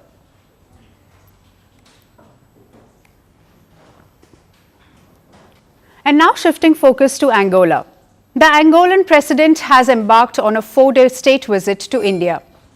President João Manuel Gonçalves Lourenço arrived in New Delhi today. He is accompanied by a high-level delegation comprising ministers, senior officials and representatives from leading business groups. This marks his first official state visit to India and the first by an Angolan president in 38 years. The visit also comes at a time as both countries commemorate 40 years of diplomatic ties. President Laurent is set to hold bilateral talks with Prime Minister Narendra Modi. Tomorrow, he will receive a ceremonial welcome at the Rashtrapati Bhavan, followed by a meeting with President Draupadi Murmu. He will also take part in a high-level business forum in New Delhi, designed to strengthen commercial links in key sectors, including oil and gas, infrastructure, agriculture and mining. Angola currently chairs the African Union, making this visit crucial for India's broader Africa outreach. The bilateral partnership has grown across multiple sectors. The primary area cooperation is in energy and natural resources. Angola is a major crude oil supplier to India. And discussions are underway to expand cooperation in renewable energy and hydrocarbons. Indian firms are actively exploring investments in Angola's oil and gas sector as well. Bilateral trade stood at $4.19 billion in 2023 to 2024. India exports pharmaceuticals, machinery, textiles and electronics to Angola. Several new initiatives are also being explored to enhance investment flows. Both sides are also exploring ties in defense training, logistics and maritime security. Ties are also enhancing in education and capacity building. Angola participates in India's ITEC program, which offers training in technical and strategic fields. Indian universities continue to attract Angolan students, especially in engineering and medicine. And then there is multilateral collaboration. Angola supports India's bid for a permanent seat at the UN Security Council. The two countries work closely in platforms like India-Africa Forum Summit and the G77+. And as India deepens its engagement with Africa, Angola remains a key partner. We will continue to bring all the updates from President Laurent's state visit.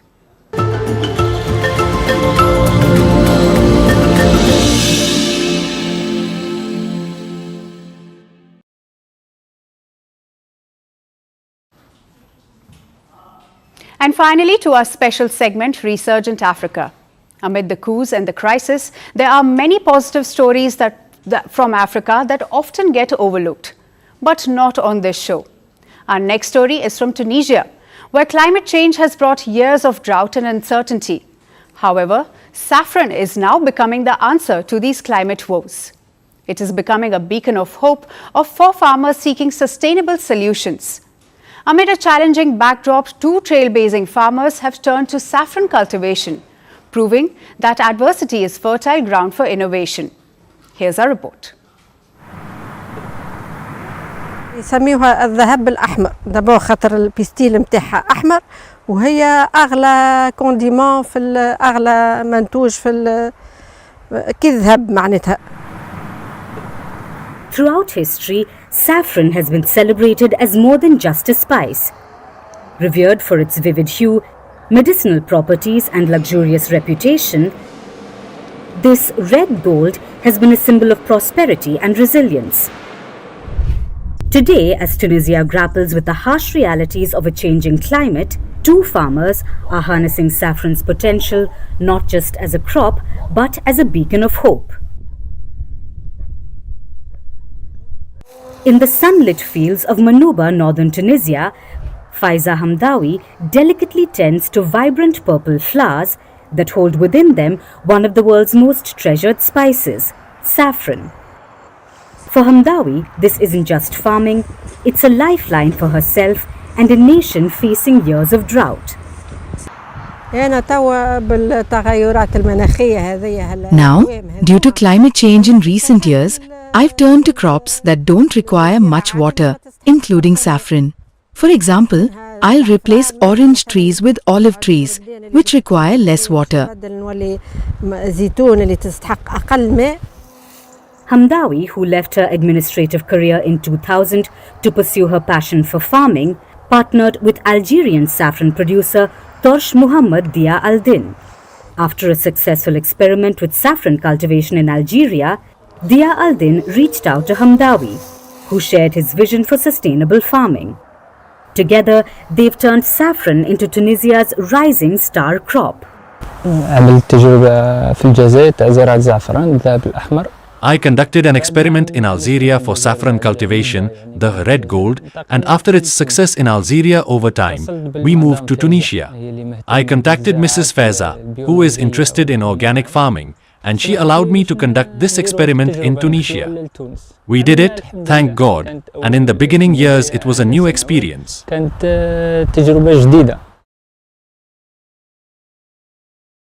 Saffron's magic lies in its meticulous cultivation. The cycle begins in August, with the vibrant purple flowers blooming in October. Each flower contains just 3 precious red stigmas. This is then painstakingly hand-harvested before being dried naturally. The partnership's success has paved the way for expansion, with plans to export the spice internationally. But for Hamdawi, this journey isn't just about personal gain. Tunisia is battling the dual challenges of a financial crisis and dwindling water resources. Hamdawi sees saffron as a solution, not just for herself, but for farmers across the country. She dreams of sharing her knowledge to help others cultivate this water-efficient crop, potentially creating a new agricultural backbone for Tunisia. My goal is to expand year after year, and our aim is to export saffron abroad. As Hamdawi and Dia Al-Din's fields flourish, so does the promise of sustainable innovation in a country that's thirsty for solutions. By turning to saffron, Tunisia isn't just cultivating a crop, it's cultivating resilience, collaboration, and a future that's rich in opportunity. And that wraps up today's edition of Firstpost Africa. We will be back next week, same time, with more stories that matter. Until then, stay informed and stay tuned to Firstpost.